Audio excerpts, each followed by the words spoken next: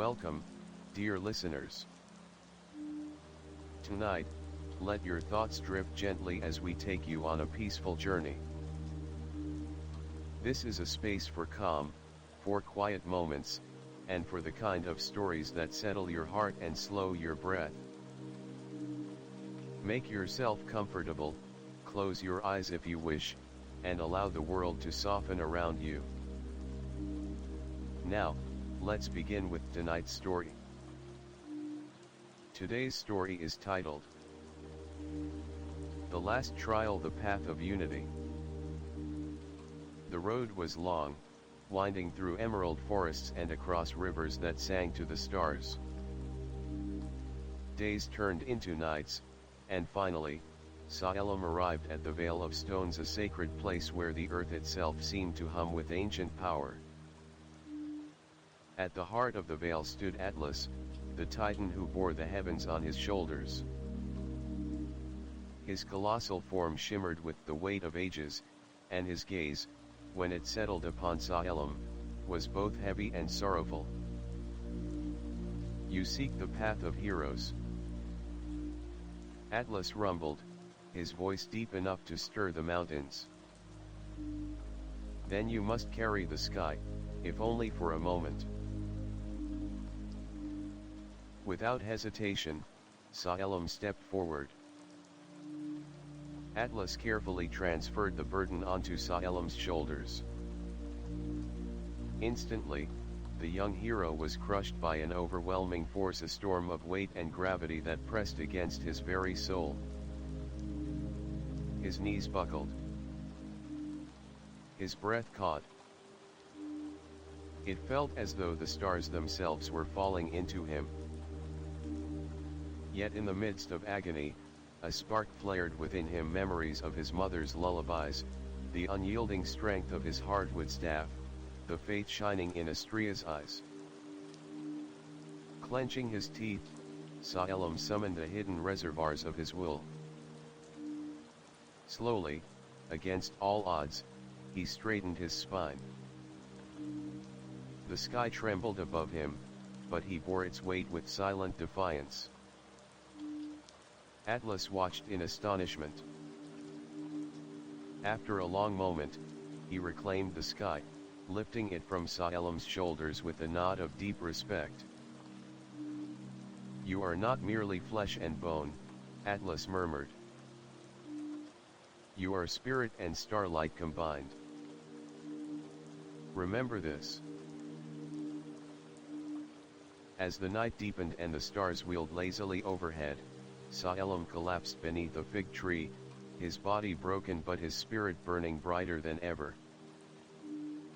In the hush of the vale, under the endless expanse of the universe, he drifted into a deep, dreamless sleep. After the weight of the heavens had been lifted, Salem stumbled into a realm unlike any other, a place where time seemed to bend and the very air shimmered with an ethereal glow. The stars, no longer distant dots in the sky, hung low around him like luminous fruit on a cosmic tree. The ground beneath his feet was soft as silk, and with every step, his footprints left trails of stardust that sparkled in the dim light.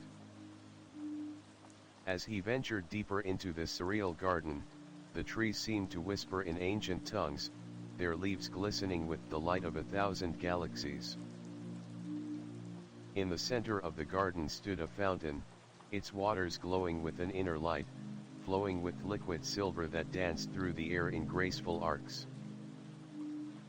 The waters hummed with a melody so pure that it felt like it was speaking directly to Salem's soul.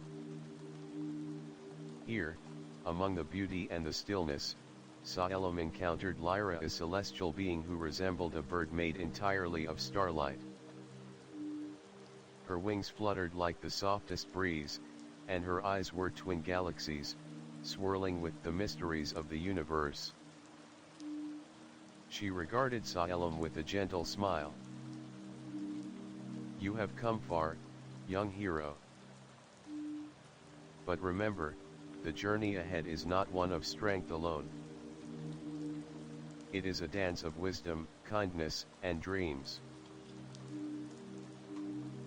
Lyra flew around him, her soft song weaving through the air, filling his heart with warmth and peace. Her words echoed in the silent garden like a lullaby. The trials will test your body, but only your heart can guide you through. As Salem listened, his mind cleared, and his doubts melted away. He had entered this garden seeking strength, but what he found was something far greater: the understanding that true power was not in how hard one could fight, but in how deeply one could love and understand the world around them. With Lyra's teachings resonating in his soul, Salem felt a deep sense of clarity. The stars around him no longer felt distant, but familiar, like old friends guiding him through the night. And as he gazed up at the endless sky, he realized that no matter how daunting the trials ahead, he was never truly alone. The garden began to fade, the starlight dimming as the first rays of dawn began to touch the horizon. Lyra's final words echoed in the air, "Remember, Salem, the stars are always with you, even when you cannot see them." And with that, the garden of stars faded into the morning light, and Salem continued on his journey, his heart lighter and his resolve stronger than ever before. As the garden of stars faded into the first light of day, Salem felt a strange sense of peace settle within him. The weight of the trials seemed lighter, and he was no longer burdened by the uncertainty that had plagued him. He had learned the first and most important lesson of his journey: that strength was not found in the power of his muscles, but in the depth of his heart and the clarity of his mind. But as he traveled further into the unknown, the road ahead grew darker. The path became winding and treacherous, and the once silent woods now echoed with strange noises. The air itself seemed to thrum with an unnatural energy, and Salem could feel the presence of something watching him, a presence that was not kind. It was then that he stumbled upon the Veil of Shadows. The veil was a vast, shimmering curtain of darkness that seemed to stretch on endlessly. It shimmered with an otherworldly glow, yet the darkness within it was impenetrable. The trees around it stood tall and silent, their branches twisted and gnarled, as though they too feared the veil's power. Salem knew instinctively that crossing the veil would be no easy task. The very air hummed with foreboding, and every step he took closer to it felt as though he was walking into the mouth of a great beast. As he stepped into the shadow of the veil, a cold chill ran through his body. The darkness enveloped him, and for the first time since his journey began, Salem felt fear. His heart began to race, and his breath quickened as a sense of helplessness gripped him. This was not like the trials he had faced before. This was something more primal, more sinister. Within the veil, his senses betrayed him. He could no longer hear the rustling of the trees or feel the warmth of the sun on his skin. The air was thick and suffocating, and the ground beneath his feet felt unstable, as though it could crumble away at any moment. Suddenly, the darkness parted, and before Salem stood a figure draped in shadows. The figure was tall, with glowing red eyes that seemed to pierce through the darkness. It was a being unlike anything Salem had ever seen before. Its form was shifting and ethereal, like a wraith that had come to life. "You have come," the figure spoke, its voice echoing with a cold, unfeeling tone. "You seek to conquer all, but have you ever truly looked within yourself?" Salem swallowed hard, his throat dry. Who are you? He asked, his voice trembling despite his best efforts to remain calm. I am the shadow within, the figure replied, its form flickering like a flame caught in the wind. I am the darkness that lurks in the corners of your mind. The fears you cannot face. The doubts you try to bury. I am the reflection of your soul's true nature. Saelim's heart pounded in his chest. He could feel his own doubts rising to the surface, the fears he had tried to ignore, the insecurities that had followed him all his life.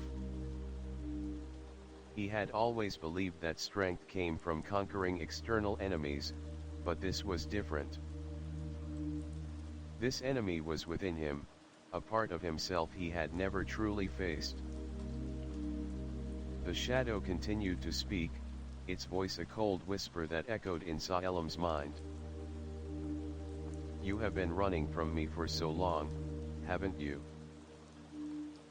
Afraid of what you might find if you look deep enough. Afraid of what you might become. Saelim clenched his fists, determined not to show fear. I am not afraid of you, he said, though his voice faltered slightly. The shadow laughed, a sound that sent chills down Saelim's spine. You may not be afraid of me now, but you will be. You cannot escape me. You cannot escape yourself. As the shadow moved closer, the darkness around them grew more oppressive. Saelim could feel his own insecurities wrapping around him like chains, tightening with every word the figure spoke. But then, something within him shifted. He remembered the lessons he had learned in the Garden of Stars. He remembered Lyra's words, the trials will test your body, but only your heart can guide you through. And most importantly, he remembered the faith that Astrea had placed in him. She had seen something in him that he had not yet seen in himself, the strength to overcome not just external challenges, but the inner darkness that had always haunted him. With a deep breath, Saelim reached into his soul and found the light that had guided him this far. He focused on that light, letting it grow stronger and brighter until it surrounded him, pushing back the shadows. You are not me, Saelim said, his voice firm and resolute. You are a part of me, but you do not control me. I will not be ruled by my fears or my doubts. I will embrace them, learn from them, and rise above them.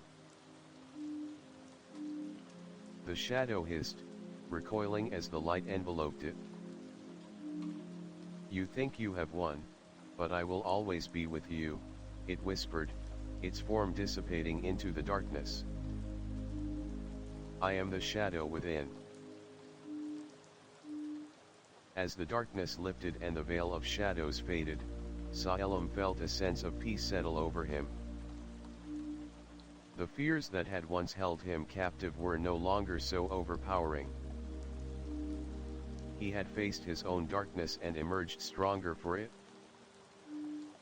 With a newfound sense of clarity, Saelim stepped out of the veil, leaving behind the shadows that had threatened to consume him. The road ahead was still long, and the trials were far from over, but for the first time, Saelim truly believed that he was ready for whatever lay ahead. 5. The Three-Headed Guardian. Saelim's journey was far from over. Though he had faced his fears within the veil of shadows, a new challenge awaited him in the land of Jund, where the very ground seemed to tremble beneath the weight of ancient powers.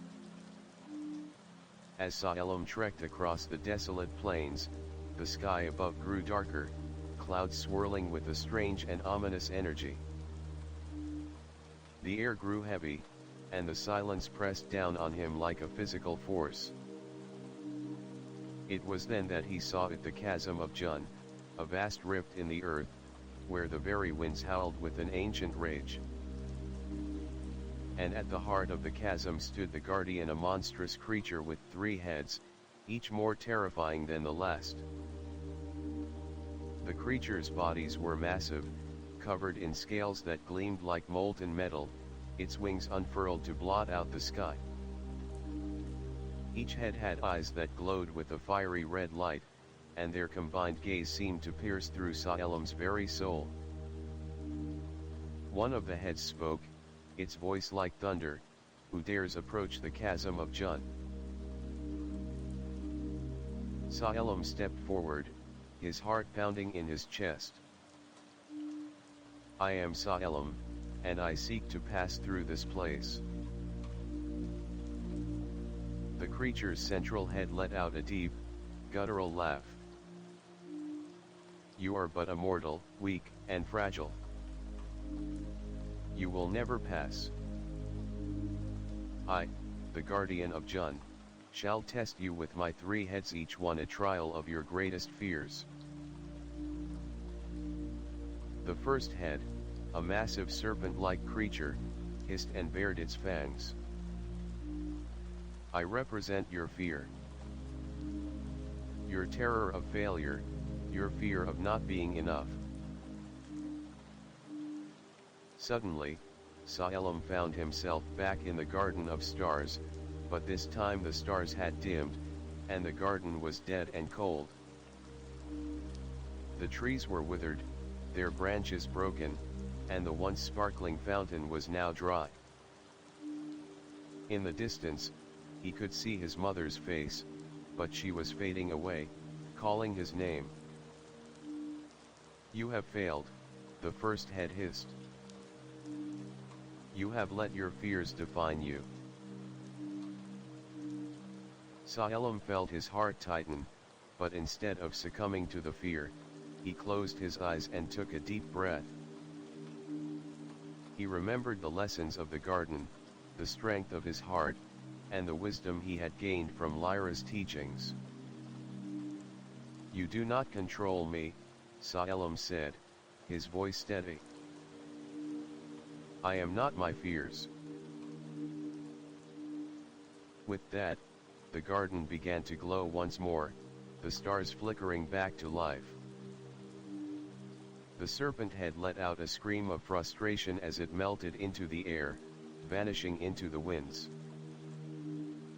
But before Salem could catch his breath, the second head, a fierce lion with eyes that burned like the sun, roared at him. I represent your doubt. The self-doubt that whispers in your ear, telling you that you are not worthy. Suddenly, Salem was alone in a dark forest, the trees towering over him. The shadows seemed to move, closing in on him, and he could hear the sound of whispers, voices that mocked him and told him he would never be good enough. You are not worthy, the lion's voice echoed through the forest. You are a fool to think you can conquer the trials ahead. Salem felt the weight of those words, the doubts that had plagued him since the beginning of his journey. The feeling of inadequacy washed over him, and for a moment, he faltered. But then he remembered his encounter with Lyra, the celestial bird who had taught him that wisdom was not about conquering others, but understanding himself. I am worthy of my journey, Salem said, his voice unwavering. I am worthy because I choose to walk this path with an open heart. The darkness began to lift, the whispers fading away as the lion's roar turned into a fading echo. With a final, defeated growl, the second head dissipated into the wind. But before Salem could rest, the third head, a dragon with scales that shimmered like obsidian, opened its eyes and spoke with a voice that shook the ground beneath his feet, "And I am your anger. The rage that burns within you, the fury that threatens to consume you." The world around Salem seemed to explode in a blaze of fire and destruction. Flames licked at his feet, and the earth trembled beneath him as he saw images of all the battles he had fought, all the pain he had endured. The rage within him surged, threatening to overwhelm him. "You are nothing without your rage," the dragon snarled. "You cannot win without the fury that fuels you."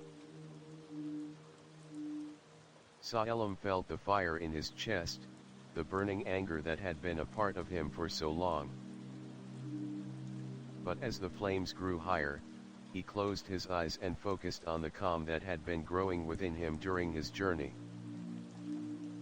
He had learned that rage only blinded him, clouded his judgment, and led to destruction. "I do not need you," Salem said quietly. "You are but a shadow. I will walk this path with clarity, not with fury." The fire around him began to die down, the flames retreating as the dragon's roar turned into a distant sigh. With a final hiss, the third head dissolved into the wind. And just like that, the guardian of Jun was no more. Salem stood in the center of the chasm, panting with exhaustion, but also with a newfound clarity. He had faced his greatest fears, fear, doubt, and anger, and had emerged victorious, not through strength, but through understanding. The winds around him calmed, and the earth beneath his feet steadied. The road ahead was still long, but Salem knew that he was no longer the same. He had faced his inner darkness and had come out the other side stronger, wiser, and more certain of who he was. 6. The Silent Path. After the defeat of the three-headed guardian, Salem found himself standing at the edge of a vast abyss, a seemingly endless chasm that stretched out before him like a yawning mouth. The air was thick with a strange stillness, and the silence was so profound that it seemed to reverberate in the very bones of the earth. This was the silent path, a road of invisible threads that stretched across the void, leading to the other side, where the final trial awaited him. The path was no ordinary trail. It was said that only those who could conquer their inner fears and trust in themselves could walk across it. To the unprepared, it was a test of both courage and faith. One wrong step, and they would fall into the abyss, lost forever. As Salem stepped forward, the ground beneath his feet felt solid, yet there was nothing to see, no stones, no markings, no landmarks. It was as though he were walking on air, his steps carried by an unseen force. The air around him was cool and crisp, but there was no sound. No rustling of leaves, no chirping of birds, not even the sound of his own footsteps. The silence was suffocating, almost maddening. With each step, Salem could feel the weight of the silence pressing down on him, like a heavy fog that clouded his thoughts. It was as if the path itself was testing his resolve, pushing him to confront the thoughts and doubts he had buried deep within himself. "Why do you walk this path?" a voice suddenly asked. It was soft, almost a whisper, but it echoed in Salem's ears like a thunderclap. Salem froze, his heart pounding. He looked around, but there was no one in sight. The voice seemed to come from nowhere and everywhere at once. "I walk to fulfill my destiny," Salem replied, trying to steady his breath. The voice laughed, a hollow, echoing sound that sent a chill down his spine. Destiny. You seek to be a hero, but do you understand what it truly means? Are you ready to bear the consequences of your choices? The path ahead seemed to stretch further into the void, and for a brief moment, Salem felt an overwhelming sense of doubt. Could he truly carry the weight of the world on his shoulders? Was he strong enough to face the challenges ahead? Or was he simply a pawn in a game beyond his control? The silence grew louder, as if the very air was pressing in on him, suffocating him with the weight of his own insecurities. The doubts he had tried to bury bubbled up to the surface, threatening to consume him. You are weak, the voice taunted. You are nothing. You cannot save anyone.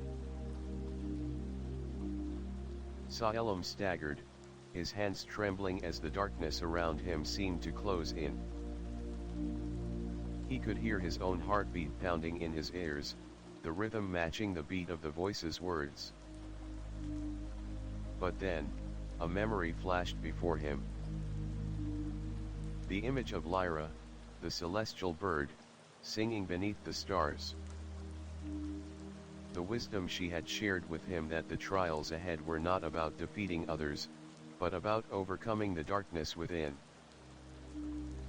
Salem closed his eyes and took a deep breath. He remembered the light that had guided him through the garden of stars, the strength he had found within himself to confront his fears. He remembered the lesson that the greatest battles were not fought with weapons, but with the heart. No, he whispered to himself. I am not weak. I will not be defined by my doubts. As if in response, the silence around him seemed to shift. The air grew warmer, and the invisible threads beneath his feet became more solid, more tangible. With each step, Salem felt a sense of clarity and purpose settle within him. The path was no longer an enemy to be defeated, but a test to be passed, and he would pass it. The voice that had haunted him faded into the distance, its whispers no longer able to pierce his mind. With each step forward, Salem felt lighter, as if the weight of his doubts and fears had been lifted from his shoulders. The path ahead was still uncertain, but now, Salem walked with confidence. He knew that the greatest enemy had always been the darkness within him, and by facing it, he had taken the first step toward becoming the hero he was destined to be. The silent path was not silent anymore. The wind rustled through the invisible threads beneath his feet, and the sound of his own footsteps returned. Each step was steady, resolute, as Salem moved forward into the unknown. And then, just as the sun began to dip below the horizon, casting a golden glow across the world, Salem reached the end of the silent path. Before him stood a vast, shimmering door, its surface glowing with an otherworldly light. This was it. The final trial. With a deep breath, Salem reached for the door. But before he could touch it, the voice spoke once more, but this time, it was different. It was calm, soothing, and full of understanding. You have done well, Salem, the voice said. You have faced your fears, your doubts, and your anger. You have learned that the greatest strength lies not in the battles you fight, but in the peace you find within yourself. The door before him opened, revealing a world bathed in golden light. And as Salem stepped forward, he knew that he was ready for whatever lay ahead. 7. The Old Farmer's Tale. As Salem stepped through the glowing door, he found himself in a serene valley, a place far removed from the tension and darkness of the trials he had just faced. The air was thick with the scent of blooming flowers, and the golden light of the setting sun bathed the world in a warm, comforting glow. Birds chirped softly in the distance, and the sound of a babbling brook nearby brought a sense of calm to his weary heart. He walked for hours, the gentle breeze rustling the leaves above him, until he reached a small, humble cottage at the edge of a peaceful meadow. Outside the cottage, an elderly man with a weathered face and kind eyes tended to a flock of sheep. The sheep glowed softly, their wool shimmering with an almost ethereal light. The old man smiled when he saw Salem approaching. "Ah, a traveler," he said in a voice that was both warm and soothing. "Welcome, young one. You look like you've been on quite the journey." Salem smiled back, feeling an immediate sense of peace in the man's presence. "I have. The trials have been difficult." The old man nodded knowingly, as if he had seen many travelers come and go. "The trials can be harsh, but they teach you much. I'm sure you've learned a great deal about yourself by now." Salem paused for a moment, considering the man's words. He had learned much, yes. He had learned that true strength came not from physical power, but from wisdom, kindness, and understanding. But even with all he had learned, he still felt like there was something missing, something that he hadn't yet fully grasped. The old man seemed to sense his thoughts. "You see, young one," he said, "the greatest trials are not the ones that test your body or your mind. The greatest trials are those that test your heart." Salem frowned, confused. "What do you mean?" The old man sat down on a nearby rock and patted the space beside him. "Sit with me for a while, and I'll tell you a story." Salem sat beside the old man, and the two of them watched the sheep grazing peacefully in the meadow. The man cleared his throat and began. "Long ago," he said, "there was a young shepherd named Inner. He lived in a village much like this one, surrounded by fields and meadows, and he spent his days tending to his flock of sheep. Inner was a kind and gentle soul, beloved by all who knew him. But there was one thing that weighed heavily on his heart." The old man paused, looking up at the sky as if remembering something distant. Inner had always dreamed of becoming a great warrior, like the heroes he had heard about in tales told by the village elders. He wanted to be strong, to prove himself, and to protect the ones he loved. But no matter how hard he tried, he could not shake the feeling that something was missing. The old man turned his gaze to Salem. Inner's heart was full of ambition, but it was also full of fear that he would never be enough, fear that he would never find the strength he sought. He believed that if he could become a warrior, if he could fight and conquer, he would finally be able to prove his worth. Salem listened intently, the old man's words resonating deeply within him.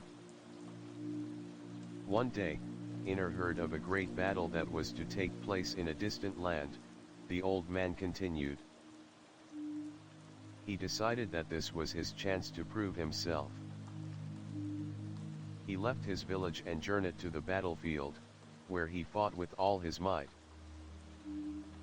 But as the battle raged on, Inner realized something he hadn't expected.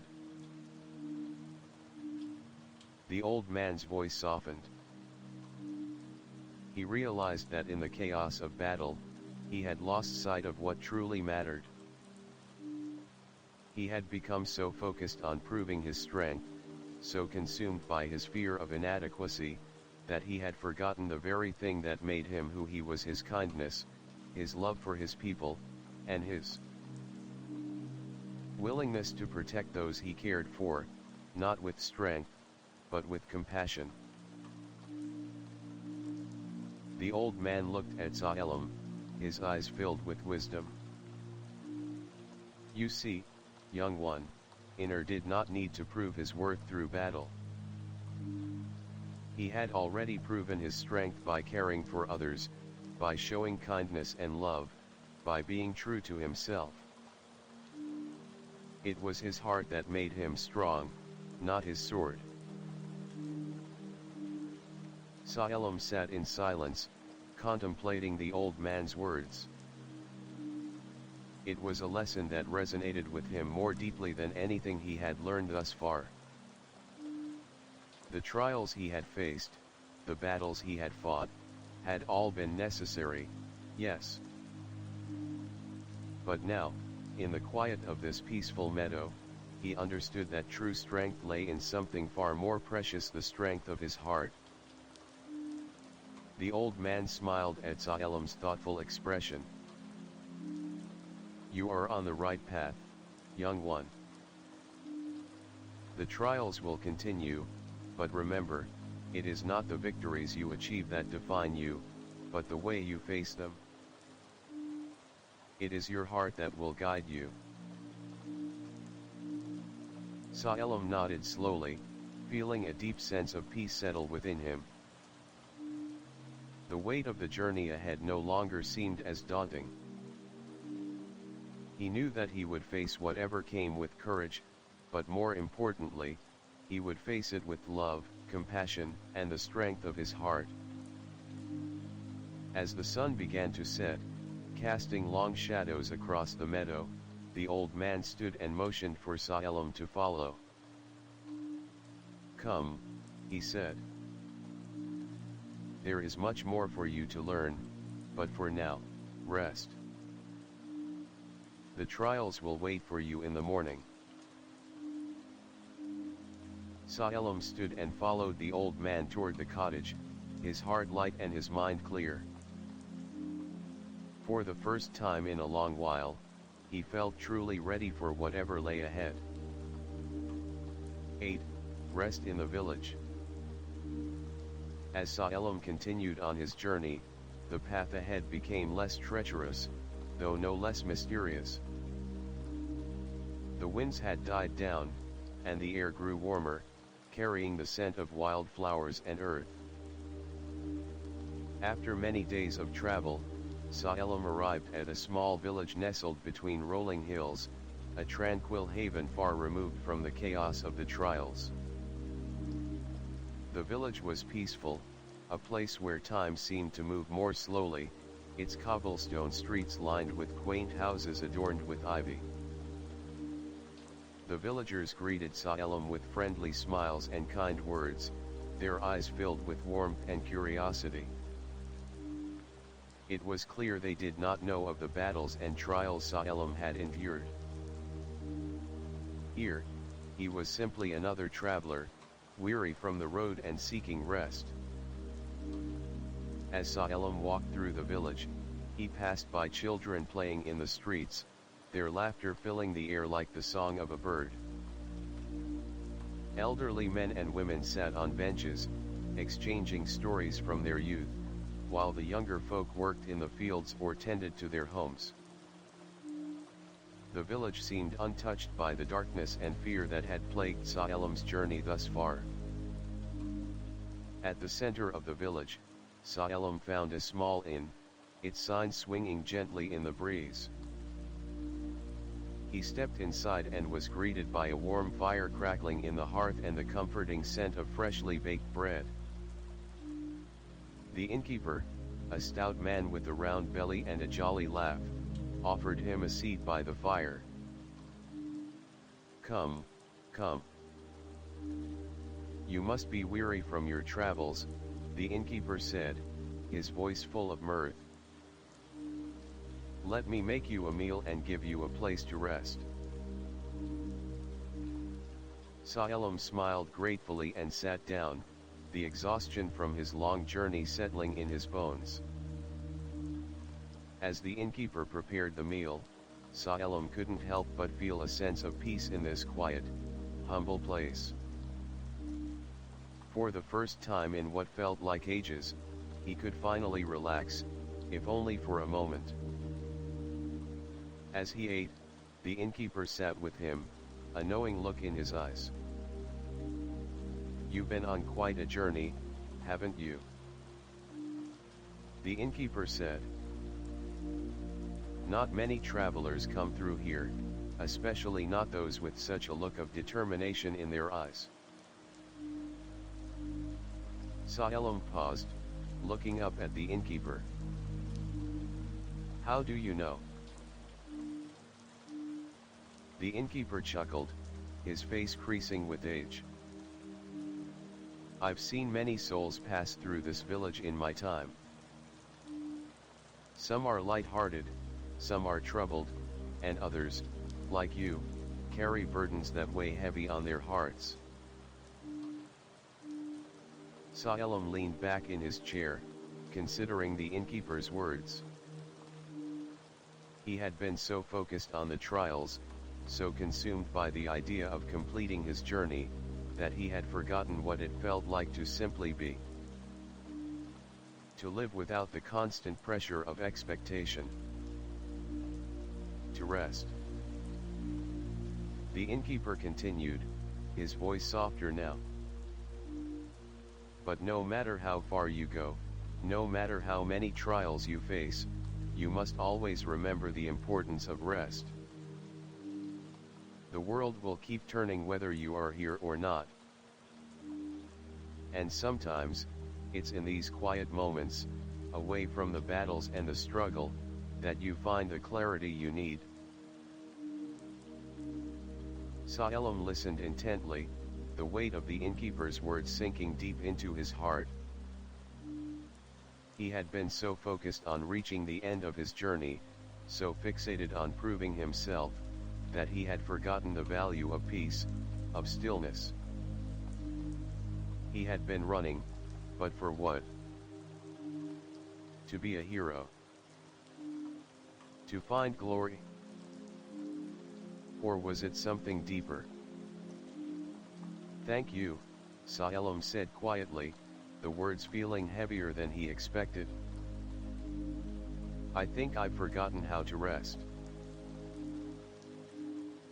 The innkeeper smiled gently. "We all forget sometimes.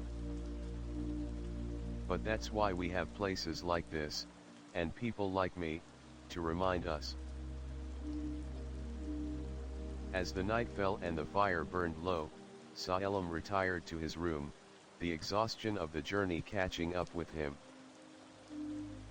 The bed was soft, the sheets cool against his skin, and as he closed his eyes, the sounds of the village, the soft murmur of voices, the distant rustling of leaves filled his mind. For the first time in a long while, Salem allowed himself to let go. He didn't think of the trials. He didn't think of the path ahead. He simply allowed himself to be, to breathe, to rest. In the quiet of the village, Salem found a peace he had not known he needed. His heart felt lighter, and his mind clearer. The journey ahead would still be difficult, the trials would grow harder, but for now, he was at peace. The next morning, as the sun rose and bathed the village in a soft, golden light, Salem awoke with a sense of renewal. He felt ready to continue his journey, but he knew that he would carry the lessons of this village with him. That sometimes, it was okay to rest, to step back and breathe, before charging forward once again. The innkeeper bid him farewell, his eyes twinkling with a quiet wisdom. "Remember what I said, young one. The trials are important, yes, but so is the peace you find along the way." With a final nod, Salem stepped out of the inn and onto the path ahead. The road still stretched far before him, and he knew that there would be many more challenges to face. But for now, he carried with him the peace of the village, the knowledge that rest was just as important as action, and the strength that came from listening to his own heart. 9. Temple of Awakening. The village was a memory now, a place of peace and respite that Salem had left behind. The path ahead had grown steeper, the trees darker, and the air cooler. With every step, Salem could feel the pull of the unknown, the weight of the trials yet to come.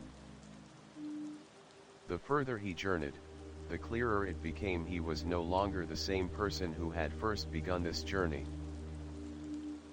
He had changed, grown, and with each challenge, he discovered more about himself than he had ever imagined.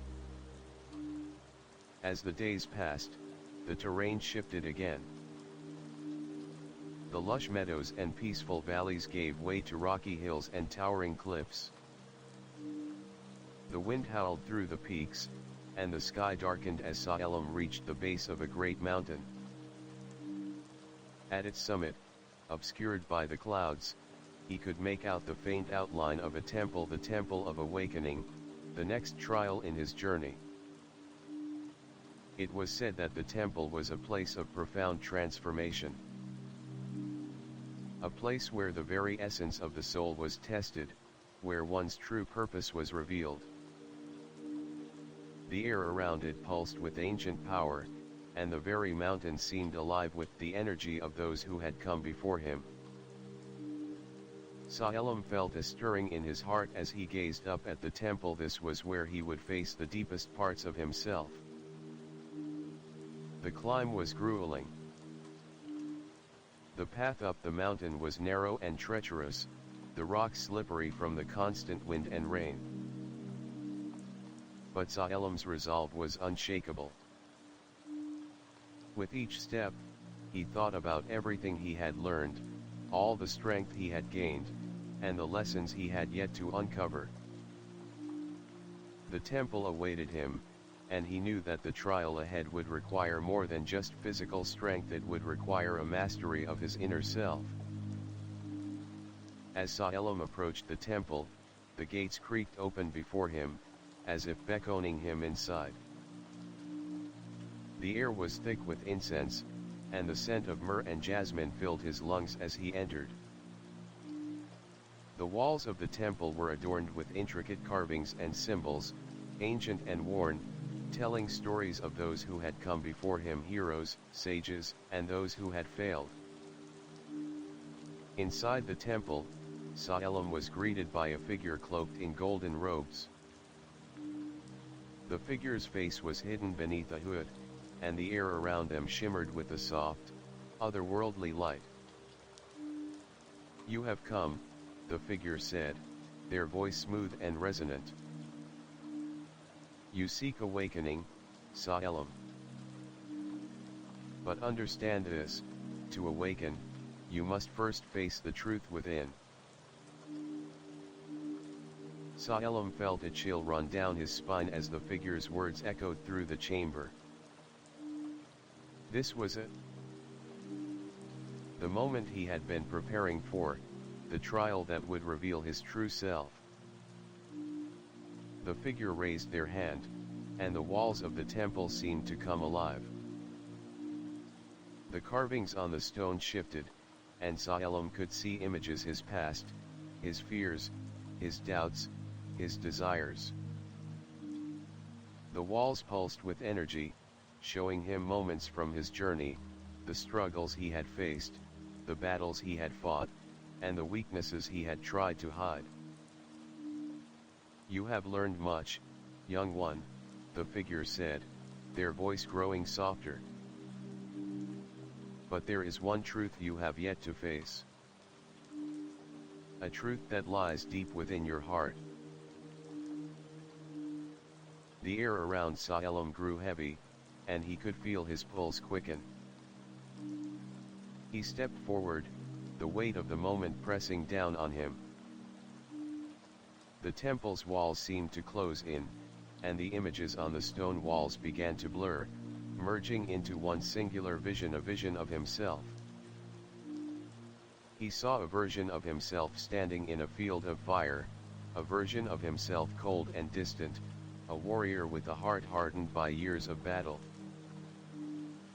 He saw the anger that had fueled him, the desire for vengeance, the need to prove himself.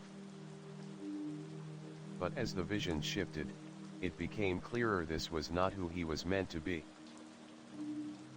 This version of himself was a shadow, a reflection of the fears and anger he had carried with him for so long. "You have carried these burdens for far too long," the figure said, their voice like a whisper in his ear. "The anger, the self-doubt, the need to prove yourself. But these are not the qualities of a true hero. A true hero is not defined by their strength, their battles, or their fears. A true hero is defined by their heart." Salem's breath caught in his throat. The figure's words struck him to his core, and for the first time, he saw himself clearly, not as a warrior seeking validation, but as a soul on a journey of discovery. The weight of the trials, the pressure to be something he was not, had clouded his vision. It was not the battles he fought that made him strong, it was the love he carried in his heart, the compassion for others, the willingness to protect, not through force, but through understanding. "Look within, Salem," the figure urged. "See the truth that has been with you all along." The temple around him seemed to fade as Salem closed his eyes and focused on his heart. The weight of his past, the anger that had fueled him for so long, began to lift. The fear of failure, the need to prove himself, all melted away. In its place, there was only peace. A deep, unwavering peace that filled his soul and radiated out into the world. When he opened his eyes, the temple was gone. The figure had disappeared, and in its place stood a mirror. Salem stepped forward and gazed into it. The reflection staring back at him was not the warrior he had feared he was becoming, but a man who had found his purpose, his truth. "You are ready," the voice of the figure echoed from somewhere deep within Salem's mind. Salem took a deep breath and smiled. He was ready. Not just for the next trial, but for the path that lay beyond it. He had learned that strength was not in what he could conquer, but in what he could embrace, his own humanity, his own heart. And with that, Salem stepped out of the temple, his heart lighter, his soul clearer, and his resolve stronger than ever. 10. Rituals of Renewal. After leaving the Temple of Awakening, Salem felt as though a great weight had been lifted from his shoulders. The clarity that had come to him was like the first rays of dawn after a long, dark night. His heart, once clouded with doubt and fear, now beat with a steady, unwavering rhythm. He had discovered his true strength not in conquering the world, but in embracing who he truly was. The road ahead was still long, but Sa-Elam no longer feared it. He knew that he had learned what he needed to, and that the remaining trials would no longer be mere tests of strength, but tests of his ability to remain true to himself. As he walked through the dense forest that now surrounded him, the air grew cooler and the winds whispered through the trees. The further he ventured, the more a sense of anticipation began to build in his chest. He could feel that he was approaching something important, something that would test him in ways he could not yet understand. After several days of travel, Sa-Elam found himself at the base of a great mountain. Its peak was hidden by clouds, and the air was thick with the scent of incense and smoke. A strange sense of reverence filled the air, and as he gazed up at the mountain, he realized that he had arrived at the site of the Eleusinian festival, a sacred ritual that had been passed down through the ages. It was said that those who completed the ritual would be granted true understanding of the cycle of life, death, and rebirth. The path leading up the mountain was lined with statues of ancient gods, their faces stoic and wise. The journey to the top was treacherous, but Sa-Elam pressed on, his steps steady and resolute. He had faced so many trials before, but this one felt different. This time, he would not be tested by physical strength alone. He would be tested by the very essence of his being. At the summit, Sa-Elam found a large, open courtyard surrounded by towering columns. The air was thick with the sound of chanting, and the atmosphere was charged with an energy that seemed to pulse with each passing moment. In the center of the courtyard stood a large stone altar, and around it were a circle of hooded figures, their faces hidden beneath dark robes. The high priest, a figure of great stature and wisdom, stood at the head of the circle, his eyes locked onto Sa-Elam's as he approached. "You have come," the high priest said, his voice deep and commanding. "You have proven your strength in battle, your resolve in the face of fear, and your wisdom in the face of doubt. But now, you will face the final trial, the ritual of renewal." Sa-Elam nodded, his heart pounding in his chest. He knew that this would be unlike any challenge he had faced before. The ritual was not about strength, or even courage. It was about understanding the nature of life itself, and the inevitable cycle of death and rebirth. The high priest raised his hand, and the chanting of the hooded figures grew louder. "The ritual of renewal is not one of conquest," he continued. "It is a ritual of surrender. You must release all that you have held onto, your fears, your doubts, your past, and embrace the cycle of life and death. Only then will you be truly reborn." Sa-Elam stepped forward, his breath steady but his heart racing. He had faced many trials, but this one would require him to face the very essence of his being, to let go of everything he had known and embrace the unknown. The high priest motioned for Sa-Elam to kneel at the altar, and as he did, the chanting reached a crescendo. The air around him seemed to shimmer, and the ground beneath him felt as though it were shifting. Sa-Elam's eyes fluttered closed, and he felt a sudden surge of energy course through his body, a force that felt both terrifying and exhilarating. Suddenly, the world around him began to fade. The sound of the chanting became distant, and the warmth of the air was replaced by an overwhelming cold. Sa-Elam felt himself falling, plunging into darkness, as if the very fabric of reality were unraveling around him. For what felt like an eternity, he floated in the void. There was no light, no sound, only the deafening silence of the abyss. But then, a single voice broke through the silence. It was his own voice, but it sounded distant and faint. "You have learned the lessons of strength, of courage, of wisdom," the voice said. "But now, you must learn the most important lesson of all. You must learn to let go." Salem felt a surge of fear, but he pushed it aside.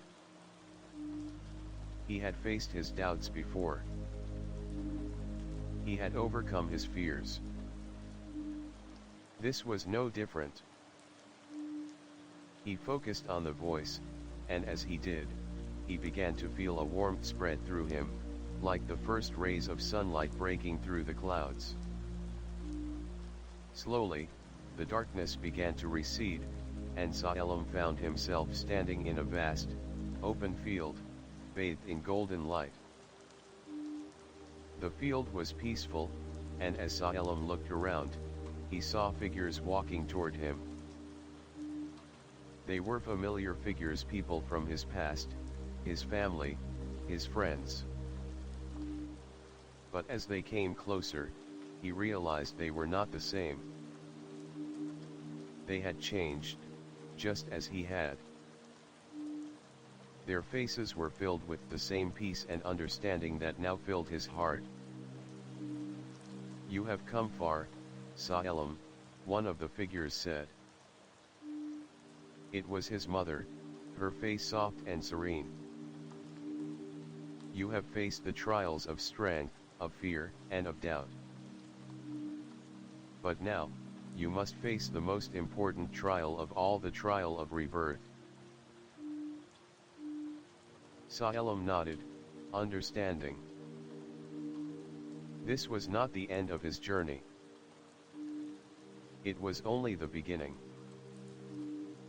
To truly understand the cycle of life, he had to embrace it fully, with all its beauty and its pain. The trials were not just tests to be conquered.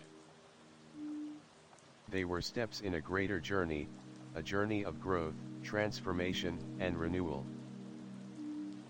With a deep breath, Salem closed his eyes and embraced the light.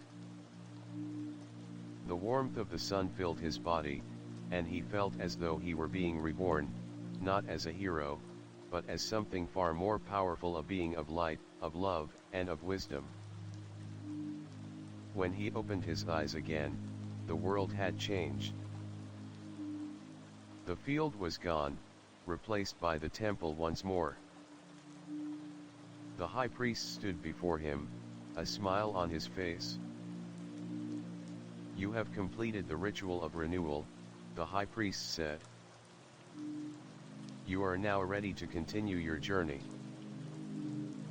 You have learned that true strength lies not in what you conquer, but in what you embrace. You have learned that life is a cycle, and that every ending is a beginning." Salem nodded, his heart filled with a deep sense of peace. He had completed the ritual, and with it, he had become something greater than he had ever imagined.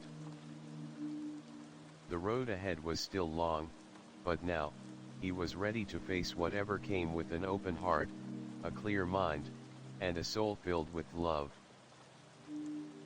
11. Reflection and Revelation. As Salem left the temple, the weight of the ritual of renewal still lingered in his chest. His body felt lighter, his mind clearer, but his heart was fuller than it had ever been. He had seen the truth within himself, and now he knew that the trials he had faced were not just battles against external forces, but battles with himself. Each trial had stripped away the layers of doubt, fear, and anger that had bound him, revealing the strength and peace that lay within. The road ahead was no longer just a journey to prove his worth, but a journey to understand his purpose. And with every step, he felt himself growing, evolving, becoming the man he was meant to be. The journey was not just about what he could achieve, but about what he could learn about the world, about others, and about himself. But even with this newfound clarity, Salem knew that the greatest test was yet to come. The final trial loomed ahead, and he could feel the weight of it pressing on his chest. The lessons he had learned so far had prepared him for this moment, but he knew that he was not invincible. He was still human, still vulnerable. As Salem continued his journey, the land around him began to change once again. The once peaceful forests and quiet meadows gave way to a barren wasteland, where the wind howled like a storm and the ground cracked beneath his feet. The air was thick with a sense of foreboding, and every step Salem took seemed to echo in the silence. It was here, in the heart of this desolate landscape, that Salem felt the pull of the final trial. The air seemed to crackle with energy, and as he moved forward, the very earth trembled beneath him. He could sense that the final challenge awaited him, and it was not one that could be overcome with strength or wisdom alone. It was a trial of the heart. Ahead, Salem saw a towering figure standing alone in the distance. The figure was cloaked in shadow, its face hidden beneath a hood. As Salem approached, the figure slowly turned, and Salem was struck by the sheer presence of it. The figure radiated power, but also sadness, as though it carried the weight of centuries of sorrow. "You have come," the figure said, its voice deep and resonant, echoing across the wasteland. "You are the one who seeks to conquer the trials, to become something more. But are you ready to face the final truth? The truth about yourself?" Salem took a deep breath, steadying himself. "I am ready," he replied, his voice unwavering. He had faced his fears, his doubts, and his anger. He had learned that strength lay not in what he could conquer, but in what he could embrace. Now, he was ready to face the ultimate test, the test of his heart. The figure stepped forward, its shadow stretching across the ground like a dark cloud. "Then you must face the truth of your own darkness," the figure said. "The darkness that lies within every soul.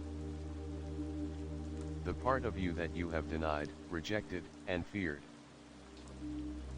Only by embracing this darkness can you truly find peace." Salem felt a cold shiver run down his spine.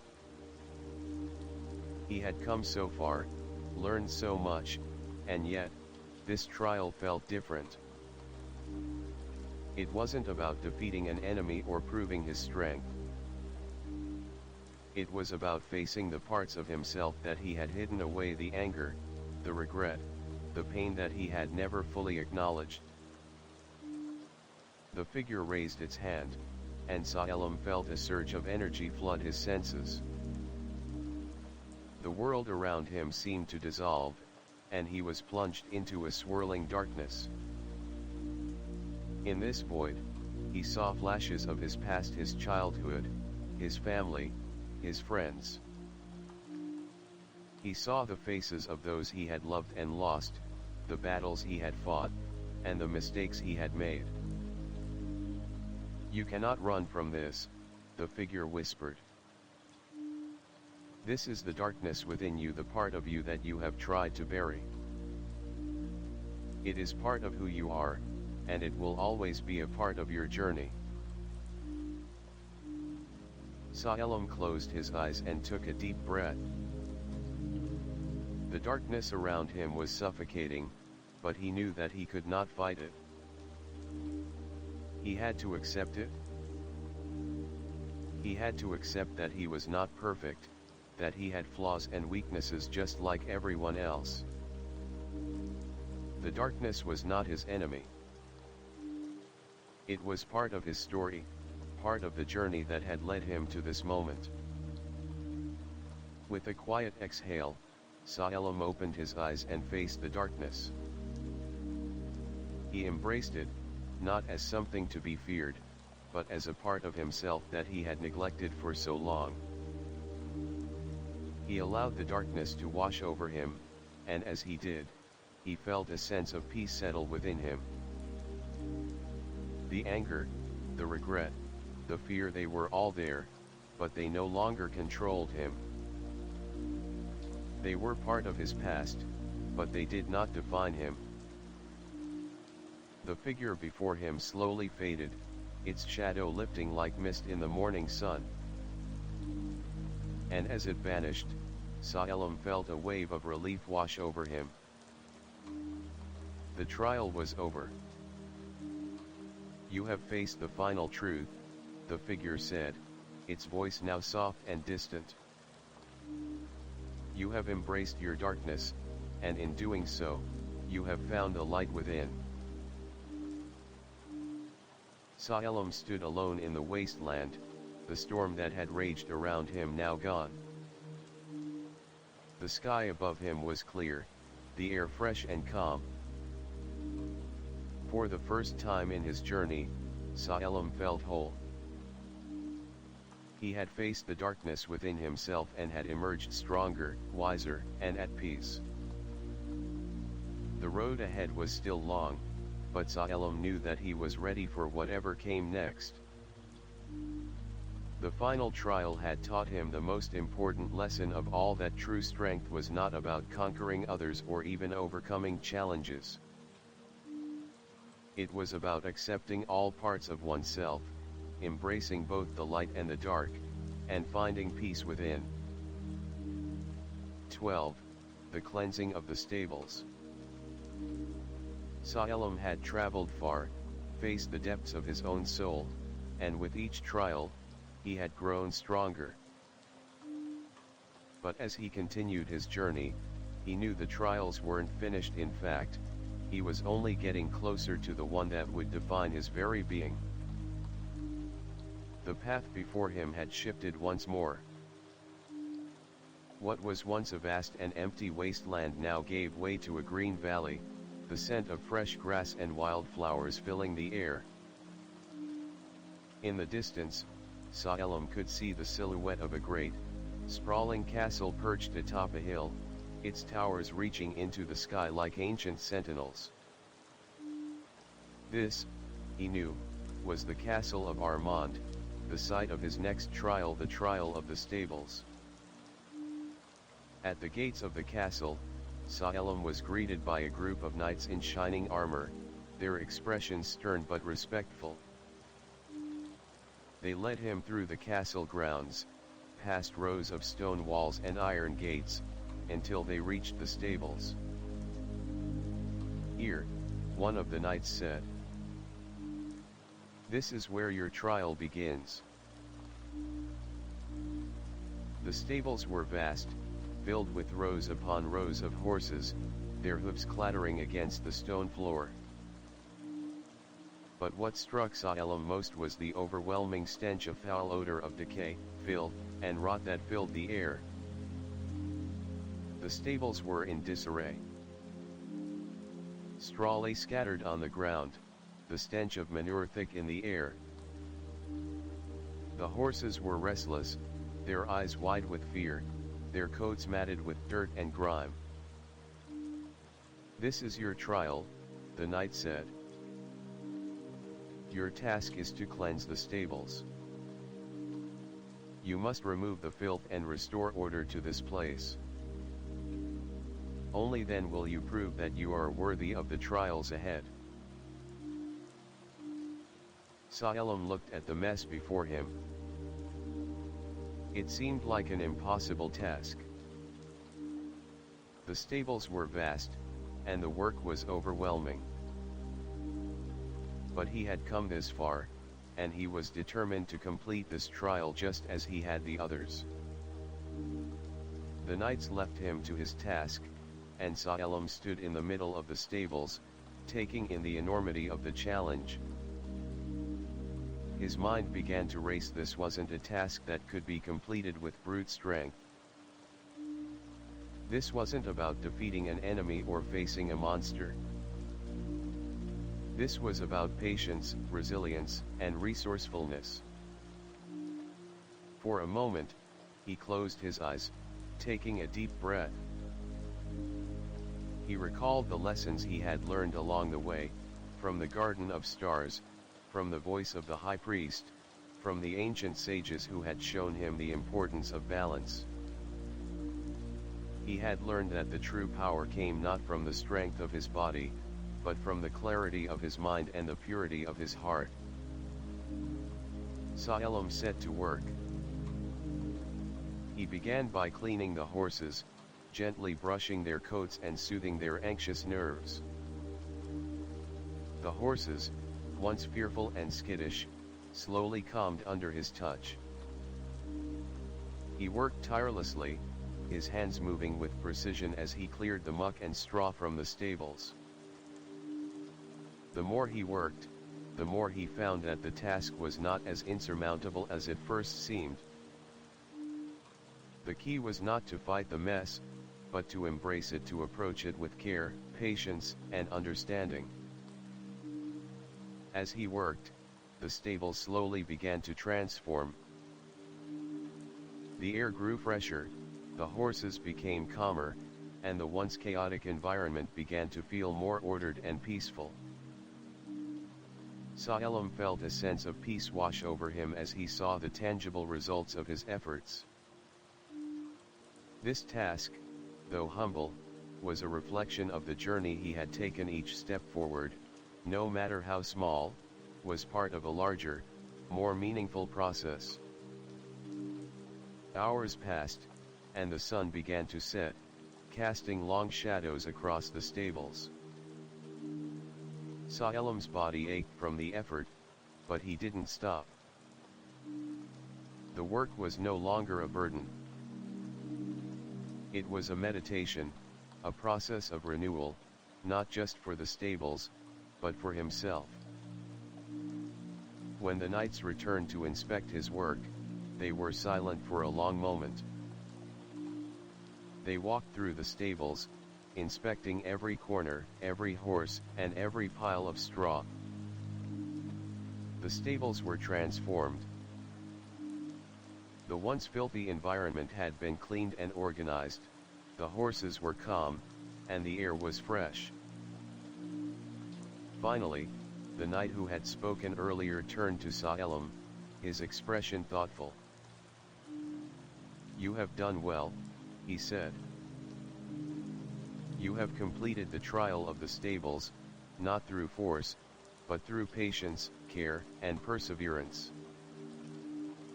You have learned that the true strength lies not in conquering the task before you, but in the way you approach it."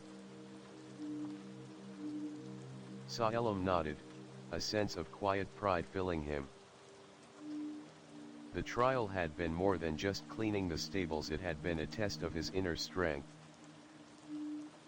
He had learned that sometimes the greatest battles were not fought against enemies, but against the obstacles within himself. The knight clapped him on the back. "The stables are cleansed. You are ready for the next trial." With those words, Salem felt a surge of gratitude. He had completed yet another trial, and with each task, he felt himself becoming more whole, more balanced, and more ready for the trials that still lay ahead. The path was long, but he knew he was not the same person who had first set out on this journey. As the knights led him away from the stables and into the castle, Salem looked back at the transformed environment. The stables were clean, the horses were calm, and the air was fresh. The task had been humbling, but in many ways, it had been the most rewarding of all. It was a reminder that the journey was not just about what you could conquer, but about how you chose to face the challenges in your path. And as he stepped into the castle, ready for whatever came next, Salem knew that he was ready for the final trial, the trial that would determine his place in the world. 13. The River's Song. After completing the trial of the stables, Salem's journey took a new turn.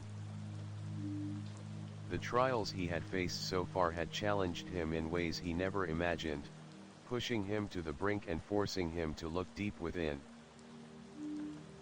But now, the road ahead felt strangely different. Though he had proven himself through strength, wisdom, and understanding, there was something else he needed to face, something that had been with him all along. The air was thick with moisture as Salem walked along the winding path that led him toward a distant river. The land around him had grown lush again, with vibrant greenery that seemed to pulse with life. The sound of rushing water filled the air, a constant companion that echoed through the trees. The river was close now, its song calling to him, a melody that felt both familiar and foreign. Salem had heard stories of the river of time, a river that flowed through all of existence, carrying with it the memories of the past and the hopes of the future.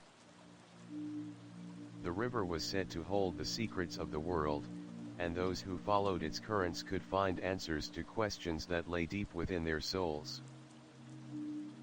As he reached the river's edge, Salem felt a sense of awe wash over him. The water sparkled with an ethereal glow, swirling and eddying as it moved toward the horizon. It was beautiful, but there was something more to it, something powerful, something ancient. The river's song called to him, its melody soft but insistent. Salem knelt by the water, dipping his fingers into the cool current. As he did, a surge of memories flooded his mind, not just his own memories, but the memories of those who had walked this path before him. He saw visions of warriors and sages, of kings and queens, of men and women who had come to the river seeking answers. A voice broke through the swirling thoughts. "You have come to the river, Salem," it said, soft and melodic, like the river itself. "But do you understand what it offers? The river does not merely carry water. It carries the past, the present, and the future. It carries the choices you have made and the choices yet to come." Salem looked up, searching for the source of the voice, but there was no one in sight. The river seemed to shimmer in the moonlight, its surface reflecting the stars above. "The river is not just a flow of water," the voice continued. "It is a flow of time, of memory, of destiny. It carries the stories of those who have come before you, and it holds the potential of what you will become." Salem's heart quickened as he realized the enormity of what the voice was saying. This was not just any river. This was the river of time, and it held within it the power to shape his future. "You will not find the answers you seek by looking into the past," the voice said, its tone gentle but firm. "The answers lie within you, Salem.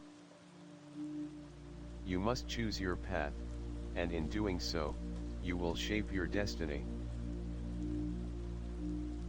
Salem felt the weight of the voice's words settle in his chest. The river offered him the chance to see the past, to witness the struggles and triumphs of those who had come before him, but it also offered something more, the chance to see the future, to glimpse What might be, what could be, what would be. But the river could not decide for him. It could only show him the paths that lay ahead, the possibilities, the consequences. It was up to him to choose. As Salem sat by the river, he watched the water flow, its currents swift and relentless. The flow of time was like the river, it could not be stopped, could not be turned back. The past was gone, and the future was yet to come. All that mattered was the present, the choices he made now, in this moment. The river's song grew louder, filling the air with its haunting melody. Salem closed his eyes and listened, letting the song wash over him, guiding him through the swirling currents of his thoughts. The song was not just a sound, it was a language, a story that had been told for centuries, passed down through generations. And as the song played, Salem understood. The river was not just a force of nature, it was a reflection of the soul, of the journey each person took. The river was the path of life, the choices that shaped who they were, and who they would become.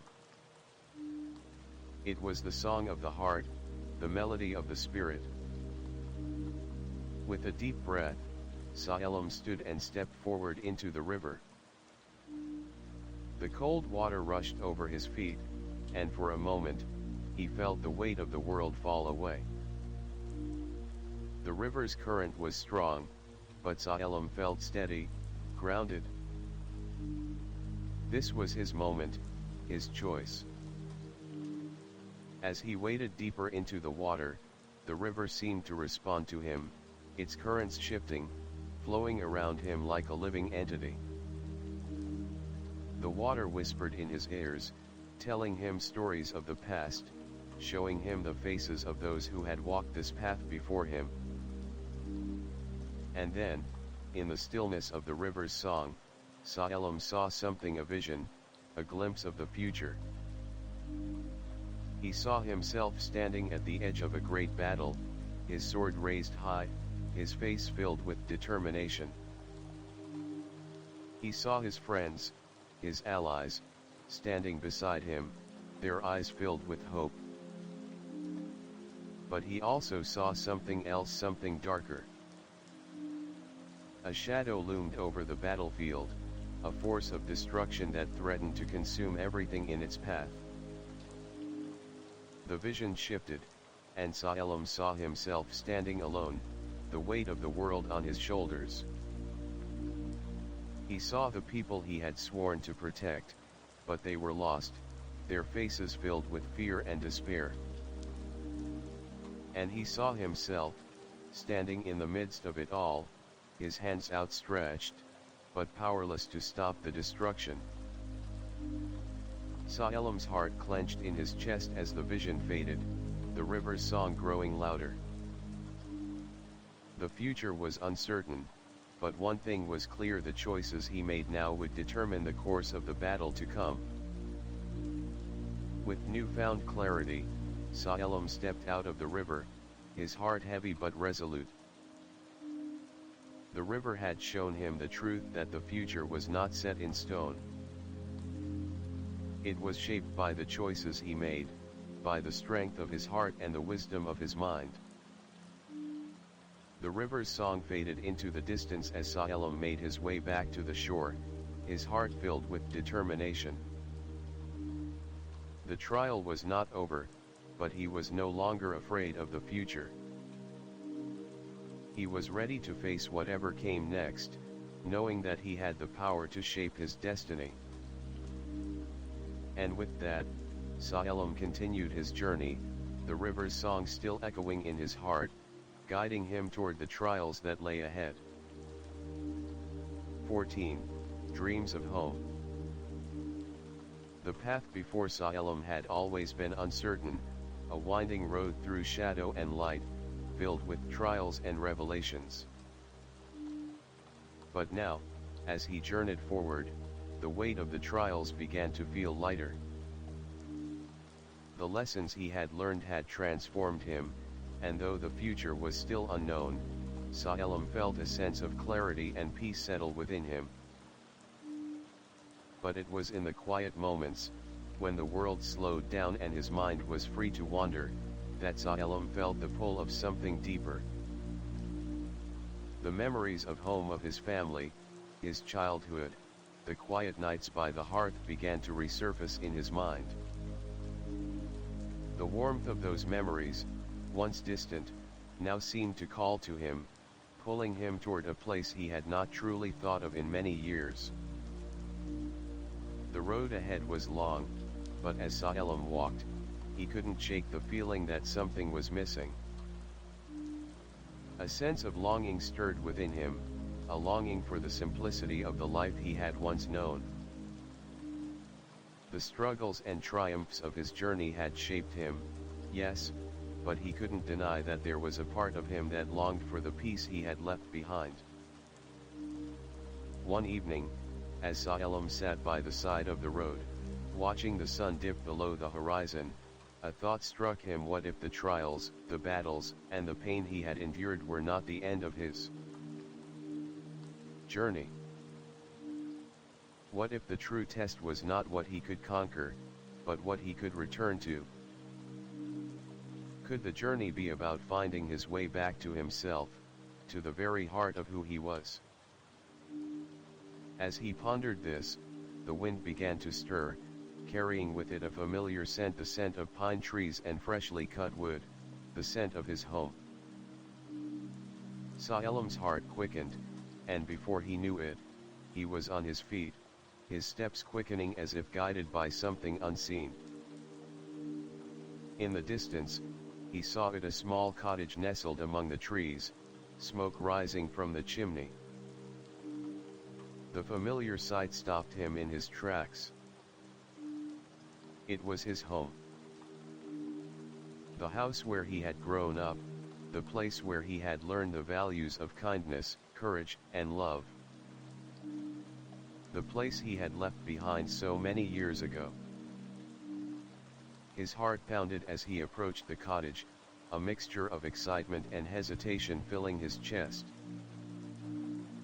He had not seen this place in so long. The memories of his youth, of his family, of the simple joys of life, came rushing back in a flood of emotion. But as he stood before the door, ready to step inside, a feeling of doubt gripped him. What had he become? Was he still the same person who had left this place all those years ago? Or had the trials, the pain, the battles, changed him beyond recognition? Was there still room in this place for the person he had become? Taking a deep breath, Salem pushed open the door and stepped inside. The familiar scent of wood and earth filled his nostrils, and for a moment, it felt as though time had stood still. The hearth was still warm, the chairs still arranged by the fire. Everything was as it had been. But something had changed. The space no longer felt like his, but a memory of what had once been. Salem walked through the house, his fingers brushing against the worn wooden beams, his eyes scanning the room. And then he saw it, a small wooden box on the shelf, the same box he had left behind all those years ago. His mother had given it to him before he left, telling him to keep it safe. It was filled with small tokens of his childhood, a broken arrow, a seashell from the beach, a drawing he had made when he was young. With trembling hands, Salem opened the box. As he looked inside, a wave of emotion crashed over him. The tokens, small and insignificant as they were, held a piece of his past. They were a reminder of the person he had been, the person he had once been before the trials had shaped him into something else. For a moment, Salem stood there, his heart heavy with the weight of the past. He had come so far, faced so much, but here, in this room, he felt a longing for the simplicity of the life he had left behind. But as the memories of his past filled him, something else rose within him, a sense of peace. He realized that his journey had not been about abandoning this place, or abandoning who he had once been. It was about understanding the role that home, that love, played in his journey. It was about carrying those memories with him, not as a burden, but as a source of strength. Salem closed the box and placed it back on the shelf. The room was still, the fire crackling softly in the hearth. For a long moment, Salem simply stood there, taking it all in, the memories, the warmth, the peace. And then, with a deep breath, he turned and left the cottage, stepping back out into the world. The road ahead was still uncertain, but now, Salem knew that he carried his home with him, not in the physical sense, but in his heart. The love and strength he had drawn from this place would guide him through the challenges yet to come. And as he continued down the road, the sound of the river's song still echoing in his mind, Salem felt something within him shift. He had found something he hadn't even known he was searching for, a deep, unshakable peace. He was ready for whatever lay ahead. The trials were not over, but they had led him to this moment, a moment of clarity, of understanding, of true renewal. 15. The Children of the Moon. As Salem walked along the winding path, the weight of the journey began to settle in his chest. He had faced many trials, each one more challenging than the last. But there was something different now. The road ahead was no longer just a series of obstacles to overcome. It had become a part of him, a path that mirrored the growth and transformation he had undergone. He had learned so much about strength, courage, and wisdom, but there was still something missing. Something he had yet to fully understand. The trials had revealed to him the importance of embracing both light and darkness, of confronting the fears and doubts that lived within him.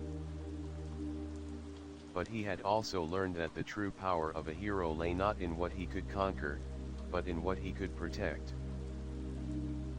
The road ahead was still long, but Salem was no longer afraid. He knew that each step brought him closer to the truth he sought, not the truth about the world, but the truth about himself. As the days passed, Salem found himself entering a dense forest, its trees tall and ancient, their branches reaching high into the sky like the arms of giants. The forest was alive with the sounds of creatures, both known and unknown, and the air was thick with the scent of pine and earth. The deeper he ventured, the more he felt the pull of something ancient, something mysterious. One evening, as Salem made his way through the forest, he saw a light in the distance. It was faint at first, but as he drew closer, it grew brighter, more vivid.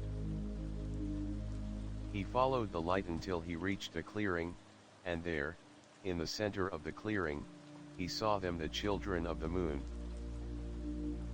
They were unlike any being Salem had ever seen before. They were ethereal, their skin shimmering like the light of the moon, their eyes glowing with an inner radiance. Their movements were graceful, as if they were dancing with the wind itself. They wore crowns of silver flowers and robes that glowed with a soft, otherworldly light. At the center of the circle stood a figure, a young girl with long, flowing hair and a crown of white roses. Her presence was calm, yet powerful, and Salem could feel the weight of her gaze as she turned to him. "You have come," she said softly, her voice like a melody that echoed in his heart. "You are the one who walks the path of the trials. But have you ever wondered why you walk this path? What is it you seek?" Salem was taken aback by her words. He had thought he knew what he sought: strength, wisdom, understanding. But in that moment, he realized that he had never truly stopped to ask himself why he was on this journey, what it all meant. "I seek to prove myself," Salem said, his voice steady but uncertain. "I seek to become the hero I was meant to be." The girl smiled gently. "A hero? But do you know what it truly means to be a hero, Salem? Do you understand the burden of that title?" Salem hesitated, unsure of how to answer. He had always thought that being a hero meant defeating monsters, winning battles, and achieving great feats. But now, standing before these beings, these children of the moon, he began to wonder if there was more to it than that. The girl raised her hand, and the air around them seemed to shimmer with energy. "A hero is not defined by the battles they win, nor by the titles they bear," she said. "A hero is someone who is willing to sacrifice, to protect, and to love. It is not the power of the sword that makes a hero, but the power of the heart." The words struck Salem to his core. He had spent so much of his life trying to prove himself, to earn the title of hero. But now, in the presence of these ethereal beings, he realized that true heroism was not about the accolades or the victories. It was about the willingness to protect, to love, and to embrace the responsibilities that came with power. The children of the moon gathered around him, their eyes filled with understanding. "You have come far, Salem," the girl said. "But the final trial is not one of strength or wisdom. It is a trial of the heart. Will you embrace the responsibilities that come with the power you seek? Will you protect those who cannot protect themselves? Will you love, even when it is difficult?" Salem felt a surge of emotion rise within him. He had spent so much of his journey focused on what he could achieve, on what he could prove. But now, standing before the children of the moon, he understood that the true measure of a hero was not in what he conquered, but in how he loved and protected those around him. The girl smiled, her eyes filled with wisdom. "You are ready, Salem. The path ahead will not be easy, but you will walk it with a heart full of purpose. The trials you face will be difficult, but you are not alone. You carry the strength of your heart, and that is all you will ever need." With that, the children of the moon began to sing. Their voices rose in a beautiful, harmonious melody that echoed through the forest, filling the air with a sense of peace and serenity. Salem closed his eyes, letting the music wash over him, and in that moment, he felt the weight of his journey, the trials he had faced, and the lessons he had learned, all come together in perfect harmony. When the song ended, Salem opened his eyes and looked around. The children of the moon were gone, leaving only the soft glow of the moonlight in their wake. The clearing was peaceful, the air still and calm. Salem took a deep breath, feeling a sense of clarity settle within him. He was no longer just a warrior seeking to prove himself. He was a hero, not because of the battles he had won, but because of the love and strength he carried within his heart. With renewed purpose, Salem turned and continued down the path, ready for whatever trials lay ahead. He knew now that the true test of a hero was not in what they could conquer, but in what they could protect, and that was a responsibility he was ready to embrace. 16. The final rest. The road had been long, and Salem had come far. He had faced his fears, confronted his doubts, and embraced the lessons that the trials had given him. But now, the final trial awaited. It was a trial that would require everything he had learned, everything he had become. It was the trial of his soul.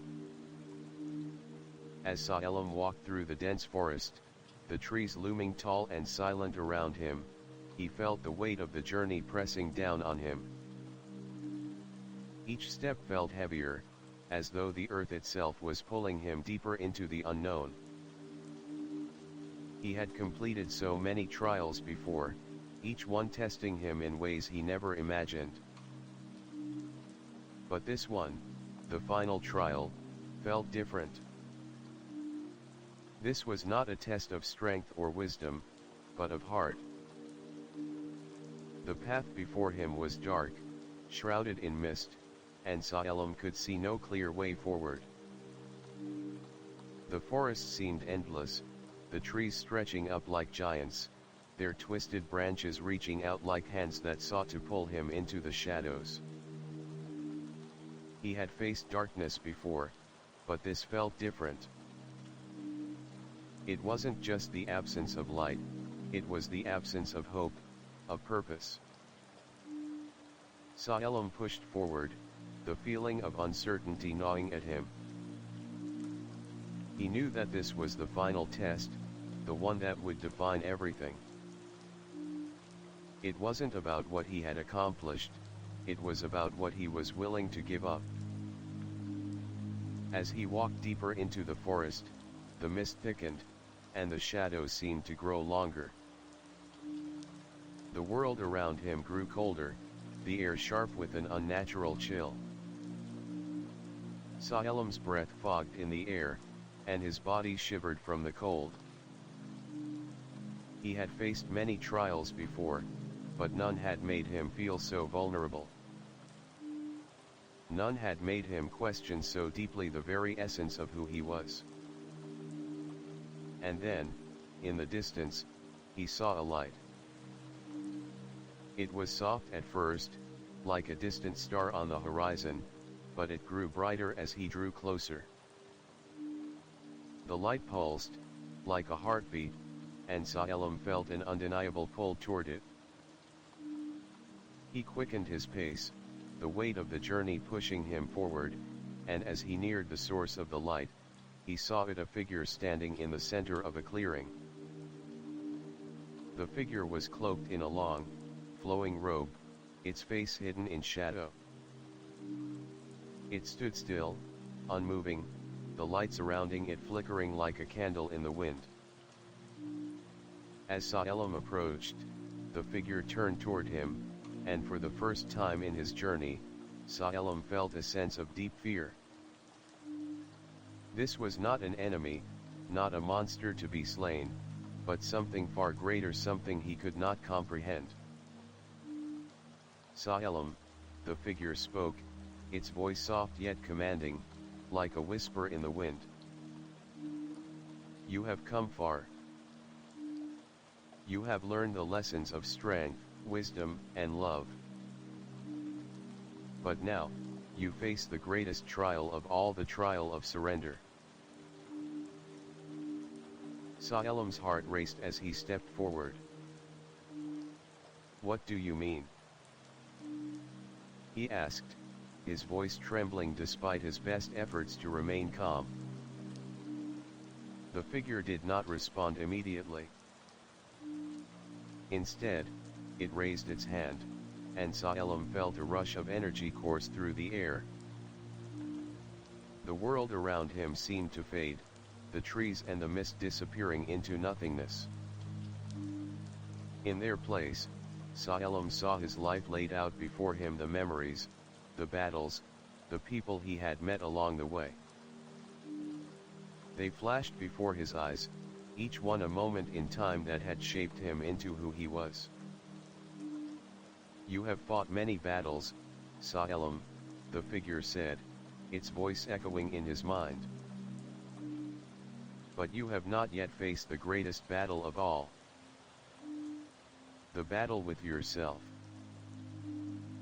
The battle to let go of the past, of your pain, of your fears, of the need to prove yourself." Saelim stood still, the weight of the figure's words sinking into his soul. He had fought so hard to become something, to prove his worth, to be a hero. But in doing so, he had clung to the past, to the anger and the pain that had driven him. He had never truly let go.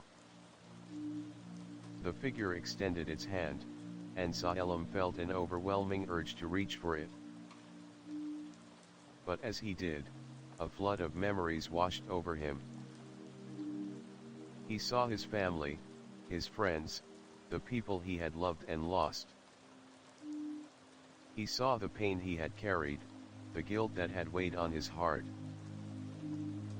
And he realized, with a sharp clarity, that he had been running from these feelings, burying them deep inside. He had never truly faced them. "This is the final trial, Saelim," the figure said, its voice full of compassion. "It is not about what you have done or what you can become. It is about what you are willing to let go. The past, the anger, the fear, you must surrender them. Only then can you truly be free." Saelim's mind raced, his heart pounding in his chest. He had spent so long trying to be someone he thought he needed to be, trying to prove his worth through battle and strength. But now, standing before this figure, he understood the truth. He didn't need to prove anything. He didn't need to fight anymore. He needed to accept himself, to embrace the parts of him that he had denied, to let go of the burdens that had held him down. With a deep breath, Saelim closed his eyes. He thought of his family, of the love they had given him, of the warmth of home. He thought of the people he had met on his journey, of the kindness and strength they had shown him. And with that, he began to let go. He let go of the anger that had fueled him, the fear that had held him back. He let go of the guilt, the need to be perfect, the need to prove himself. He surrendered to the truth of who he was, a man, flawed and imperfect, but whole in his own way. As he opened his eyes, the figure before him was no longer a shadow. It was a reflection of himself, a mirror image that smiled at him with understanding. "You have done it, Saelim," the figure said. "You have surrendered. You have let go of what no longer serves you. And in doing so, you have found the peace you seek." The clearing around Saelim began to change. The mist lifted, the trees reappeared, and the air was filled with a sense of calm and tranquility. He had faced his final trial, and in surrendering, he had found the freedom he had been searching for. As he stood there, the figure slowly faded, its presence lingering in his mind. Salem felt a deep sense of peace wash over him. The journey had not been about proving himself, about fighting battles or winning wars. It had been about learning to let go, to accept the parts of himself that he had hidden away, and to embrace the love, strength, and peace that had always been within him. The final trial had been completed. Salem had surrendered, and in doing so, he had found the peace he had long sought. With a final breath, Salem turned and walked forward, ready to continue his journey, knowing that the trials were over. And as he stepped into the light, he knew that whatever came next, he was ready. 17. The choice of the hero. Salem stood at the edge of the precipice, the world stretched out before him like an endless horizon. The road had led him here, through the trials, through the battles, through the depths of his own soul. He had faced monsters and beasts, darkness and light, fear and hope. And now, he stood before the greatest trial of all, a trial not of strength, nor wisdom, but of choice. The wind whipped around him, carrying with it the whispers of those who had come before him, the voices of heroes, sages, and kings who had walked this path in ages past. He could feel their presence, their legacy, urging him forward. But the weight of his decision pressed heavily upon him, a choice that would change everything. Ahead of him lay a vast, swirling abyss. The ground beneath his feet seemed to dissolve into the air, and before him, there was nothing but the chasm. The abyss stretched far beyond the horizon, its depths unreachable, its purpose unknown. This was the final test, a test of what Salem was willing to sacrifice for the future he sought. The voices in the wind grew louder, their whispers merging into a chorus that filled the air. They spoke of the path ahead, of the choices he must make. But Salem could not hear them clearly. All he could hear was the pounding of his heart, the rush of his blood in his ears, the weight of the world bearing down on his shoulders. In the center of the abyss, Salem saw it, a figure, standing alone on a small island in the midst of the swirling chaos. The figure was cloaked in shadow, its face hidden, but Salem could feel its presence, its power, its pull. The figure was waiting for him, and Salem knew, instinctively, that this was the moment of his choice. He stepped forward, his heart pounding in his chest.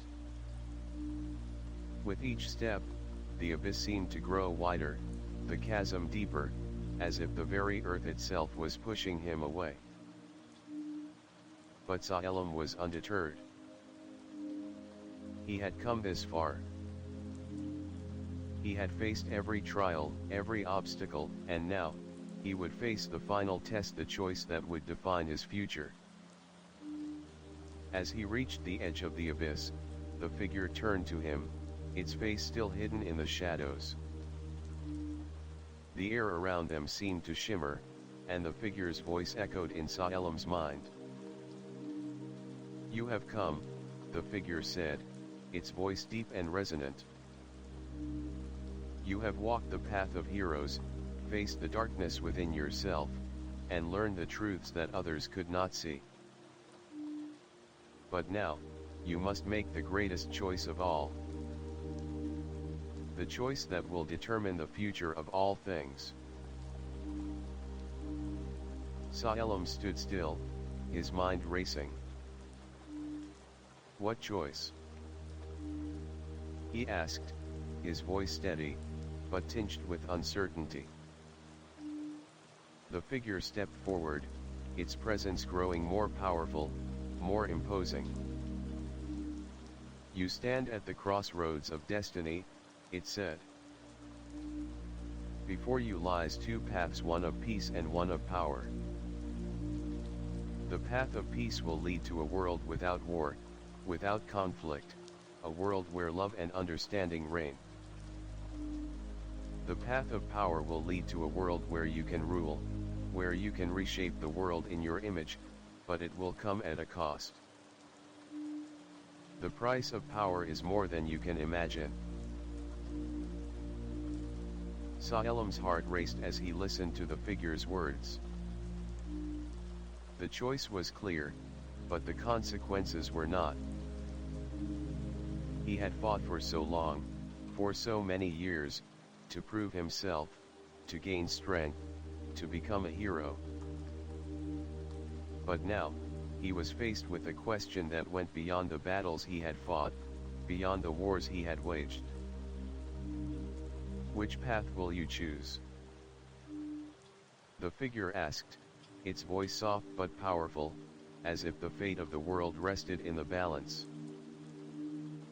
Saelim looked into the figure's eyes, and for the first time, he truly understood the weight of his decision.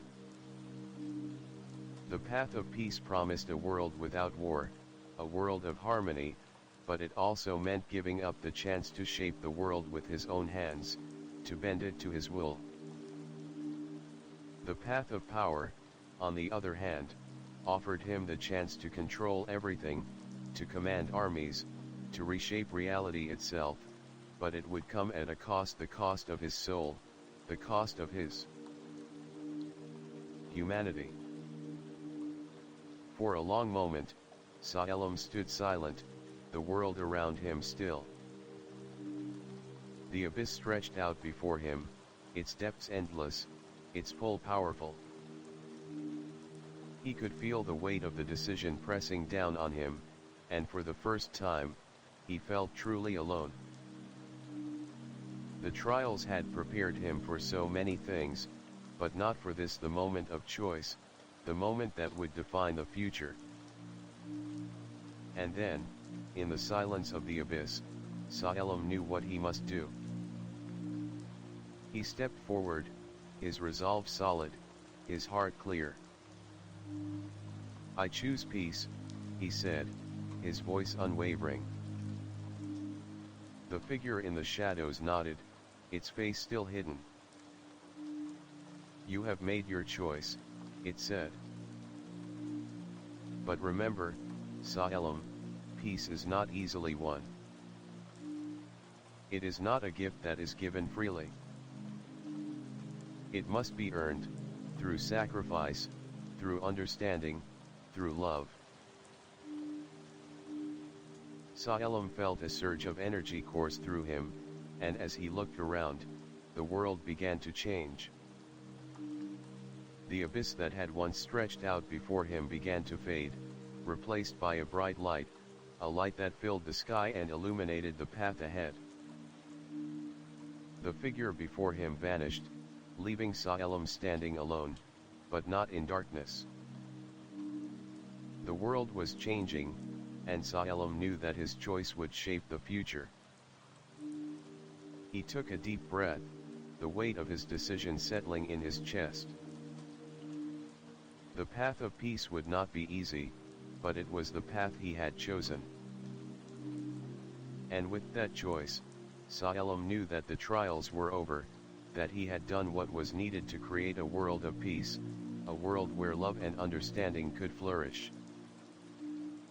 With a final glance at the path behind him, Saelim turned and walked forward, his heart light, his soul at peace.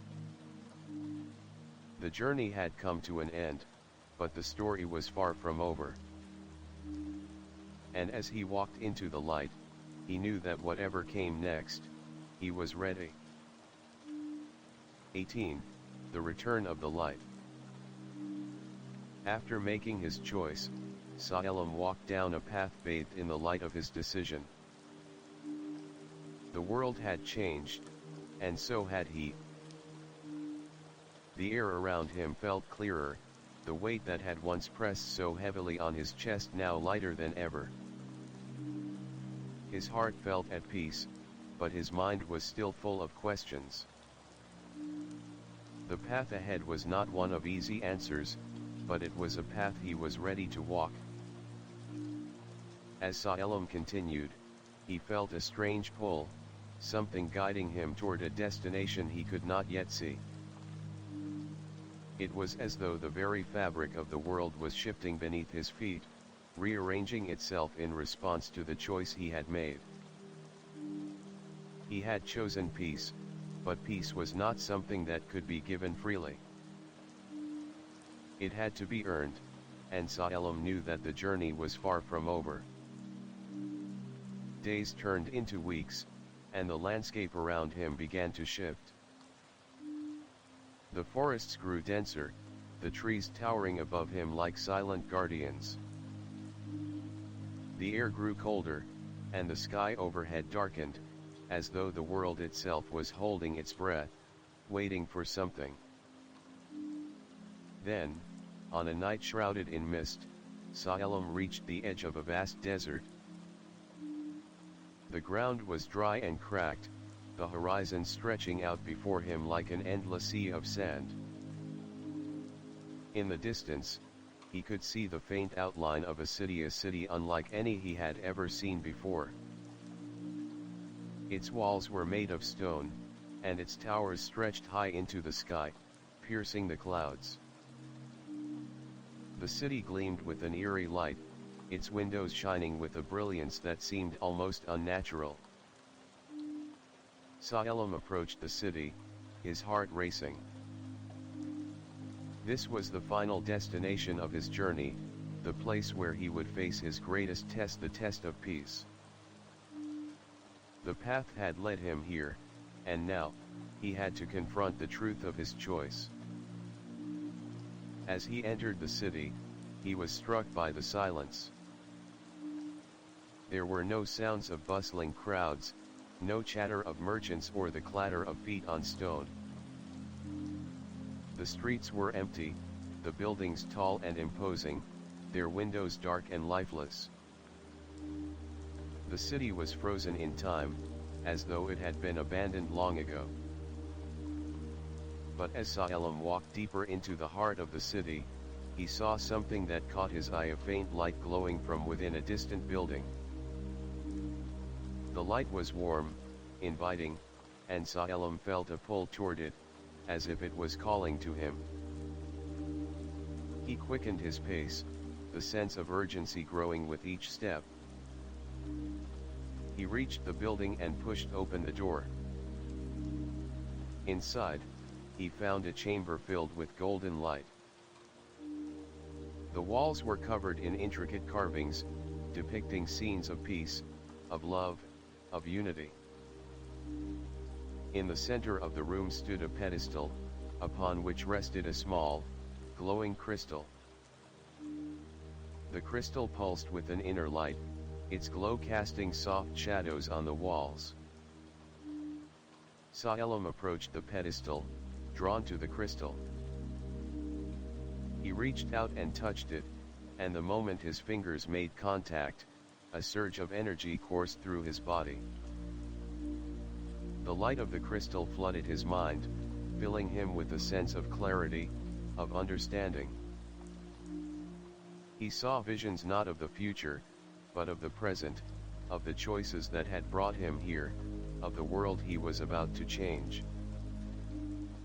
He saw the faces of those he had met on his journey, his friends, his allies, the people he had sworn to protect.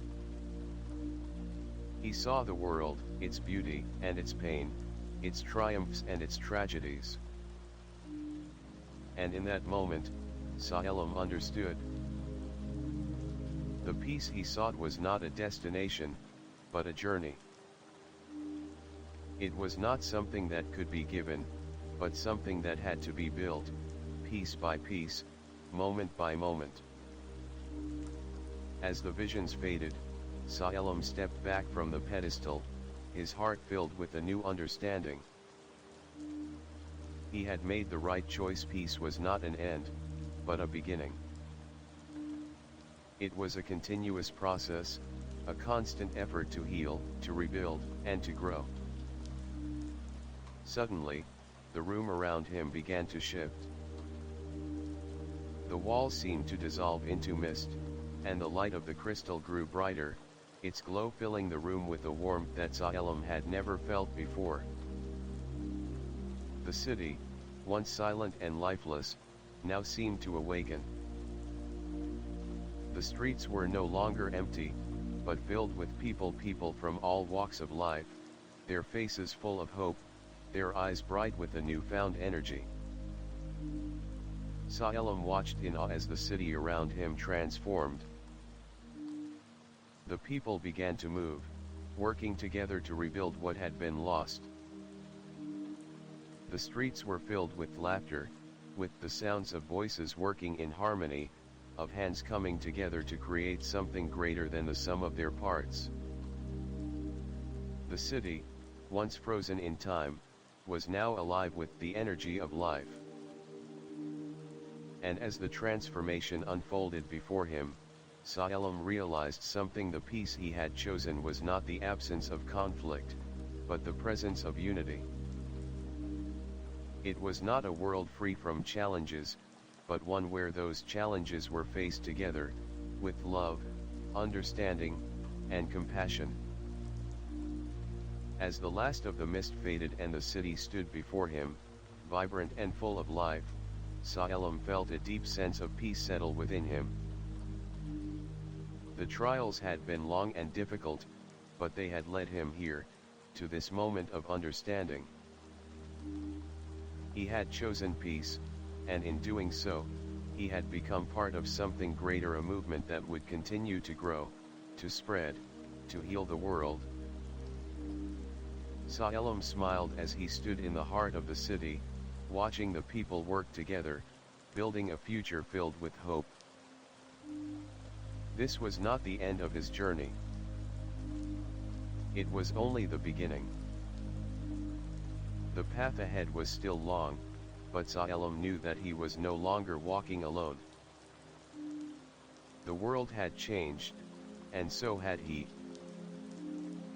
He had found the peace he had sought, not through power or conquest, but through unity, love, and understanding.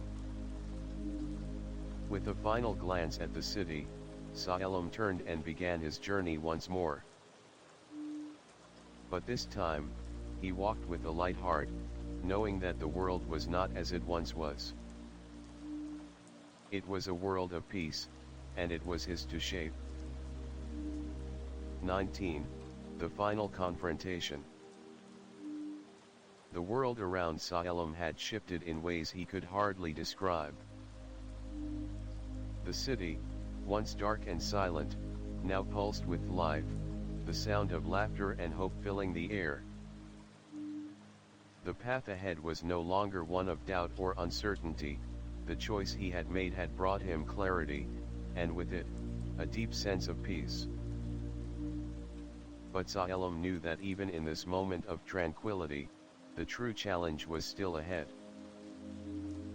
The whispers of the wind told him as much. They spoke of a shadow, a force that had not yet been vanquished, a darkness that had lain dormant for centuries, waiting for the moment to strike. Salem had felt it before, deep within his bones, a pull towards something greater, something that threatened to unravel all that he had worked for. The shadow was not a simple enemy to defeat. It was a force that sought to consume everything in its path, to take away the very light Salem had fought so hard to bring into the world. He had chosen peace, yes. But peace was fragile. It needed to be protected. And so, Salem set out once more, his heart heavy with the knowledge that this would not be an easy fight. The final confrontation awaited him, not in a distant battlefield, but in the very heart of the world he had sought to save. He would not fight alone, but the battle would require every ounce of strength, wisdom, and love he had gained over the course of his journey. The land around him had grown dark once again, the air thick with a heavy fog that seemed to cling to him like a shroud. He walked with purpose, his steps steady but measured. He knew that every choice he made, every action he took, would determine the fate of everything he had fought for. As Salem approached the heart of the world, he saw it the source of the darkness. It was a towering spire, black as night, stretching high into the sky. The spire seemed to pulse with an ominous energy, the ground beneath it cracked and scorched. The light of the sun seemed to bend around it, unable to touch its surface. This was where the shadow had taken root, where the last battle would unfold. Salem stepped forward, his hand resting on the hilt of his sword. But as he moved closer to the spire, he felt a chill run down his spine. The air was thick with the presence of something ancient, something powerful. The shadow was no longer a distant threat. It was here, alive, watching, waiting. From the shadows emerged a figure, cloaked in darkness. Its eyes burned with a fiery red light, its body cloaked in the void itself. It was neither human nor beast, but something far older, far more dangerous. "You have come far, Salem," the figure said, its voice a low growl, reverberating through the air. "But your journey ends here." Salem raised his sword, his resolve steady. "I've come to end you," he said, his voice unwavering. "You will not take this world. You will not destroy the peace I've fought for." The figure laughed, a cruel, hollow sound that echoed through the empty landscape. "Peace?" it sneered. "You think you can create peace by slaying shadows? You cannot. Darkness will always find a way to return. It is in the nature of the world." Salem's heart pounded in his chest, but his grip on his sword remained firm. "I know that darkness will always be a part of the world. But it does not have to define it. Peace is not the absence of shadows. It is the light that exists despite them." The figure's laugh faded, replaced by a low growl. "You speak of light, but it is the darkness that is strongest. It is the darkness that has shaped the world. It is the darkness that has given you your strength." Salem shook his head. "No. It is the light that has given me strength. The love of those I've met, the wisdom I've learned, the heart that beats within me, that is what has brought me here. You are nothing but a shadow. And I will not let you consume this world." With those words, Salem surged forward, his sword raised high. The figure stepped aside, its form dissolving into the shadows, but Salem did not hesitate. He swung his sword, the blade cutting through the darkness, striking the spire with a force that shook the ground beneath him. The spire cracked, its dark energy faltering, and the shadow recoiled, but it was not defeated. The figure reappeared, its eyes burning with fury. "You think you can stop me?" it hissed. "You cannot fight what you do not understand." Salem stood his ground, his sword still raised. I understand more than you think, he said. I understand that light and dark are two sides of the same coin. But it is the light that will carry the world forward. It is the light that will show the way. The figure lunged forward, its hands outstretched, but Xylem was ready.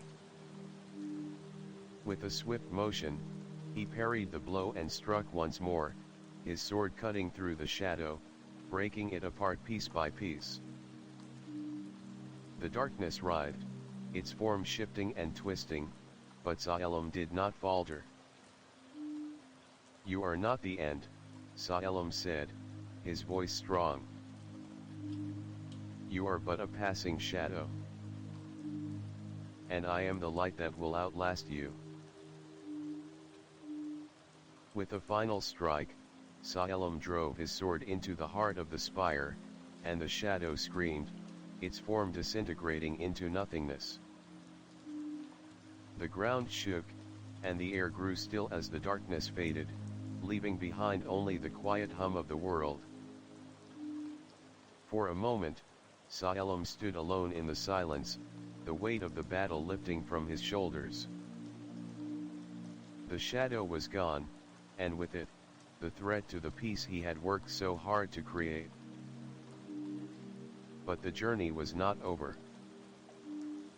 There would always be more battles to fight, more challenges to face. And yet, Xylem knew that he was ready. He had faced the darkness within himself, and he had chosen the light. And as long as he carried that light within him, he would never falter. The world around him began to heal, the air growing warmer, the ground beneath his feet solid once more. The sky cleared, the sun rising higher in the sky, casting its light over the land. The peace that Xylem had chosen was not just a fleeting moment. It was the beginning of a world that would continue to grow, to evolve, to heal.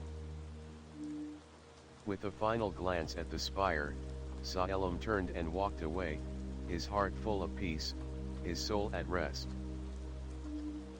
The trials were over, but the journey was just beginning. And with each step forward, Xylem knew that he was not just walking for himself, but for the world he had chosen to protect. 20. The Legacy of Xylem. Xylem stood at the edge of the great precipice, his gaze sweeping across the world he had fought so hard to save. The once dark abyss had transformed into a beautiful, vibrant landscape, full of life and promise. The winds had calmed, the storms had passed, and the shadow that had once threatened to consume the world was now nothing but a distant memory. The final trial was behind him, but the journey was far from over. As Xylem gazed into the horizon, he knew that the path he had walked was only the beginning of something greater. He had learned the value of peace, the importance of love, and the strength that came from embracing both light and darkness within himself. But there was one final lesson that had yet to be revealed, one final truth that would define the legacy of his journey. With a deep breath, Xylem turned away from the edge of the precipice and made his way toward the center of the land. He had seen the vision of a world restored, a world where peace reigned, and where love and understanding could grow. But he also knew that the future was not guaranteed. Peace was fragile, and it had to be nurtured, protected, and passed on. As he walked through the land, Xylem began to notice the signs of renewal. The trees that had once been barren were now lush with leaves, the rivers that had run dry now flowed with crystal clear water. The people who had once been lost in fear and uncertainty now moved with purpose and hope, rebuilding what had been torn apart. The land, like Xylem himself, was healing. But amidst this rebirth, Sa-Elam also saw the cracks that remained. He saw the lingering remnants of pain, the scars of battles fought and lost, the shadows of fear that still clung to the hearts of those who had suffered. Peace was not something that could be achieved in an instant, and it would require the effort of every soul to maintain. As Sa-Elam reached the heart of the land, he found himself standing before a great stone monument, its surface covered in intricate carvings that told the stories of the past. The monument was both a tribute and a reminder of the trials that had shaped this world, and a tribute to the heroes who had come before him. The monument was not just a place of honor, but a beacon for the future. He approached the monument, his steps steady but thoughtful. The final test, Sa-Elam realized, was not one of physical strength or even wisdom, but of legacy. What would he leave behind? What would he pass on to the generations that would come after him? The stone was cold beneath his fingers as he traced the carvings with his hand, reading the stories of the past. The heroes who had come before him, the warriors, the sages, the dreamers, had each left their mark on the world. But now, it was Sa-Elam's turn. He had chosen peace, chosen love, and chosen to fight for the world he believed in. And now, he had to ensure that the light he had ignited would continue to shine, even when he was gone. In that moment, Sa-Elam understood. The true legacy of a hero was not measured by the battles they fought or the power they wielded. It was measured by the lives they touched, the love they gave, and the peace they nurtured. The trials he had faced had been important, but they were not the end of the journey. The journey would continue, and it would be up to the next generation to carry the torch forward. Sa-Elam closed his eyes, and for a moment, he could hear the echoes of the future. The laughter of children, the voices of families, the sounds of a world at peace. He could see the people of this land, living in harmony, working together to build a future free from fear and darkness. The legacy of his journey would live on in them, in their hearts, in their actions, and in the love they shared. And as he stood there, gazing at the monument, Sa-Elam realized that his time had come. His journey was complete, and the world he had fought for was now in the hands of those who would follow in his footsteps. He had done what he set out to do. He had chosen peace, and he had shown the world that love, understanding, and unity could heal even the deepest wounds. Sa-Elam took one final look at the world around him, his heart full of gratitude. He had given everything, and now he could rest, knowing that the future was in good hands. With a final, contented sigh, Sa-Elam turned away from the monument and walked toward the horizon. He had completed his journey, but he knew that the journey of the world would continue, forever unfolding, forever evolving. The light he had ignited would never fade. As Sa-Elam walked into the distance, the sun dipped below the horizon, casting a warm golden light across the land. The world was at peace, and Sa-Elam had become a part of it. His legacy would live on, not in the battles he had fought, but in the love he had shared and the future he had helped create. And as he walked into the light, Sa-Elam knew that the greatest journey of all was the journey of the heart. 21. The dawn of a new world. The world that Sa-Elam had fought to save was no longer the same. The winds were calm, the air fresh, and the sky above, once dark with storm clouds, now stretched in a brilliant canvas of blue. The people, once trapped in cycles of fear and conflict, now worked together, side by side, building a future that they could be proud of. It was a world reborn, a world shaped by the choices of those who had walked its path before. But even as Salem gazed at the city, a city that had become a symbol of peace, hope, and unity, he felt a sense of uncertainty stirring within him. He had chosen peace, yes. He had chosen love, understanding, and the hope of a better tomorrow. But there was a deeper question that lingered in his mind, a question that had no easy answer. How would this new world remain true to the peace they had fought for?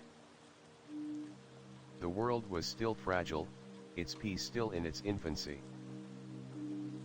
While the people were united in their desire for harmony, Salem knew that peace could not be achieved simply by the absence of war. It had to be nurtured, protected, and maintained by every soul, every heart. It had to be a collective effort. And so, Salem began to travel again, not as a warrior, but as a guide. He walked through villages and cities, speaking with leaders, listening to the stories of ordinary people, and helping them find their place in the world they were building. He had learned that true peace was not a destination, but a journey, one that required patience, understanding, and constant effort. But even as Salem worked to build this new world, there was something else stirring beneath the surface. The winds that once carried the songs of peace now whispered of something darker, a force that had been dormant for so long, waiting for the moment to strike. It was not a force of darkness, but a force of division, a force that sought to tear apart the unity Salem had helped create. Salem could feel it in the air. It was in the way the people began to speak of old grudges, of past wounds that had not been healed. It was in the way some leaders began to whisper of power, of control, of the old ways that had brought the world to war. The peace they had fought for was fragile, and there were those who would stop at nothing to shatter it. It was then that Salem realized the truth: the final trial was not one of external enemies or shadowy forces. It was a trial of the soul, of the very foundation of the peace he had chosen. The greatest challenge was not to defeat the forces of darkness, but to prevent the darkness from returning within the hearts of those who had once embraced it. He had defeated the shadow, but now he had to face the even greater challenge of maintaining the light. As Salem walked through the streets of the city, he could see it in the eyes of the people, the uncertainty, the fear that lay just beneath the surface. They had come so far, but they were not invincible. The peace they had fought for was still new, still delicate. It needed to be protected, to be nurtured, and to be defended not just by Salem, but by everyone who had a stake in it. Salem stood in the heart of the city, looking out at the people working together, building their future. The sun was beginning to set, casting long shadows across the streets. The city was quiet, but Salem could feel the weight of the choices that lay ahead. The battle for peace was not over. It had only just begun. He had chosen peace, but peace was not a simple thing. It was not a destination to be reached, but a state of being, a way of life. And it was something that would require constant vigilance, constant work, and constant love. Salem knew that the road ahead would not be easy. There would be more challenges to face, more obstacles to overcome. But he also knew that the strength to face them lay within him, and within the people who had stood by his side. They had built this world together, and together, they would protect it. As the sun dipped below the horizon, casting the world in the soft light of twilight, Salem made a decision. He would no longer walk this path alone. He would gather the leaders of the world, the ones who had fought with him, the ones who had chosen peace. Together, they would form a council of guardians, protectors of peace, of unity, and of love. The world was still young, still fragile, but Salem knew that the future was in good hands. He had chosen the path of peace, and now, he would help guide others along that path. With that decision made, Salem walked into the night, his heart full of hope, his mind clear. The journey had not ended. It had only just begun. And with each step, Salem knew that the world they had built together would be protected, not by the strength of their swords, but by the strength of their hearts. 21. The Guardians of Peace. The world Salem had helped to shape was a world of hope, a world of unity, but it was also a world in transition. The trials that had once tested his strength, his heart, and his spirit were behind him, but as he walked through the streets of the city, he could feel the weight of what lay ahead. The road to peace was never truly a finished path. It was something that required constant effort, constant vigilance, and above all, it required love. As Salem looked around, he saw the fruits of his labor, the people working together, the harmony that had begun to emerge from years of conflict. But even in this newly forged peace, there was an undercurrent of unease. It was subtle, almost imperceptible, but it was there, lingering in the shadows of the city's streets. The people were not unaware of the challenges ahead. There were whispers in the wind, stories of those who sought to disrupt the peace, to return to the old ways of conflict and division. Salem had faced many battles in his life, but this battle was different. It was not a battle of swords, but of hearts and minds. The true struggle for peace lay not in defeating an enemy, but in ensuring that the world remained united against the forces of division. And so, Salem knew that the next step in his journey was not just about protecting the peace he had fought for, but about ensuring that the flame of unity, of hope, of love, would continue to burn brightly for generations to come.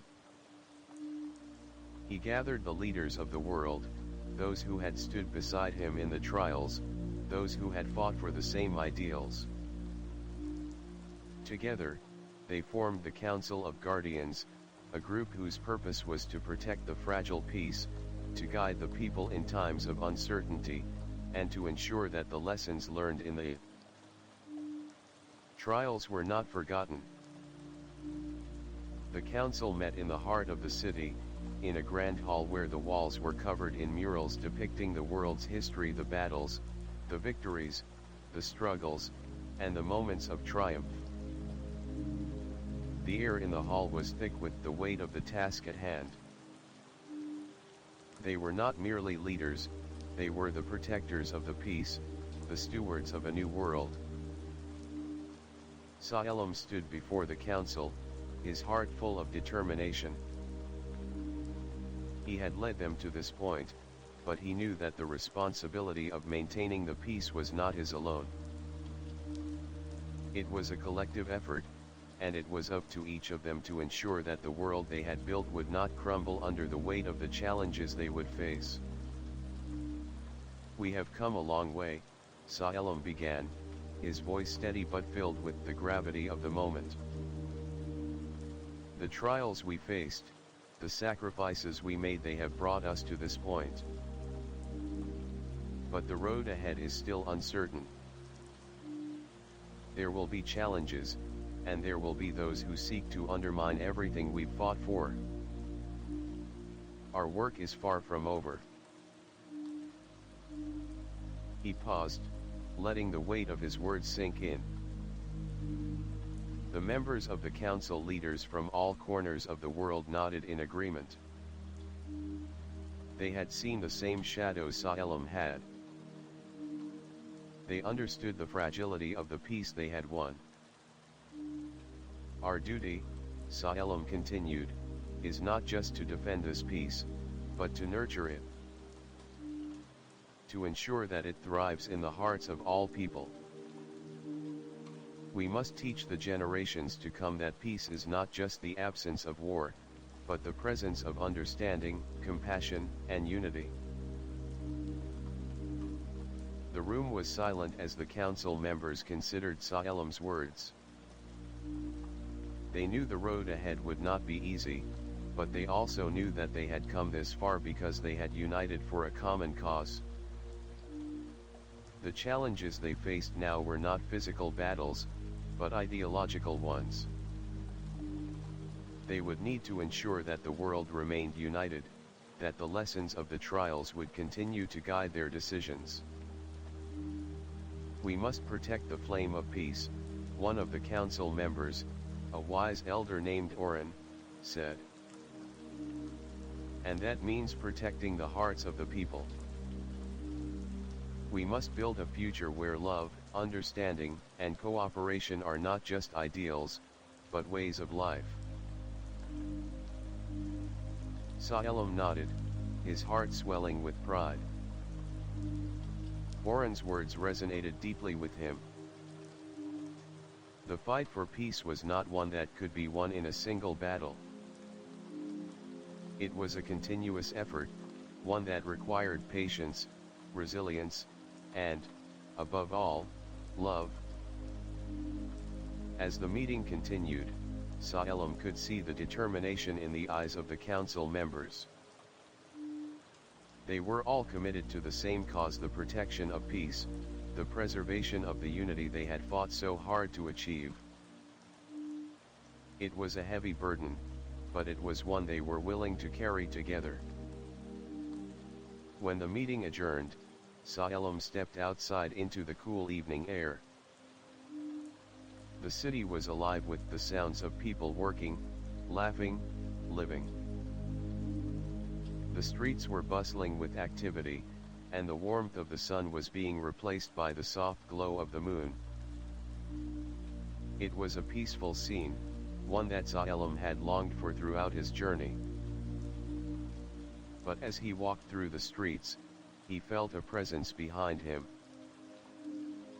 Turning, he saw a figure standing in the shadows, watching him with piercing eyes. The figure was cloaked, its face hidden beneath a hood, but Salem could feel the weight of its gaze. It was the same feeling he had had when he faced the greatest darkness of his journey. "You've come far, Salem," the figure said, its voice low and haunting. "But the world is never truly at peace. There will always be those who seek to undo what you've built." Salem's heart skipped a beat, but he stood firm, his hand resting on the hilt of his sword. "I have faced darkness before. And I will face it again," he said, his voice unwavering. "But this time, I fight for something greater. I fight for the future." The figure stepped forward, its presence growing stronger, more imposing. "The future is uncertain, Salem. The world is fragile. One wrong choice, one misstep, and it could all fall apart." Salem met the figure's gaze, his eyes filled with resolve. "I have made my choice.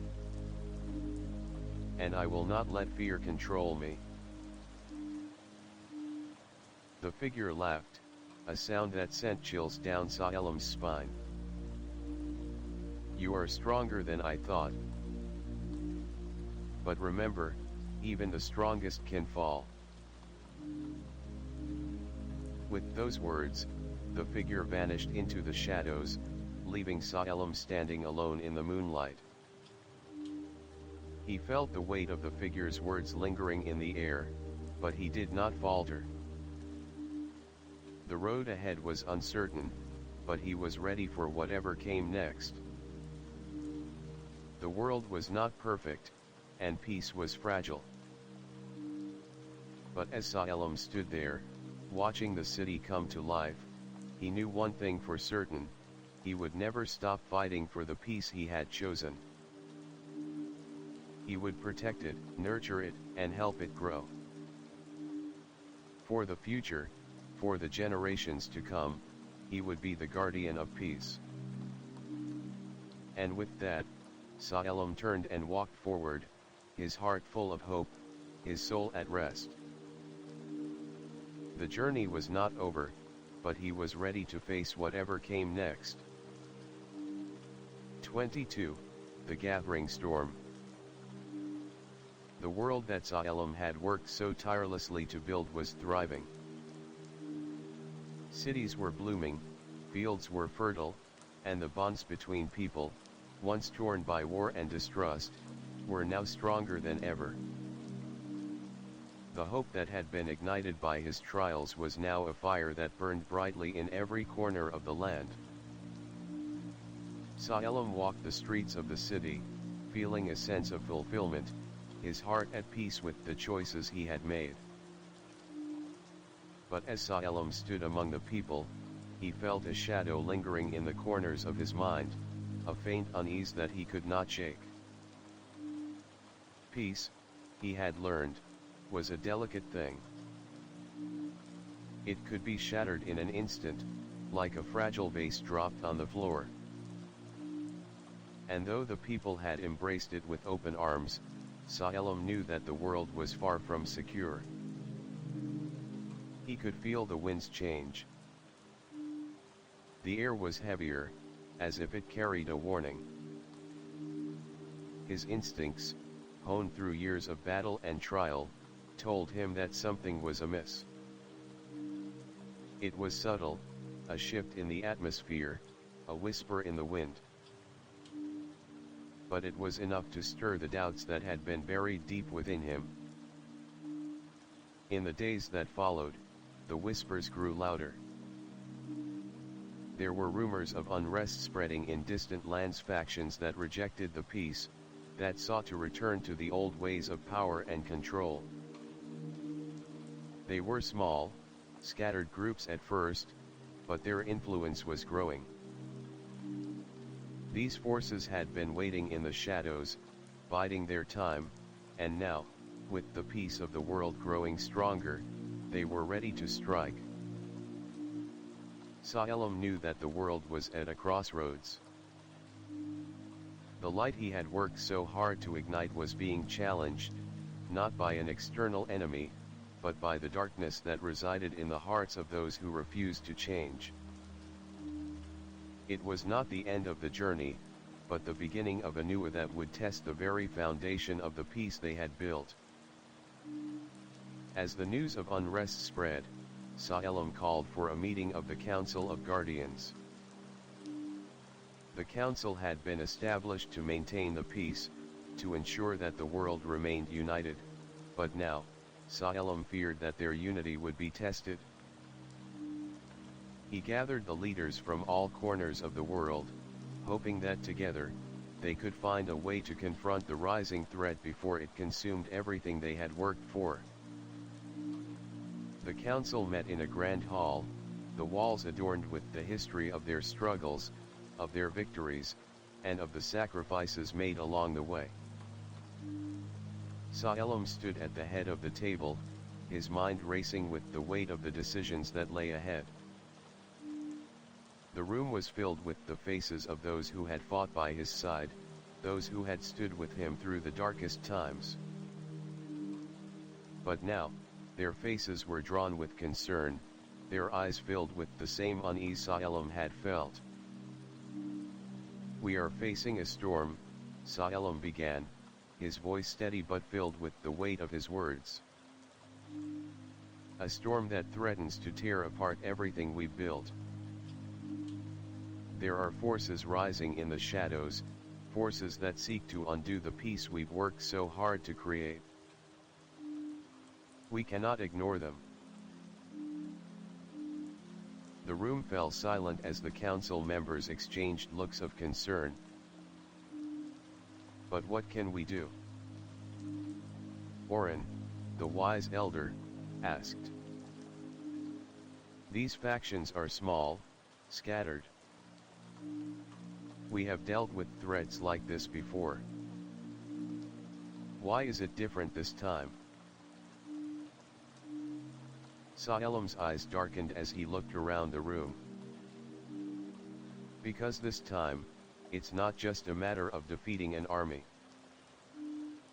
It's about defeating the very essence of what we stand for. These factions are not just fighting for power. They are fighting against peace, against unity. They are not interested in conquering lands. They want to conquer hearts." A murmur of agreement swept through the room. The council members understood the gravity of the situation. This was not a war that could be fought with swords and shields. It was a war for the very soul of the world. Salem turned to the map laid out before them, tracing the routes of the unrest that had been reported. There were pockets of resistance in almost every corner of the world, from the mountain tribes in the east to the coastal nations in the west. They were growing in strength, and if left unchecked, they would tear the world apart from the inside out. "We must act," Salem said, his voice firm. "We cannot allow these factions to fracture the unity we've worked so hard to build. We need to confront them, not with violence, but with the ideals that we stand for. We need to show them that peace is not a weakness. It is the strength that binds us all together." The council members nodded, understanding the gravity of their role. This was not just about fighting enemies, it was about proving that peace was stronger than any force of division. "We will gather our forces," Salem continued. "But we will not fight with swords. We will fight with the very essence of what we've built with our unity, our compassion, and our will to protect the world we've created." The council agreed on a course of action.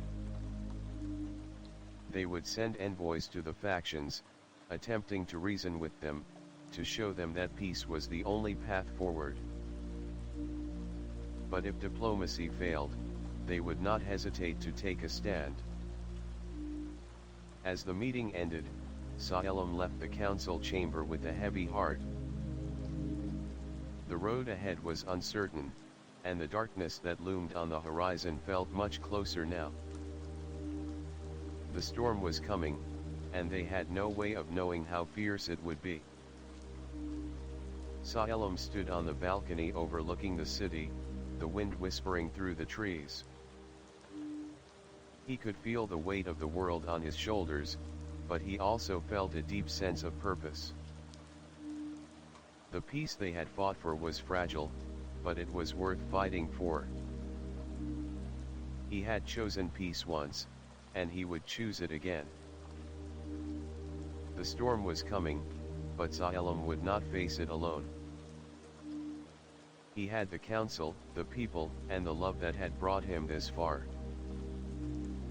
They would stand together, united against the darkness. And they would protect the world they had built. The world was not perfect, but it was worth protecting. 22. The Rising Storm. The world had begun to change in ways Salem had not fully anticipated. He had stood in the heart of the city, watching as the people celebrated the peace they had fought so long to achieve, but deep down, he could feel the tremors of unrest. The cracks that had once seemed insignificant were now widening, revealing the dangers that lay beneath the surface. The factions that had once been small whispers in the wind had grown in strength, and the peace Salem had worked so hard to build was now on the brink of collapse. It had been weeks since the council convened, and though they had tried to reach out to the factions, offering peace and understanding, the resistance had only grown more defiant. The winds of war were stirring again, but this time, it was not the enemy Salem had expected. It was not an external force, it was the very hearts of the people who had once believed in unity. As Salem sat in the council chamber, the weight of the situation pressed heavily upon him. The room was filled with the faces of those he had trusted, but there was a tension in the air, a sense of uncertainty that none of them could deny. The council had done everything they could to prevent the war, but the factions were not interested in peace. They sought power, division, and control. And they would stop at nothing to tear down the unity that had been built. Salem rose from his seat, his eyes scanning the faces of the council members. "The time for diplomacy is over," he said, his voice steady, but filled with the gravity of the moment. "We can no longer negotiate with those who seek to destroy everything we've built. The storm is coming, and we must prepare for it." The room fell silent. The council members exchanged uneasy glances, their faces a mix of fear and determination. They had fought for peace, for unity, but now they faced the very real possibility that it might slip through their fingers. Salem knew what had to be done, but the cost would be high. "We must act," he continued, his gaze hardening. "We will not allow the forces of division to tear apart the peace we've fought for. We must gather our forces and prepare for the battle ahead. This is not just a fight for land or power. This is a fight for the very soul of our world." The council members nodded, each one understanding the weight of Salem's words. They had known that this day might come, but now it was no longer a distant possibility. The storm was here. One of the council members, a warrior named Ilian, spoke up. "Salem is right. We cannot sit idly by while the world is torn apart. But we must also remember that this fight is not just about strength. It is about the hearts and minds of the people. We must not let them forget what we stand for." Salem nodded, his mind racing. He had spent so much time focusing on the physical battles, the external threats, that he had forgotten the internal struggle. The peace they had built was fragile, but it was still alive. It was up to him and the council to protect it, not with brute force, but with the very ideals that had made their world strong. "We will need allies," Salem said, his voice firm. "The people need to see that we stand for more than just power. We stand for unity, for love, and for peace. We need to show them that this is worth fighting for, not just for ourselves, but for future generations." The council members agreed, and they began to make plans for the coming conflict. The city would be their base of operations, but they would need to rally the people, to remind them of the values they had fought for. It would not be easy, and the risks were great, but Salem knew that it was the only path forward. As the days passed, the tension in the air grew. The city was on edge, and the streets, once filled with laughter and joy, were now filled with whispers of war. The people were afraid, unsure of what was to come. But Salem would not let them fall into despair. He would not let the darkness take hold of their hearts. The council sent emissaries to the various factions, seeking to negotiate, but the response was the same: defiance, anger, and a refusal to compromise. The factions had made up their minds. They would not accept the peace that had been established.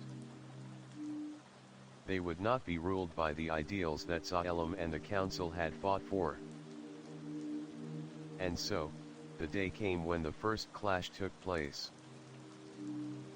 It was not a battle of armies, but a battle of ideals. The city was divided. Half of the people stood with Salem and the council, fighting for the peace they had built. The other half stood with the factions, seeking power, division, and control. Salem stood at the head of his forces, looking out at the battlefield. The city was divided in two, the streets lined with barricades and makeshift defenses. The air was thick with tension, and the sound of distant drums filled the air, signaling the approach of the enemy. He knew that this battle would not be won through force alone. It would be won with hearts and minds, with the strength of their ideals. The factions were not his true enemy. The true enemy was division, the belief that peace was not worth fighting for. As Salem's forces prepared for battle, he took a deep breath, his heart steady. This was the moment that would define everything. The future of the world rested on their shoulders. It was not just about defeating the factions, it was about showing the world that peace was stronger than any force of division. The battle began as the first clash of swords echoed through the streets. The fighting was fierce, but Salem did not waver. He moved through the streets, leading his people with conviction, his heart full of hope. He could hear the cries of the people, the sound of the clash, but he kept his focus, knowing that victory would not come through violence alone. As the battle raged on, Salem's voice rose above the noise, calling out to the people. This is not our fight. We fight for peace. We fight for unity. Let us stand together and show the world that we are stronger than this division. The words seemed to cut through the chaos, and slowly, the fighting began to slow. One by one, the people who had once stood with the factions began to put down their weapons, their hearts touched by the call for peace. The battle was not over, but it was no longer a war for power. It had become a battle for the soul of the world. And as the final blow was struck, Salem knew that the world would never be the same. The storm had passed, but the struggle for peace would continue.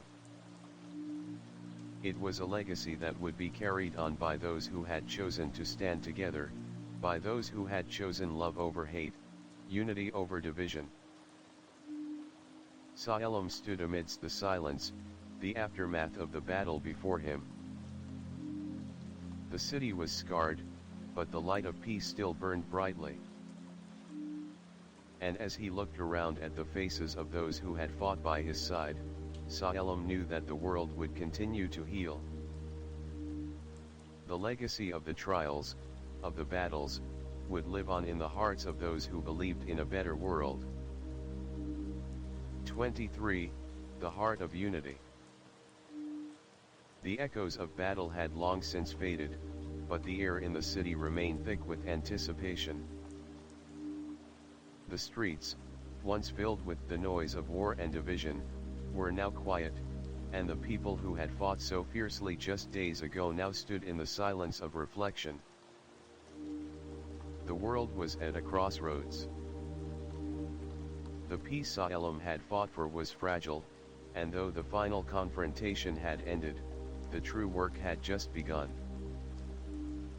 Salem stood at the center of the city, looking out over the vast expanse of streets and buildings that stretched before him. The scars of the battle still remained: broken walls, charred wood, and the marks of conflict. But amidst the destruction, there was hope. The people had stood together, choosing unity over division, peace over war.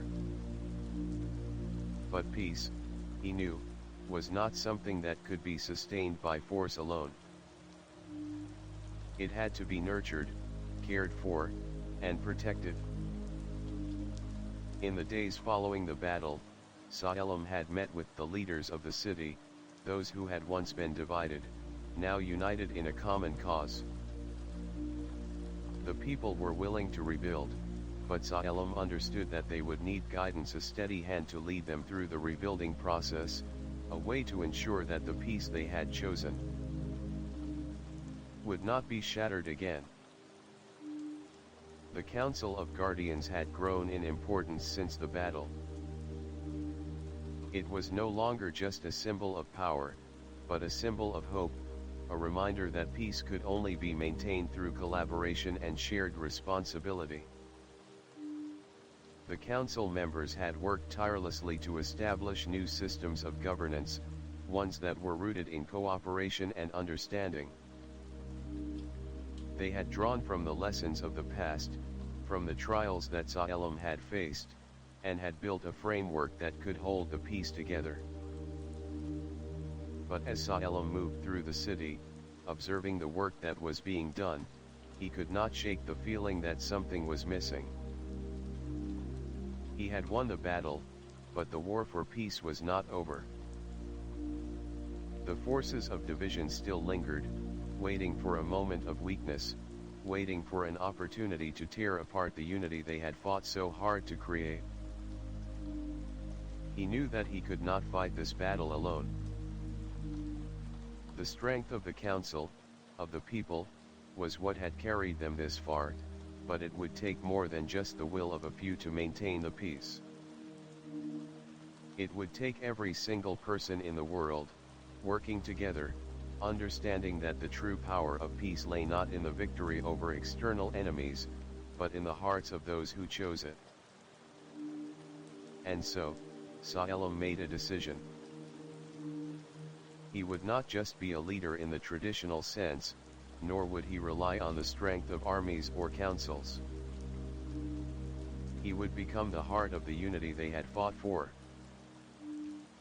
He would travel the world, spreading the message of peace and unity, and showing people that the power to protect the world did not lie in weapons or force, but in the love and understanding that each person carried within themselves. He had seen it in the faces of the people, the way they had come together in the midst of chaos.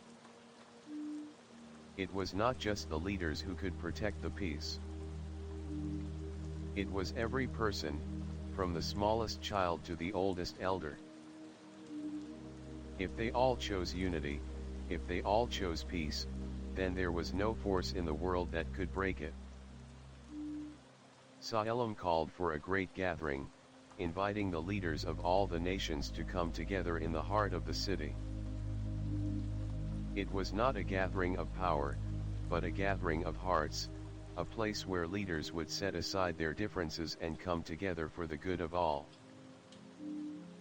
The message was simple: peace could only be achieved through unity, and unity could only be maintained by standing together. When the leaders arrived, Salem stood before them, his heart full of hope and resolve. The council had already begun the work of rebuilding, but now it was time for the leaders to take their place as stewards of peace. They were not just rulers, but guardians, protectors of the future, protectors of the people. "This is not the end," Salem said, his voice clear and steady. "This is the beginning of something greater. We have faced our differences, our divisions, and our battles. But we have chosen to stand together, not as enemies, but as one people, one world. And now, we must protect that choice. We must work together, not for power, but for the good of all." The leaders nodded in agreement, their faces solemn, but filled with determination. They understood the gravity of Salem's words. They knew that the road ahead would not be easy, but they also knew that it was a road worth walking. But as the council convened and the leaders made their plans, Salem felt a shift in the air. It was subtle, at first, just a flicker in the corner of his mind. But as he listened to the discussions, he could sense it, the same division, the same unrest, lurking beneath the surface. It was not the factions from before, but something else, something more insidious. A fear, a doubt, that had crept into the hearts of the people, fed by those who sought to undermine the peace. Salem knew that this was the true test. The battle for peace was not one of armies or weapons, but of the heart. It would require every single person to choose unity over division, to choose understanding over fear. And so, Salem made a vow. He would not let the peace they had fought for slip away. He would travel the world, meeting with the people, listening to their fears, and showing them the power of unity. He would remind them that the true strength of peace lay in the hands of the many, not the few. The storm that had once threatened to destroy everything they had built was not over. But Salem knew that with every step, with every heart that chose unity, they could weather it together. And as Salem walked through the city, his heart full of resolve, he knew that the true legacy of his journey would not be written in the annals of history, but in the hearts of the people he had inspired. Peace was not a destination. It was a journey they would all walk together. 24. The final decision. The winds of change swept through the city, their whispers carried across the land like a distant echo of a forgotten battle. The world had been reborn, and Salem had led the way, but the trials were far from over. He had chosen peace, he had chosen love, but now, he had to confront the one final question that loomed large in his mind. Had he made the right choice? As Salem stood at the edge of the city, looking out over the land that stretched out before him, he could feel the weight of that question pressing down on his heart. The peace he had fought so hard for, the unity that had been built from the ashes of war, was fragile. It needed protection. It needed a guardian. And yet, even as Salem stood there, the world was changing once more. A new threat was rising from the shadows, a force not of darkness, but of fear. Fear of change, fear of the unknown. There were those who had rejected the peace he had fought for, those who sought to return to the old ways, to reclaim their power and control. They whispered in the shadows, gathering their forces, preparing to undo everything Salem and the council had worked for. Salem had felt the stirrings of this unrest for some time. It was a quiet thing, hidden beneath the surface, but he could feel it in his bones. The peace they had fought for was still new, still fragile, and now it was being tested by those who would see it undone. The whispers had grown louder, and Salem knew that the time had come to make a choice. He had spent so much of his life fighting for the future, but now he realized that the future was not something that could be achieved through force alone. It was not something that could be carved out by a sword or a crown. The future was something that had to be chosen, again and again, by the people who lived in it. And so, Salem called for a final council meeting. The leaders of the world gathered once again in the great hall, their faces etched with the same concern and uncertainty that Salem felt in his heart. They knew what was at stake. The peace they had fought for was in jeopardy, and they had to decide how to respond. Salem stood at the head of the table, looking out at the faces of those who had stood by his side. The faces of those who had believed in him, in his vision for a world of peace and unity. But now, those faces were filled with doubt.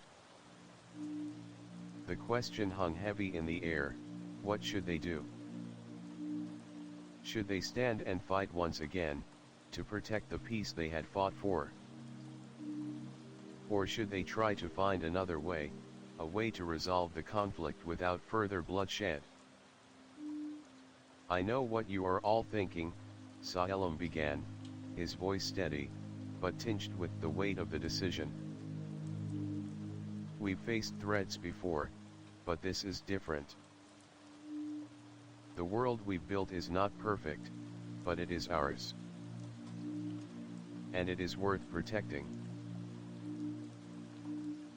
He paused, looking around the table at the faces of the council members. "But the choice we face is not just about fighting for peace. It's about fighting for the future, a future where our children can grow up without fear, where they can live without the weight of the past bearing down on them. The peace we've fought for is fragile. It will not survive unless we are willing to make the hard choices."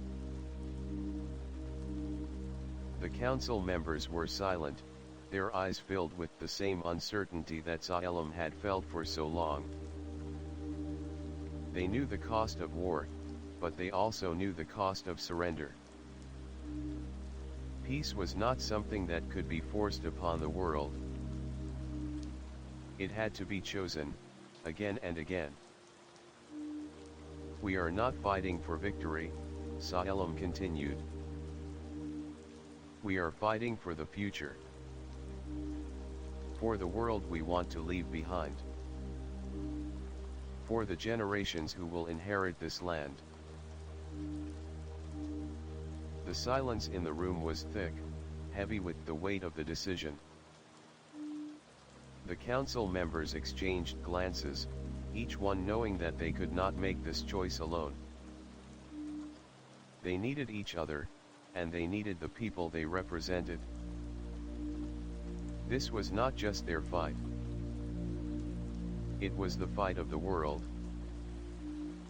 Salem, Oren, the wise elder, spoke up, his voice low but firm. "You are right. We cannot allow fear and division to tear us apart. We have fought too long, too hard, to let it slip away. But we must be careful. We must be strategic. The forces that oppose us are not just enemies to be vanquished. They are a reflection of the fear that still lingers in the hearts of the people.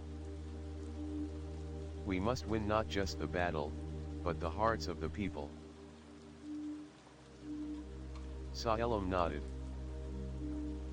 Oren's words struck him deeply. The battle was not just one of armies. It was a battle of ideals. The fear of change, the fear of the unknown, would always be present. It was the job of the leaders, the guardians of peace, to guide the people through it, to show them that the future was worth fighting for. "We will not fight with swords," Salem said, his voice rising with conviction. "We will fight with unity, with understanding, with love. The people will choose peace.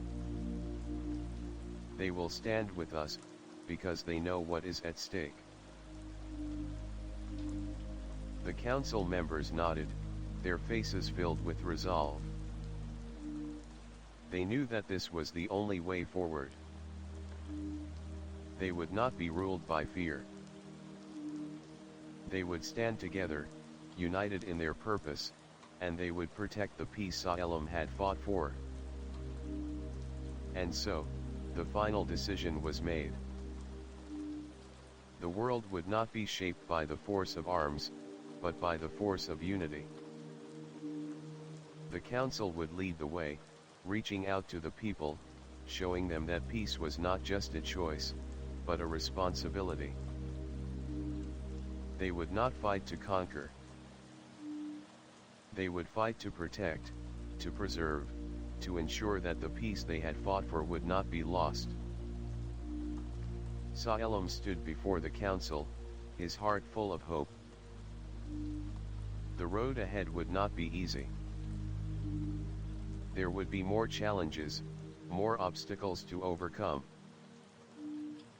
But he knew that with the strength of the council, the support of the people, and the light of hope in their hearts, they could face anything. "The storm is coming," Salem said, his voice steady and sure. "But we will face it together. We will stand as one. And together, we will protect the future."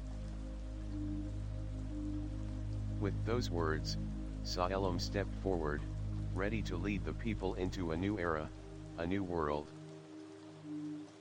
The trials were not over, but the journey had taken a new path. The fight for peace was no longer just about protecting the land.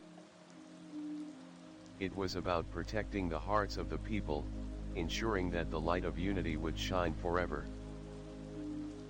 25. The Legacy of Peace.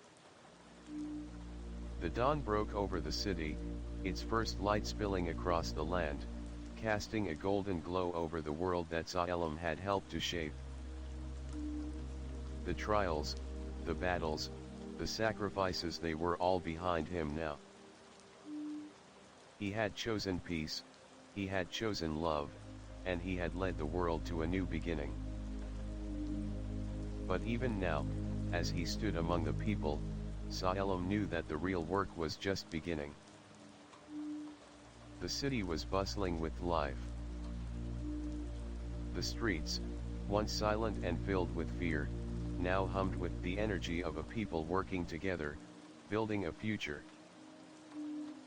The laughter of children echoed through the air, and the scent of fresh bread and flowers filled the streets.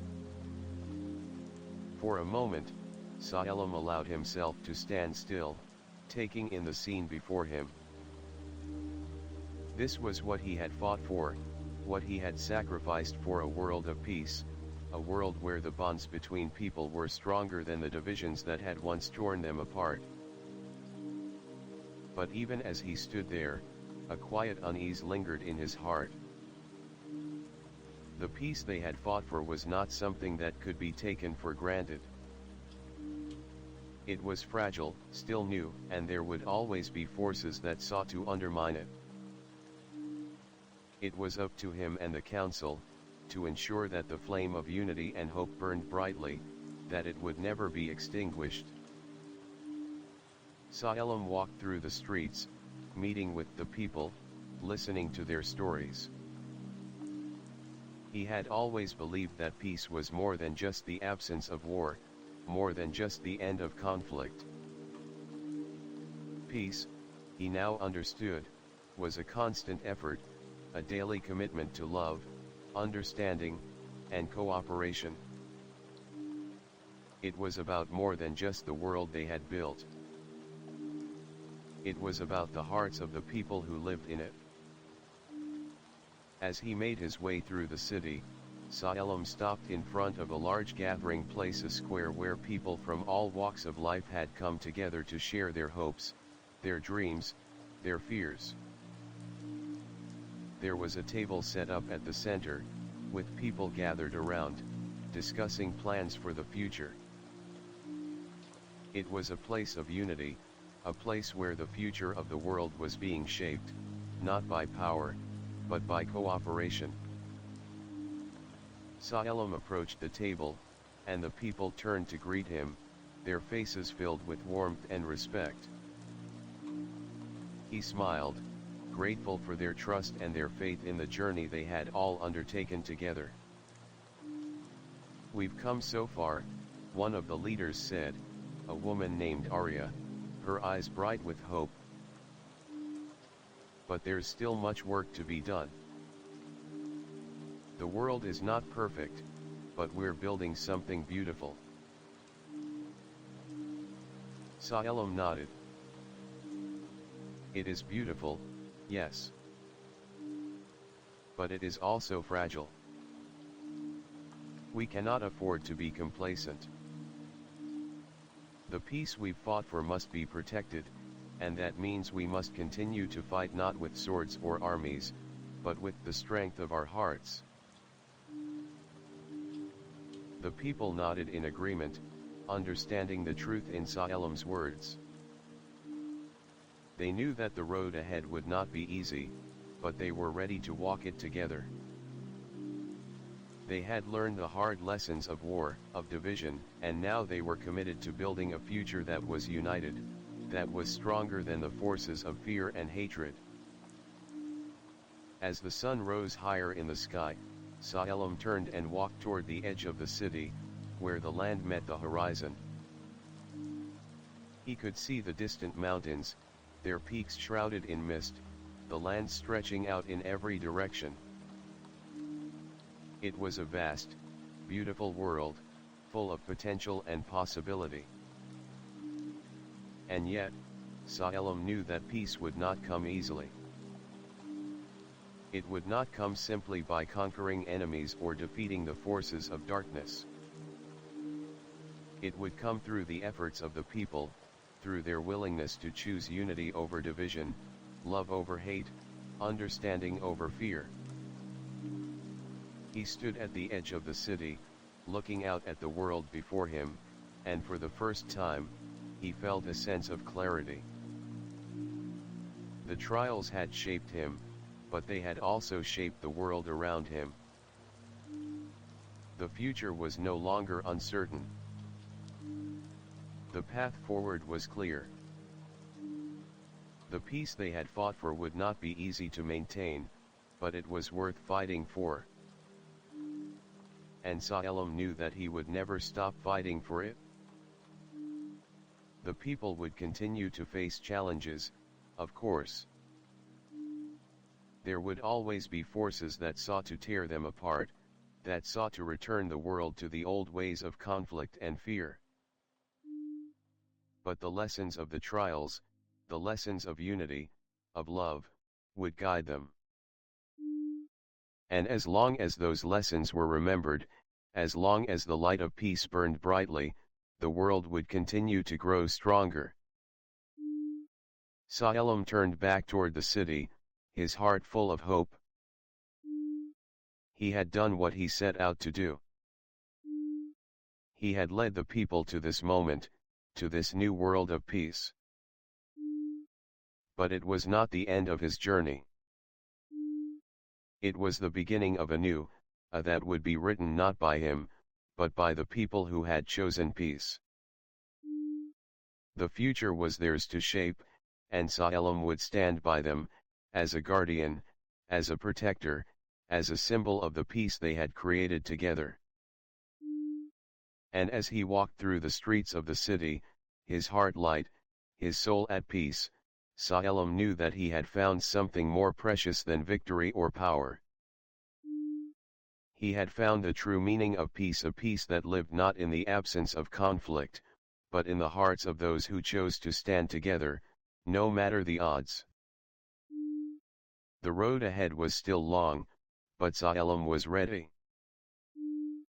And as the sun dipped below the horizon, casting a soft glow over the world, he knew that the world they had built together would endure. The future was bright, and the legacy of the trials would live on in the hearts of the people who had chosen peace. 26. The dawn of a new era. The world was not perfect. Sa-Elam knew this as well as anyone. The battles they had fought, the sacrifices they had made, they had all been necessary, but they had not been the end. The world they had built, the peace they had worked so hard to create, was still in its infancy. It was fragile, yes, but it was also strong, because it was built on the ideals of unity, love, and understanding. And now, as Sa-Elam stood at the peak of a great mountain, looking out over the world he had helped to shape, he could feel the weight of everything he had accomplished. The sun was rising in the distance, its light spilling over the valleys and cities below. The world was waking up, and Sa-Elam knew that this was the beginning of a new era. But as the dawn broke, he could not help but wonder what the future would hold. The challenges ahead were still many. There were always those who would seek to divide, to conquer, to undermine the peace they had fought for. There were always those who believed that power and control were the only path forward, those who would not understand the strength that lay in unity. Yet, as Sa-Elam looked at the world, he saw something different. He saw the people, standing together, working side by side to rebuild the world they had lost. He saw the leaders of the council, not as rulers, but as protectors of peace, protectors of love. He saw the children, playing in the streets, laughing without fear, their lives filled with hope. This, Sa-Elam knew, was the true victory. It was not in the battles he had fought, but in the hearts of the people who had chosen to stand together. The legacy of the trials was not just in the world that had been saved, but in the people who had learned to love, to protect, and to build a future. As Sa-Elam stood there, his heart full of gratitude, he knew that his journey had not been for him alone. It had been for them, for the world, for the future, for the generations who would carry on the legacy of peace. The path ahead was not without its challenges. There would be obstacles, setbacks, and hardships. But Sa-Elam knew that they were no longer alone. The people of the world had chosen peace, and that choice would carry them through. Sa-Elam turned from the mountain peak and descended to the valley below. He made his way through the streets, now bustling with life and activity. The city that had once been a battleground was now a thriving hub of cooperation and hope. The streets were lined with families, the air filled with the sounds of laughter and conversation. The people had come together, united in their vision for the future. He passed by the council building, where the leaders of the world had gathered to discuss the next steps in their journey. The door was open, and Sa-Elam stepped inside. The council members were gathered around a table, deep in conversation. They looked up as Sa-Elam entered, their faces filled with respect and admiration. "You've done it," one of the council members, a tall man named Darius, said with a smile. The world is at peace, and the people are united. You've led us to this moment. Salem nodded, a humble smile on his face. We've all done it, he said. This is not my victory alone. This is the victory of the people. They are the ones who have chosen peace, who have chosen unity. They are the ones who have built this world. Darius stood and placed his hand on Salem's shoulder. But you have been the guiding light, the one who showed us the way. Without you, none of this would have been possible. Salem shook his head. It wasn't me. It was all of us. It was the people who believed in the dream of a better world, who fought for it, who worked together to create it. He turned to face the council members, his eyes filled with determination. But our work is not over. The world we've built is fragile, and we must protect it. We must ensure that the lessons we've learned, the values we've fought for, continue to guide us. The council members nodded, their expressions solemn. They understood the gravity of Salem's words. The future was not guaranteed. It was something they would have to fight for, together. We will protect it, Darius said. We will continue to build, to teach, to ensure that peace remains. We will stand together, as we always have. Salem smiled, his heart full of gratitude. The people had chosen peace, and together, they would protect it. This was the world they had built, a world of hope, of love, and of unity. As the meeting came to a close, Salem stepped outside, his heart lighter than it had ever been.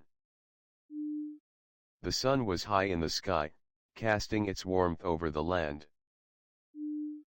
The streets were full of life, the sounds of the city ringing with joy. He could hear the laughter of children, the hum of conversation, the energy of a world that had been given a second chance. The journey had not been easy.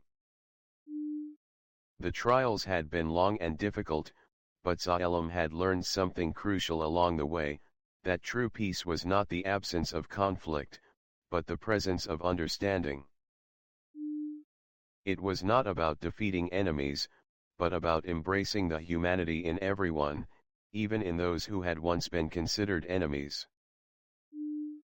And as Salem stood in the heart of the city, surrounded by the people he had fought for, he knew that this was just the beginning. The world was healing, but it would need to be nurtured, protected, and defended. Peace was not something that could be taken for granted. It was something that had to be chosen, again and again. Salem smiled, looking out over the city. The peace he had chosen was not just his own. It was the peace of the people, the peace of the world. And it was worth fighting for, every day, for as long as it lasted. With that, Salem turned and walked down the streets, ready to continue his journey. The world was at peace, and now, it was time to ensure that peace would endure for generations to come. The legacy of the trials was not in the battles fought, but in the hearts of the people who had chosen to stand together. The true strength of peace lay in their hands, and Salem would continue to walk with them, a protector, a guide, and a symbol of the light they had created together. 27. the rebirth of the world. The sun had set on the peaceful world Salem had helped to create. The light of the day had faded, but the city he stood in still thrived in the twilight, the soft glow of lanterns illuminating the streets. The people had been working tirelessly to rebuild, to create a future free from the fear and division that had once torn them apart. And yet, Salem knew that the peace they had fought for was not permanent. It was fragile, and it needed constant protection. The journey had been long, but even now, as the world began to heal, there were still forces in the shadows that sought to undo everything they had built. Peace was not just the absence of conflict. It was something that had to be nurtured, something that required constant effort to maintain. Salem stood at the heart of the city, his gaze fixed on the horizon. The peace he had chosen was not the end of the journey, it was just the beginning. He had faced many trials, but now the real work had begun. It was time to build a future where peace was not just a hope, but a reality. As he walked through the streets, Salem felt the weight of the world on his shoulders. The work of the council, the guidance of the people, the rebuilding of the cities, it was all part of the vision Salem had fought for. But the task was far from complete. There were still challenges to face, still obstacles to overcome. The future was uncertain, and the winds of change were always present, whispering in the corners of the world. Salem's journey had taught him many things. He had learned that true strength did not come from the ability to conquer, but from the power to protect. He had learned that peace was not won in a single moment, but forged through the hearts of the people, through their willingness to stand together and fight for a better world. But as Salem moved forward, he could feel a change in the air. There was a subtle shift, an undercurrent of unease that he could not ignore.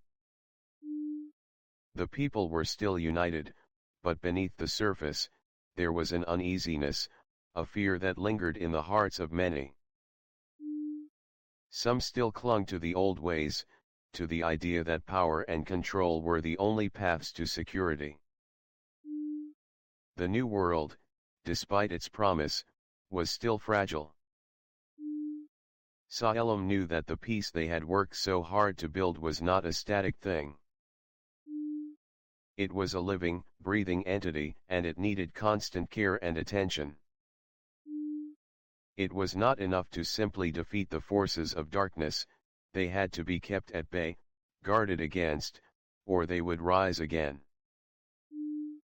One evening, as Salem sat alone in his quarters, the weight of the world heavy on his mind, there came a knock at the door. He stood, surprised by the interruption, and opened it to find a familiar face, Ilian, the warrior who had fought by his side through so many battles. Salem, Ilian said, his voice grim. We need to talk. Without waiting for an invitation, Ilian stepped inside, closing the door behind him. Salem nodded and gestured for him to sit. What's going on? Salem asked, sensing the seriousness in Ilian's tone. Ilian sat down, his face troubled. The council has been hearing reports from the outer regions. The factions we thought were defeated, they're stirring again. Not all of them are satisfied with the peace we've established.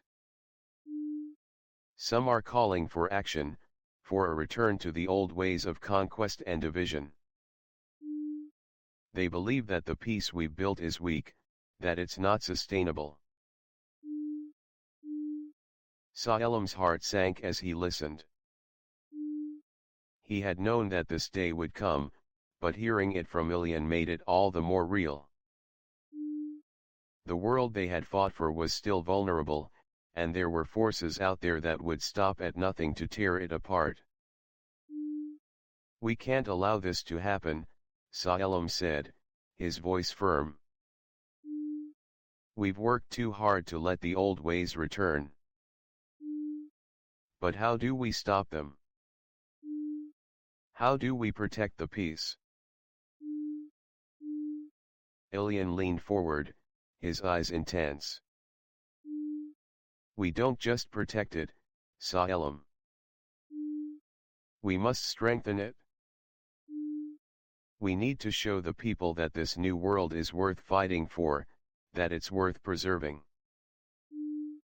The factions will keep stirring the pot, but we can't let them divide us. We must keep the unity we built." Salem stood up and walked to the window, looking out over the city. The lights from the homes and streets shone brightly in the distance, a testament to the resilience of the people who lived there. But deep down, he knew that this peace, this light, was fragile. "We have to reach the people," Salem said, his voice determined. "We need to remind them why we chose peace in the first place. We can't let fear take hold again. We must continue to build, to unite." Ilian nodded in agreement. "We'll need more than just words, Salem. We'll need action. The people need to see that this peace is not just an idea, it's something real, something worth protecting." Salem turned to face Ilian, his resolve clear. "Then we will show them.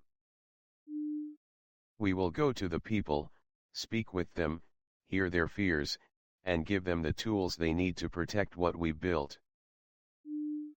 We will remind them that peace is not a passive thing. It requires work. It requires sacrifice." The two men stood in silence for a moment, the weight of their decision settling in. They both knew that the road ahead would be difficult. The factions would not give up easily, and the people would need constant reminders of what they were fighting for. But Salem also knew something else: the strength of their unity was far greater than any threat that could divide them. The people had chosen peace, and as long as they held on to that choice, the world would continue to thrive.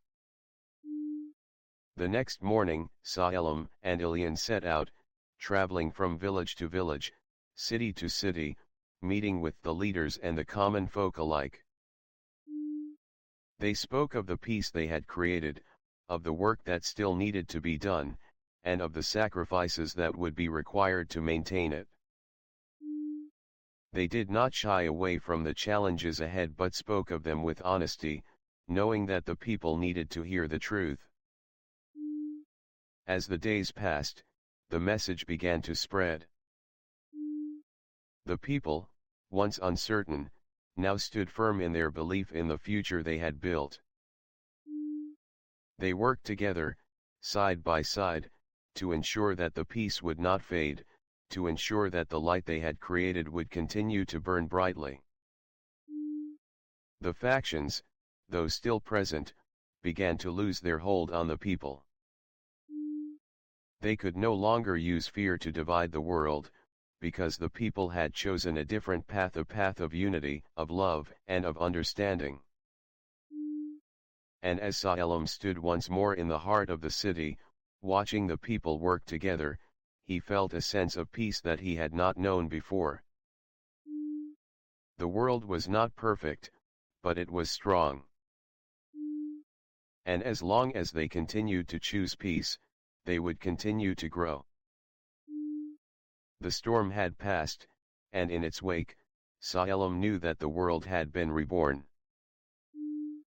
The legacy of the trials, the battles, and the sacrifices had not been in vain. They had built something that could withstand the test of time. And as Salem looked out over the city, he knew that this was just the beginning. The true journey had only just begun. 28. The Gathering of Forces. The peace Salem had fought for was not just a fragile dream, it was a reality, but even the most solid foundations had cracks, and the world they had rebuilt was still vulnerable. The message of unity had taken root, but there were those who resisted it, who sought to take power for themselves. Even though many had embraced the new world, the shadows of old ambitions, greed, and division still lingered on. The whispers of unrest Salem had heard had grown louder, spreading like a storm on the horizon. It was no longer confined to the distant factions. Rumors of discontent, of rebellion, now stirred among the very people who had once been part of the united cause. The land had healed, but the scars of the past remained, and in the darkened corners of cities and villages, there were those who had not given up on the old ways. They wanted more than peace. They wanted control. Salem could feel it, the tension in the air, the currents of unrest that ran deep beneath the surface. He had spent so much of his life fighting battles, facing enemies that sought to conquer through violence, but this was different. The battle ahead would not be fought with swords, but with ideologies. The forces of division were not external. They were internal, born from the hearts of those who feared change, who clung to the past and believed that power was the only way forward. It was time to take action. Salem knew the peace they had fought for was fragile, and it was up to him and the Council of Guardians to protect it. They would not sit idly by and watch as the world they had rebuilt was torn apart by those who sought to undo their work. But the question remained, how could they protect what had been created? How could they safeguard the fragile bonds of peace and unity they had worked so hard to forge? As Salem met with the council once again, he could feel the weight of the decision before him. The room was filled with the leaders of the world, those who had stood by his side through the trials and the battles. But now, the council members wore expressions not of hope, but of concern. They, too, had felt the shift in the air. The peace they had fought for was being tested. The whispers have turned into a storm, Salem began, his voice steady but tinged with concern. The factions are not the only threat we face. There are those among us who seek to divide us, to tear apart what we've built. We cannot allow that to happen. Ilian, the warrior who had been by Salem's side through every battle, stood from his seat. His face was hard, his eyes sharp with determination. Salem is right. We've seen it already, the growing discontent, the forces that seek to turn back the clock. These aren't the old factions we've fought before. They're insidious. They are the seeds of division planted in the hearts of the very people who should be with us. The council members exchanged glances, their faces filled with a mixture of fear and resolve. They had known that maintaining peace was not a simple task. But now, they faced a challenge unlike any they had encountered before. It wasn't a battle of armies. It was a battle of ideologies, a battle for the future of the world. We must unite the people once again, Sa-elam continued. This is not just about defeating enemies. It's about showing the world that we are stronger together. We need to remind them of why we fought, why we chose peace over war, unity over division. The room fell silent as the council members absorbed Sa-elam's words. They all knew that the road ahead would be difficult. But they also knew that it was a road they had to walk together. Sa-elam, we're with you, Arya, one of the council's wise leaders, said, her voice strong. We will not let these forces tear us apart. But we need to act swiftly. The divisions are spreading, and the longer we wait, the harder it will be to heal the wounds. Sa-elam nodded. We need to call on every corner of the world. We need to gather the people, to remind them of the unity we've forged. We need to show them that the peace we've built is not just for a few, but for all. It was decided then. Sa-elam and the council would take action. They would begin by traveling to the heart of each major city, gathering the leaders, the people, and the influencers. They would reignite the flame of unity, reignite the spirit of hope, and show the people that the world they had fought for was worth protecting. But even as the plans were set in motion, Sa-elam couldn't shake the feeling that something bigger was coming. The forces of division were not just a collection of factions or rebellious groups. They were a reflection of the fear and insecurity that still lay in the hearts of many. The real battle was not against armies. It was against fear, against doubt, against the belief that peace was impossible. Sa-elam knew this would not be easy.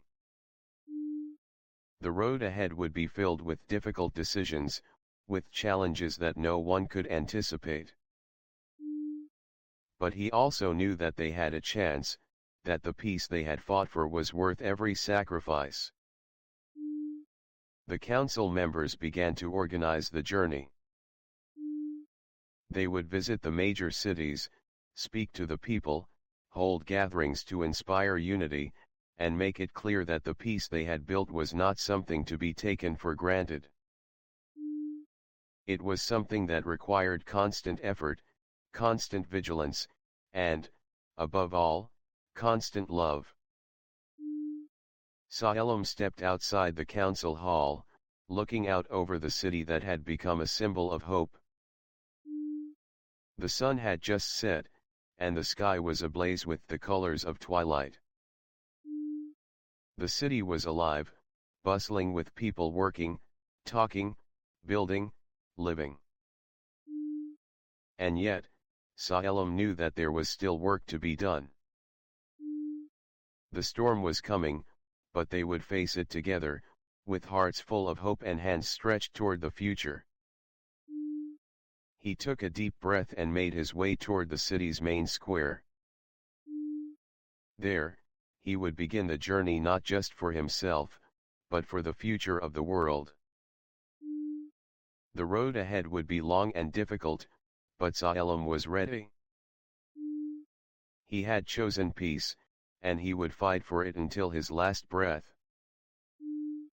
The world was still fragile, but it was also strong, because the people had chosen to stand together. Sa-elam would walk with them, and together, they would face the storm. 29. The Heart of the Divide.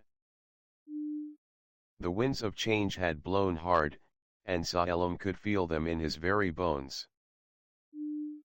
The road to peace was never going to be simple, but he had hoped the path would be smoother after the battle had been fought and the decision made.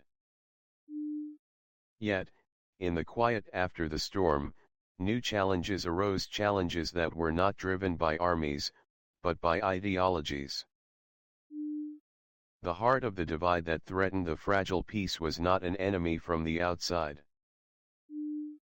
It was a fracture within the soul of the world. As Salem stood in the council chambers, looking out over the bustling city below, he could not ignore the tension that still lingered in the air.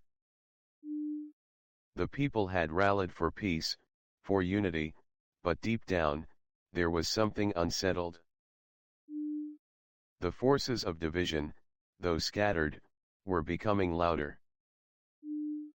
They were not just outside forces trying to break what had been built, they were echoes of the past memories of wars, of rulers who sought power, and of factions that believed unity was a weakness. The council had gathered once again, but the mood in the room was different. The air was thick with worry, with unsaid words and unasked questions. The people had come together before, but now Salem could sense the underlying fear that even he could not entirely put into words. "I don't know what is worse," Ilian, his trusted friend, said as he leaned forward, his voice heavy with frustration. "The fact that these factions are growing, or the fact that so many people still believe that the old way, the way of power, control, and domination is the way forward. How do we undo that?" Salem sighed deeply, his gaze falling on the map of the land spread out before him.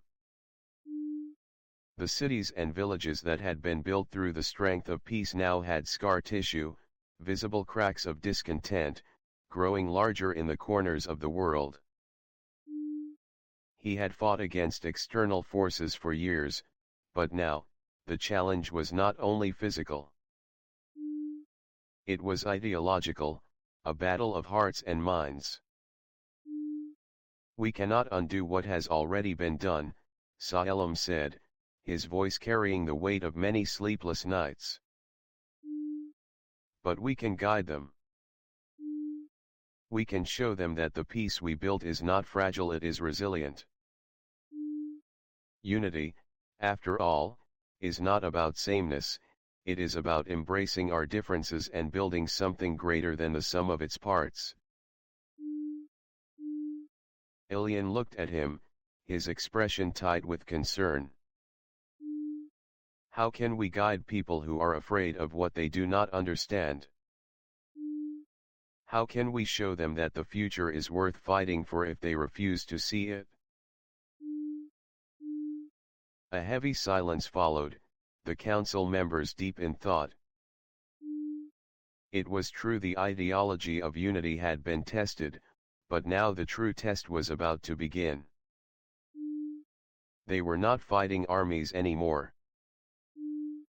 They were fighting fear. Salem stood, walking slowly around the room, his mind racing with the possibilities. He thought back to the trials, to the lessons he had learned. Peace was not a passive victory. It wasn't just about the absence of war, it was the active presence of unity, understanding, and love. But in the face of fear, peace had a hard time standing on its own.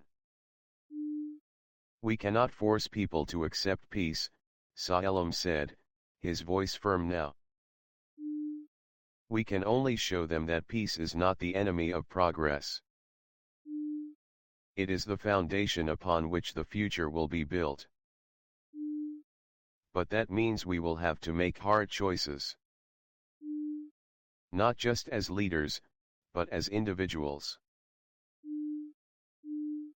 The council members nodded, understanding the gravity of what Salem was saying. This was not about simply maintaining the status quo. This was about building a sustainable future, one where the heart of unity remained alive, even in the face of those who sought to tear it apart. And then, as if on cue, a messenger arrived, breathless and disheveled. "Lord Salem," he said, bowing quickly, "there are reports from the eastern border. The forces of division are massing. It seems they are uniting under a single banner, a banner that calls for the return of the old ways. They call themselves the Reclaimers. They claim that the peace is a lie, a falsehood, and that the world must return to its rightful rulers. The news hits Salem like a blow to the chest. His mind flashed back to the battles he had fought, the people he had met, the pain he had endured to bring about this peace. The Reclaimers were not just a threat, they were the embodiment of every fear, every doubt, every argument that had been raised against peace. They were a living, breathing force of division. He turned to the council. We cannot let this grow. We must act. This is not just about protecting cities or lands. It's about protecting everything we've built. We need to show the world that the future we've created is one worth fighting for. Salem's voice echoed through the hall, resonating with a clarity he had not known he was capable of. He knew that the people needed more than words. They needed to feel the truth in their hearts. They needed to know that peace was not just a dream, but a reality worth living. We will gather the forces of the council, Salem continued. We will reach out to the people, to the families, the communities that have lived and thrived under this peace. We will show them the power of unity, not through force, but through understanding. One by one, the council members agreed. This would be no easy feat, but they knew that if they did not stand together now, everything they had worked for would crumble. We will travel to the eastern border, Salem said, his mind made up. We will meet with the leaders of the Reclaimers and offer them one final chance to choose peace. But if they refuse, we will not hesitate. We will protect the future of the world with everything we have. The council stood together, ready to face whatever came next. Salem knew that the journey ahead would be fraught with danger. But he also knew that they were not alone. They had the strength of their unity, the power of their convictions, and the love of the people behind them. As Salem left the council chamber and made his way through the streets, he was filled with a sense of urgency. The battle for peace had begun in earnest. The world was watching. And this time, the stakes were higher than ever before. The road to peace was never easy, but Salem was determined to walk it. He had chosen peace before, and he would choose it again. With every step, he knew they were getting closer to the heart of the divide. And when they reached it, they would face the greatest challenge of all, not just to win the battle, but to win the hearts and minds of those who would rather see the world divided. Salem's resolve was unwavering. The storm was coming, but he was ready to face it. And this time, it would not be the shadow that tested him. It would be the people themselves. 30. The heart of the divide. The horizon stretched before Salem like a battlefield, its edges blurred by the wind that howled across the barren land. He stood at the front of the army, not an army of soldiers, but of individuals, of families and friends who had chosen to fight for something far greater than land or power. They had chosen peace. Behind him, the council members were rallying the people, ready to meet the Reclaimers, the factions that had rejected peace and sought to return to the old ways of war and control. These forces, once scattered, had now gathered under one banner, one goal, to disrupt the fragile peace and seize the power that had been forged by the sacrifices of so many. Salem had spent years fighting external enemies, battling beasts and shadowy forces, but this was different. This was a fight for the soul of the world. This was a battle for the hearts and minds of the people. The Reclaimers weren't just enemies, they were a reflection of the fear and uncertainty that still lingered in the hearts of those who had known war. Salem had seen the first stirrings of the Reclaimers, the whispering shadows at the edge of the cities, the murmurs of discontent that had slowly grown louder. The time for diplomacy had ended. The time for action had come. The Reclaimers had gathered at the borders of the city, preparing for their final push, their final attempt to tear apart the peace that Salem and the Council had fought for. Salem knew this was not a battle to be won with weapons alone. It was a battle of ideals, of unity versus division, of love versus fear. As Salem stood at the head of his forces, his thoughts drifted back to the trials he had faced, the lessons he had learned. Peace was never something that could be taken for granted. It was a living thing, fragile yet powerful, but it required constant care and vigilance. And if peace was to endure, it would need the strength of the people who believed in it. With one final glance at the gathered council and the people who stood beside him, Salem took a deep breath and strode toward the front line.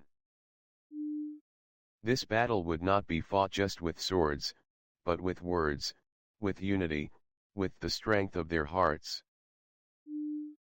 When he reached the battlefield, the Reclaimers were waiting for him. They stood in tight formation, their faces hardened with resolve, their eyes filled with the fire of conviction.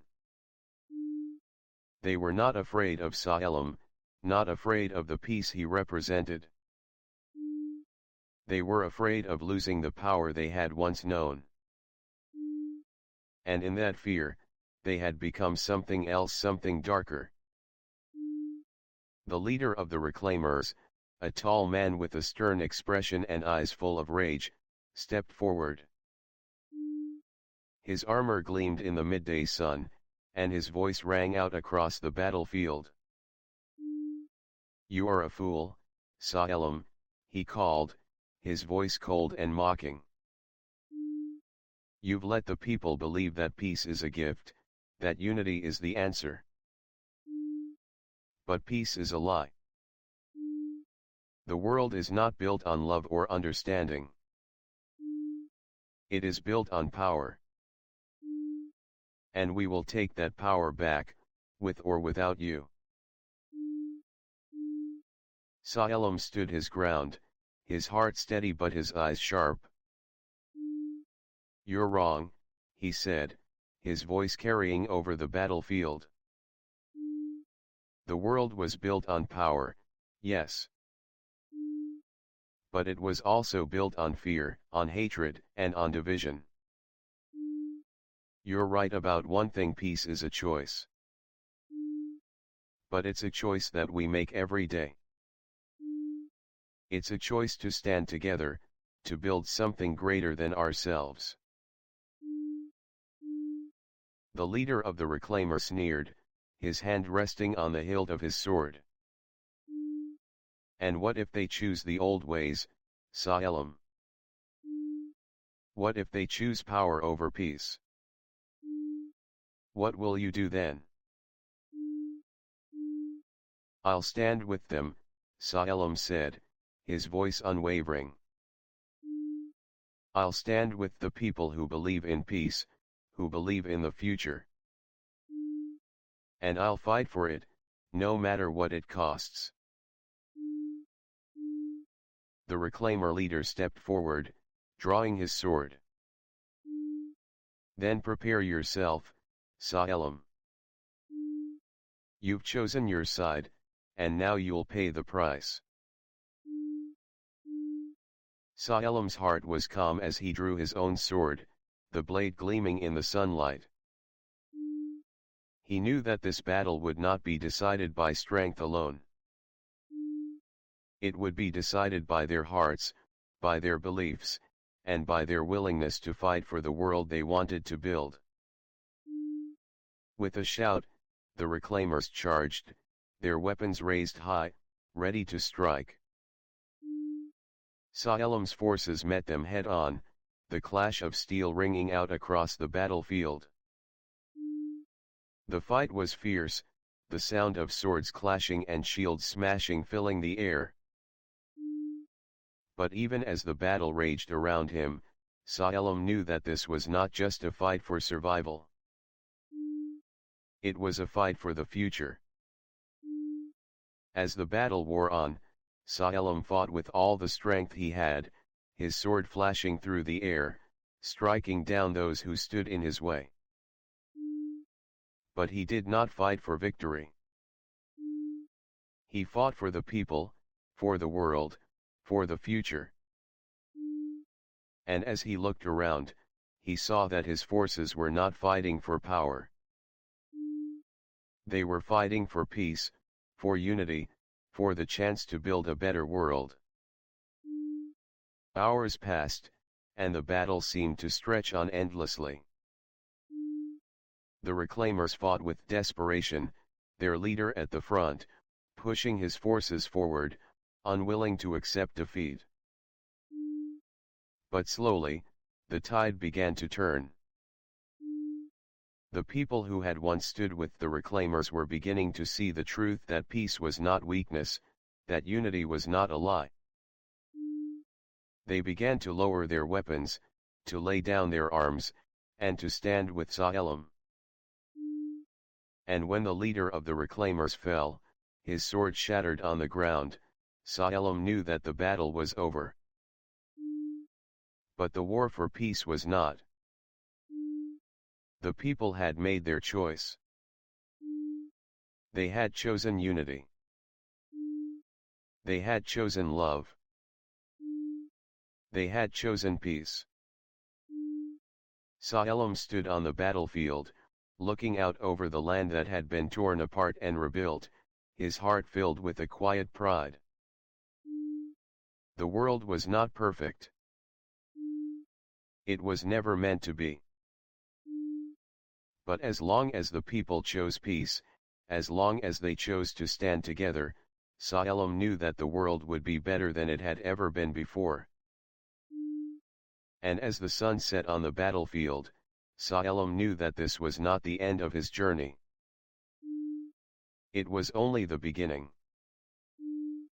The world was still fragile, but it was strong. The heart of the divide had been healed, and Saelim was no longer just a hero. He was a guardian, a protector of the peace that had been hard-won, and a symbol of the future that was still to come. 30. The Final Pact. The battle had been won, but Saelim knew that peace was not something that could be taken for granted. The reclaimers had been defeated, their forces scattered, but the scars of their rebellion remained. The victory they had fought for came at a great cost.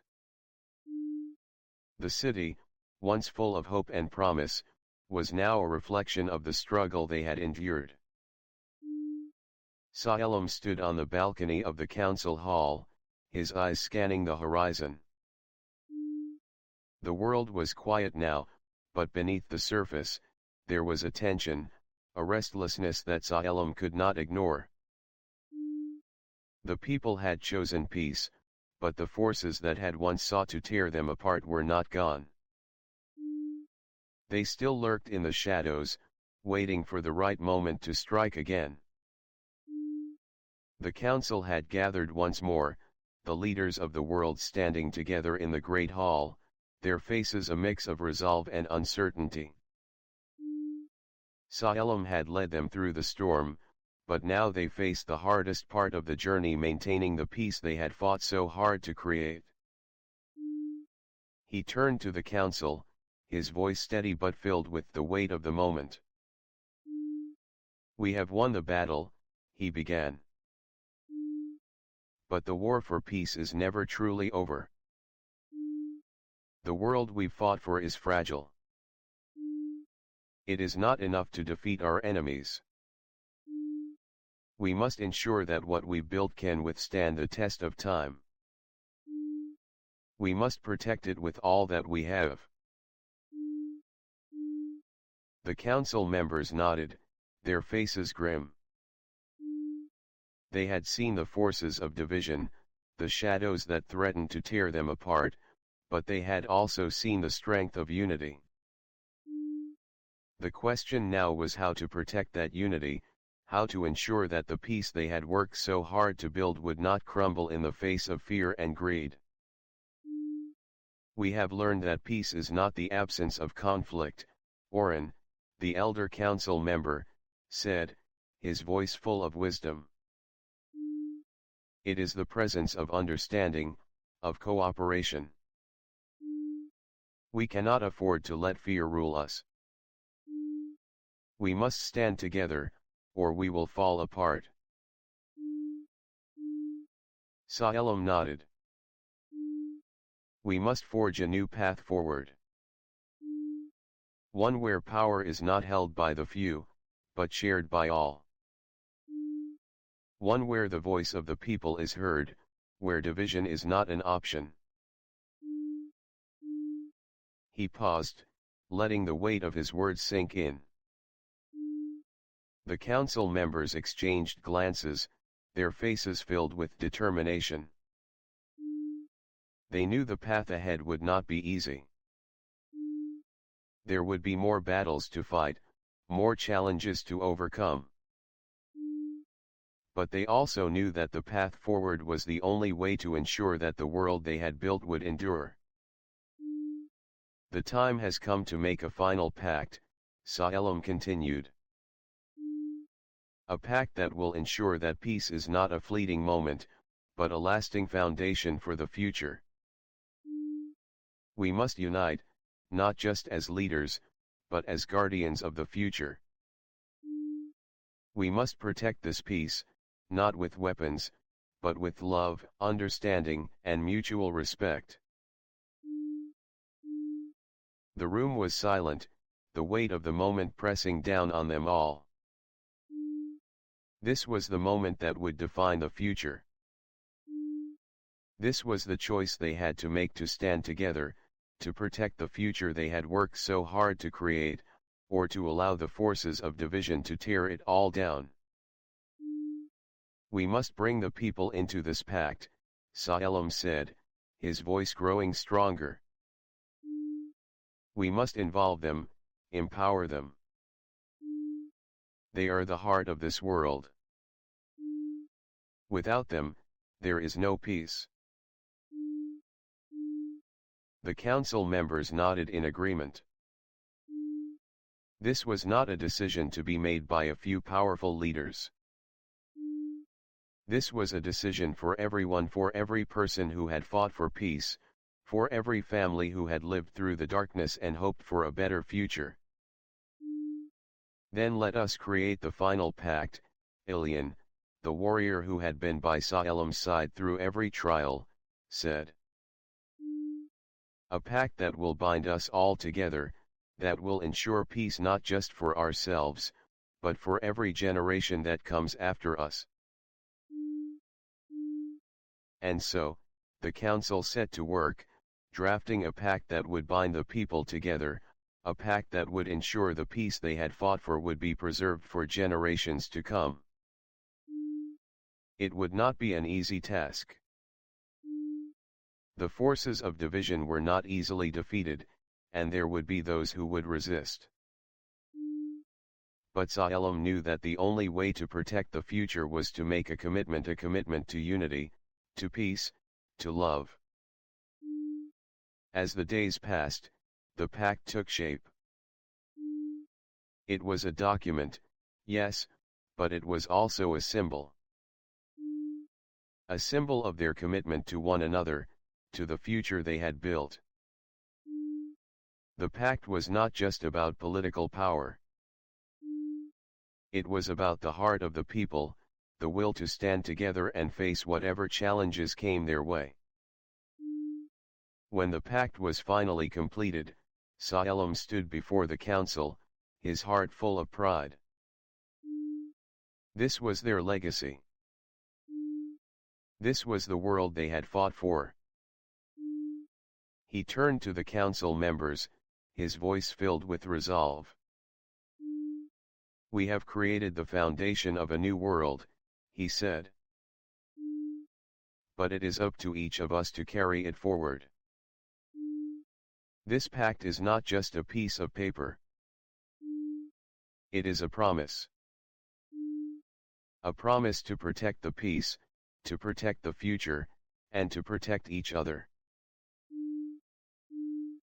With that, the council members signed the pact, their signatures a binding agreement to the future they had chosen. The people would follow, adding their own names to the document, each one committing to the cause of unity and peace.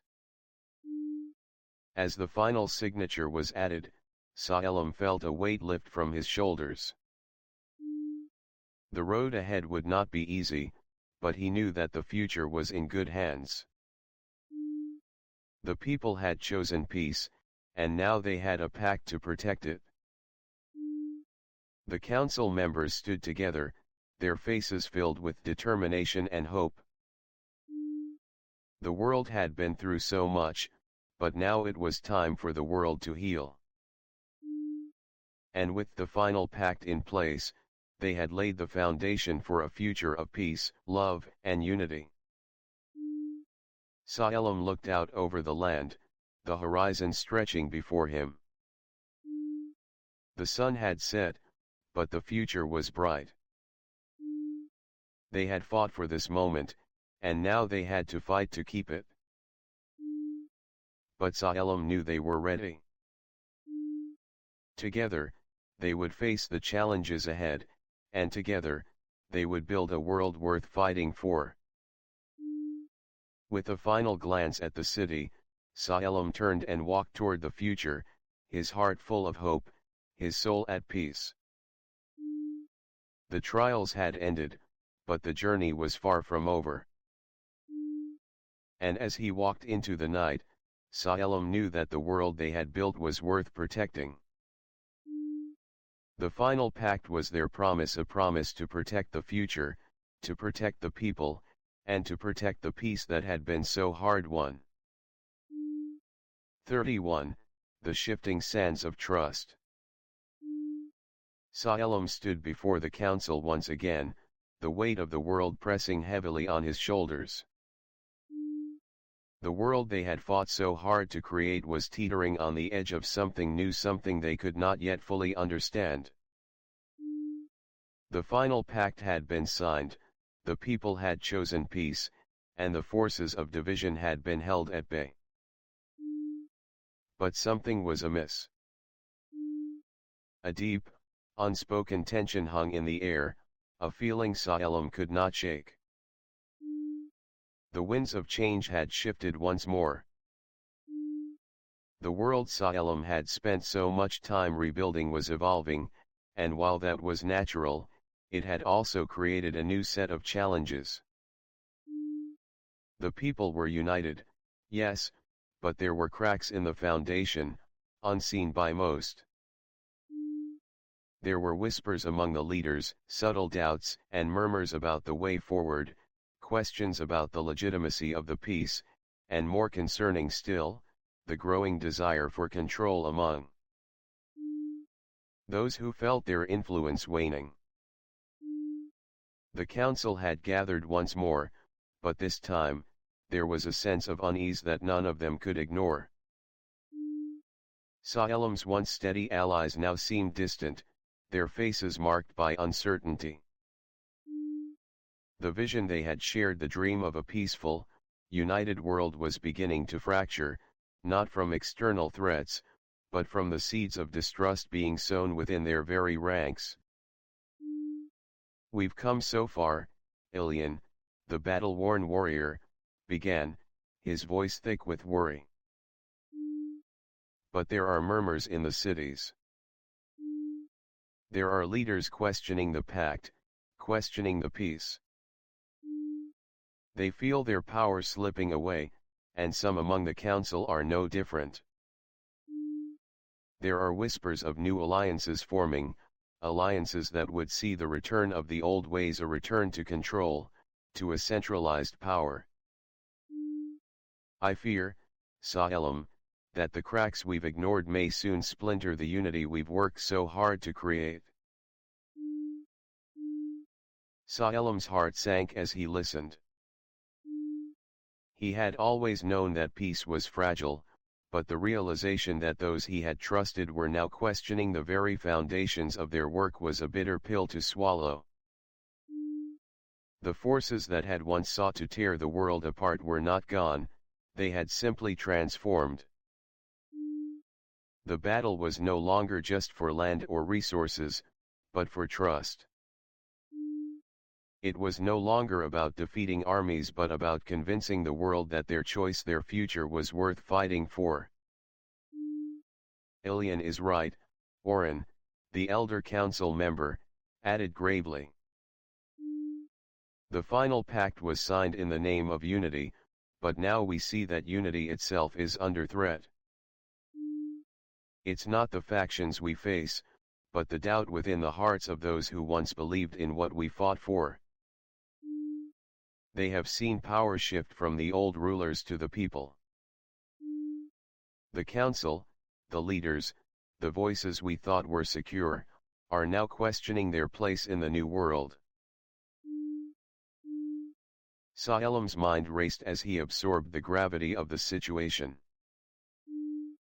He had fought for a world where power was not concentrated in the hands of the few, but shared by the many.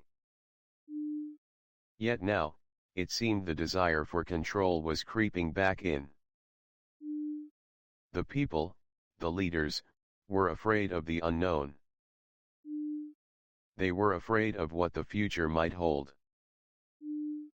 And in that fear, there were those who sought to exploit it, to return to the old ways of ruling through force, through fear. It's not enough to protect the peace from external threats, Salem said quietly, his voice firm. We now have to protect it from within. We have to remind the people why we chose peace, why we chose unity. We must show them that this is a world worth fighting for, and we must do it before the seeds of doubt take root. The council members looked at one another, their faces reflecting the same concern that Salem felt in his heart. This was not just about protecting the world from armies or monsters. This was about protecting it from the forces within, the doubts, the fears, and the ambitions that could tear them apart. We must go to the people, Salem continued. We must speak to them directly, remind them of what we stand for, show them the value of unity. And we must do it quickly, before the forces of division can gain a foothold. Ilian stepped forward, his expression resolute. But how, Salem? How do we show the people that the peace we've built is real, that it's worth fighting for, if they no longer believe in it? We show them through action, Salem replied. We lead by example. We continue to work, to build, to create. We do not give in to the fear that is rising. We show them that the strength of the people, the unity of the people, is what makes this peace last. It is not the power of kings or rulers. It is the power of all of us, working together. Oren's voice broke the silence. We must also consider what this means for the council. There are some within our ranks who may not share this vision. We need to confront this now, before it fractures the foundation of our unity. Salem nodded. I will speak to them. If there are those who doubt, then we must address it. We cannot afford to let division take root within the council itself. The peace we've fought for must be everyone's peace, not just the peace of a few. The council members agreed, and they began to make plans for their journey. They would travel to the cities, to the people, and remind them why they had fought for peace in the first place. They would confront the growing dissent head-on, not with force, but with the truth. As the council convened their forces, preparing to face the challenges that lay ahead, Salem felt the weight of the responsibility settle deeper into his bones. He had faced external enemies, forces of darkness, and shadowy factions. But now, the real test was internal. It was a test of trust, of belief in the ideals that had driven them to this point. And that was a much harder battle to fight. The next morning, Salem and the council set out on their journey. The people of the world needed to see them, to hear from them. The peace they had built was fragile, but with the right words, the right actions, Salem believed they could weather this storm. They traveled through villages, through cities, speaking to anyone who would listen. They gathered crowds in open squares, on hilltops, in town halls. They spoke not of power or politics, but of the unity that had brought them here, of the strength that came from working together. The world had been forged in the fires of conflict, but it could only be maintained through the fires of cooperation. And as they spoke, Salem could see it, the people were listening. The seeds of doubt that had been planted in the hearts of the disillusioned began to fade, replaced by something stronger, hope. They would not let fear take hold again. They would protect the peace, and together, they would build a future that was worthy of the sacrifices that had been made. As the final rally came to a close, Salem stood at the front, his heart swelling with pride. The storm had not passed, but the people had chosen to face it together. The future was uncertain, but with unity in their hearts, Salem knew they could face anything. They had chosen peace, and they would protect it. 31. The cost of unity. The journey was far from over. Though the world had emerged from the storm of division, the calm that followed was uneasy, fragile. The sun now set on a world Salem had shaped with his choices, his words, and his strength. But peace, as he had learned, was not something that could be won in a single victory. It was an ongoing battle, a battle for hearts, for minds, and for the future. Days passed since the council's journey to the cities, their efforts to unite the people against the rising dissent. The news from the field had been mixed. In some areas, the message of unity had been received with open arms. Crowds had gathered, cheering for the idea of a shared future, a world built on the values Salem and the council had fought for. But in others, the shadows of doubt and resistance grew stronger, and there were still whispers of rebellion, of factions unwilling to accept the new world order. Salem stood in the council hall, staring at the map of the world spread out before him. The cities were marked, the alliances forged and broken, and in the farthest corners of the world, there were signs of unrest. These were not the organized reclaimers they had faced before, but fragmented groups of rebels, former rulers, and factions who believed that the old ways could be resurrected. It was clear that peace, though necessary, was not universally welcomed. The message is not reaching all corners of the world, Oren said, his voice heavy with concern. The work we have done is being undermined in the outskirts. Some cities are beginning to feel abandoned, isolated. They are returning to their old ways, seeking power once again. Saelim's eyes narrowed. He had known this would not be easy, but seeing it so clearly, mapped out in front of him, made the weight of it all even more pressing. The forces of division, although not as organized as before, were still growing. And now, they were taking root not only in the hearts of the rebellious few but also in the minds of the people who felt disenfranchised by the changes. I should have expected this, Saelim muttered under his breath, more to himself than to the council. He had spent so much of his time thinking about the immediate threats, the battles that had defined his journey. But peace was not a one-time victory. It was a continuous fight, a fight against the human desire for control, for power, for certainty. How do we address this? Ilian asked, stepping forward.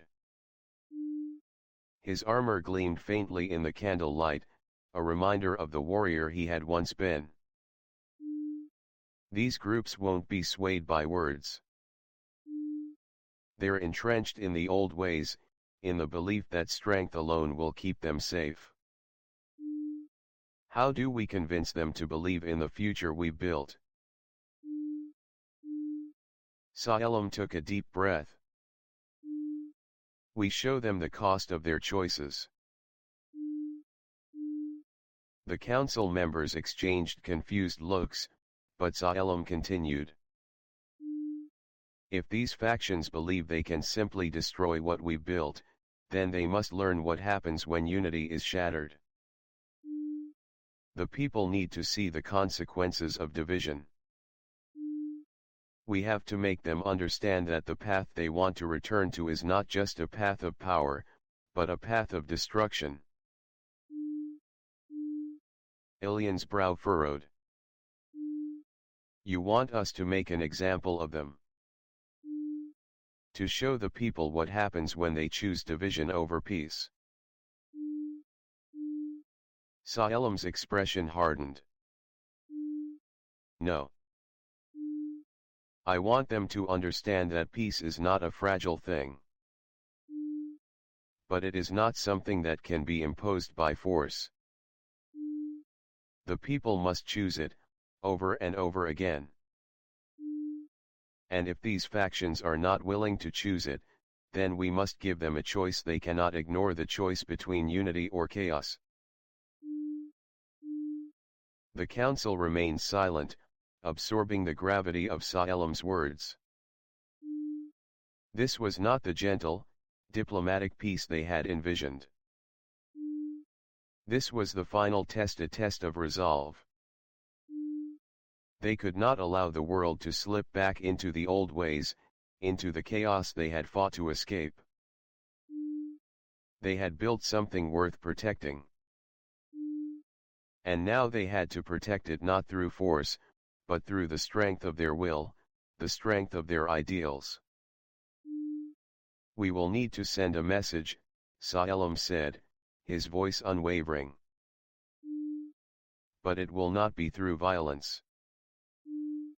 We will gather the people in the cities, remind them of what we built, and show them what happens when unity falters. If they want to return to the old world, then they will learn the price of doing so. The council members nodded, understanding the gravity of the decision. This was a fight for the soul of the world, a fight not against armies, but against the very essence of division.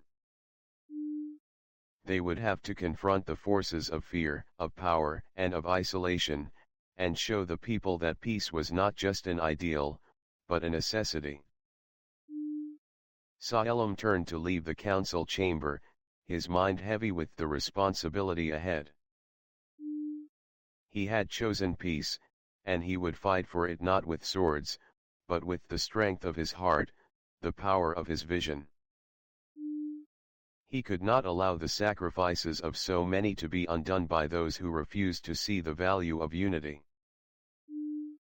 As he walked through the streets of the city, he could feel the eyes of the people upon him. Some were hopeful, others were uncertain. But they all looked to him, to the council, for leadership. They needed to see that this world, this new peace, was worth protecting. The people were ready for change, but they were also afraid. They feared the unknown, the world that had been promised to them, but which they had never known. Salem's journey had taught him many things, but the most important lesson was this: peace was not something that could be forced on people. It was something that had to be chosen, every day, by everyone. He reached the city square, where a large gathering had been organized. The people of the city had come together, ready to hear the message of unity that Salem and the council had been spreading.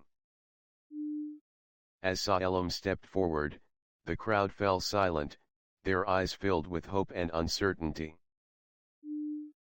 "This peace we built," Salem began, his voice carrying over the crowd, "is not the end.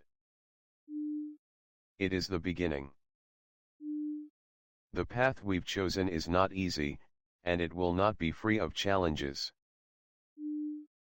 But I ask you, the people of this world, to stand with us. Stand with each other.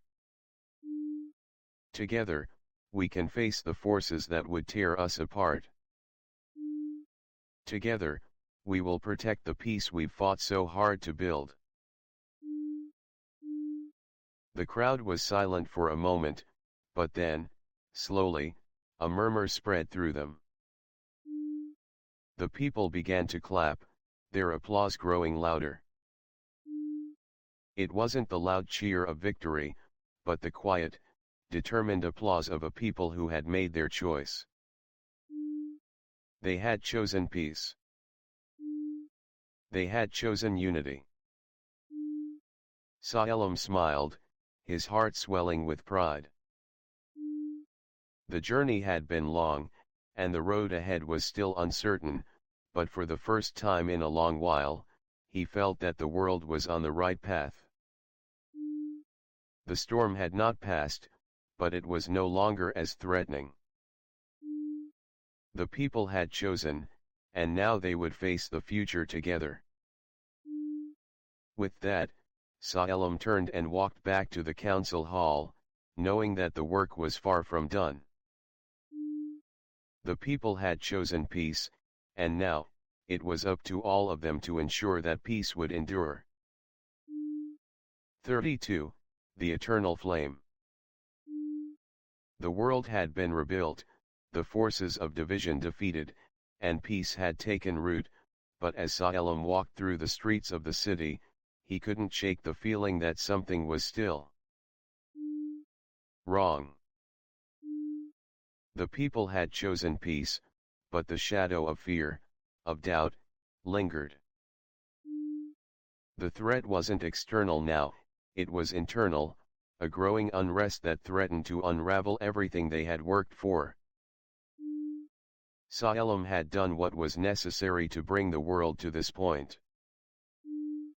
He had made the hard choices, faced down the darkness, and chosen peace. But now, he was forced to ask himself the question that had always been lurking in the back of his mind: was peace truly possible in a world as divided as theirs? The people had come together, Yes, but there were those who still clung to the old ways, the ways of power and control.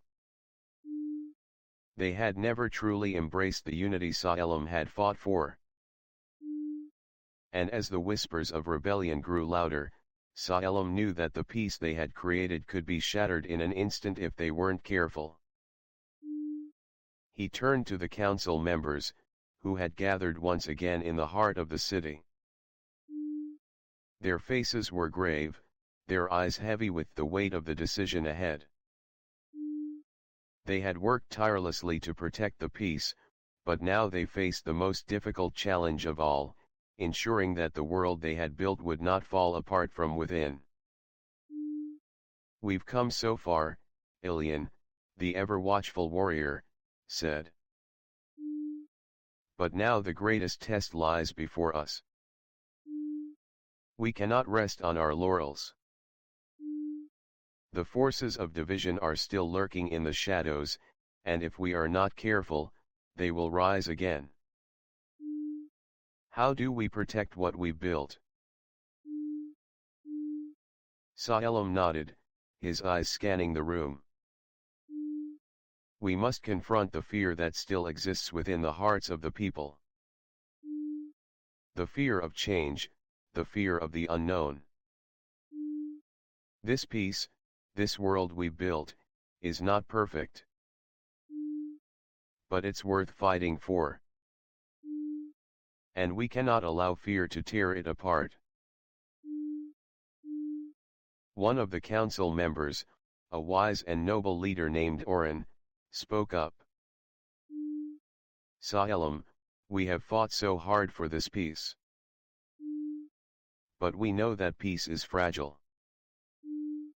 The people have chosen it, yes, but we cannot forget that it was not the absence of conflict that made this world better. It was the unity, the choice to stand together. That is what we must protect." The council members nodded in agreement. Salem could see the concern in their eyes. They had been through so much, and now, they were facing the hardest challenge yet, maintaining the peace. It was not just about defeating the forces of division, it was about continuing to inspire hope, to show the world that unity was stronger than division. Salem stood up, his heart resolute. "We need to show the world that peace is not just a dream. It is a choice. And it is a choice we must continue to make, every day. We must work to remind the people why we chose this path. We cannot let the darkness of fear creep back into our hearts." The council agreed. They would not fight with swords, but with words, with deeds, and with the power of unity. They would travel to the cities, to the people, and remind them of what they had built together. They would show them that peace was not just the absence of conflict, but the presence of understanding, of cooperation, of love. Salem knew that the work ahead would not be easy. The forces of division were not just external threats, they were internal, born from the fears and insecurities that still lingered in the hearts of the people.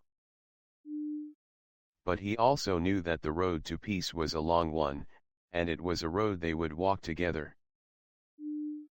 The council set to work, gathering the people, organizing rallies and gatherings in the cities. Salem and Ilian traveled with them, speaking to the crowds, reminding them of the choices they had made, of the future they had chosen. They would not be passive in this battle. They would stand together, united in their commitment to peace. But even as the council worked tirelessly to protect the peace, Salem could feel the tension in the air. There were those who still resisted, who sought to undermine the unity they had fought so hard to build. The forces of division, though diminished, were not gone. And as the days passed, Salem knew that the real challenge was not defeating these forces, but maintaining the strength of the ideals they had fought for. One evening, after a long day of speaking with the people, Salem found himself alone in the quiet of the council chambers. The weight of the world pressed down on him, and as he gazed out of the window at the city below, he could feel the burden of the choices still to come. He had led them to this point, but now, he had to ensure that the flame of peace would not be extinguished. He had chosen peace, but peace was not something that could be taken for granted. It was something that had to be protected, something that had to be passed on.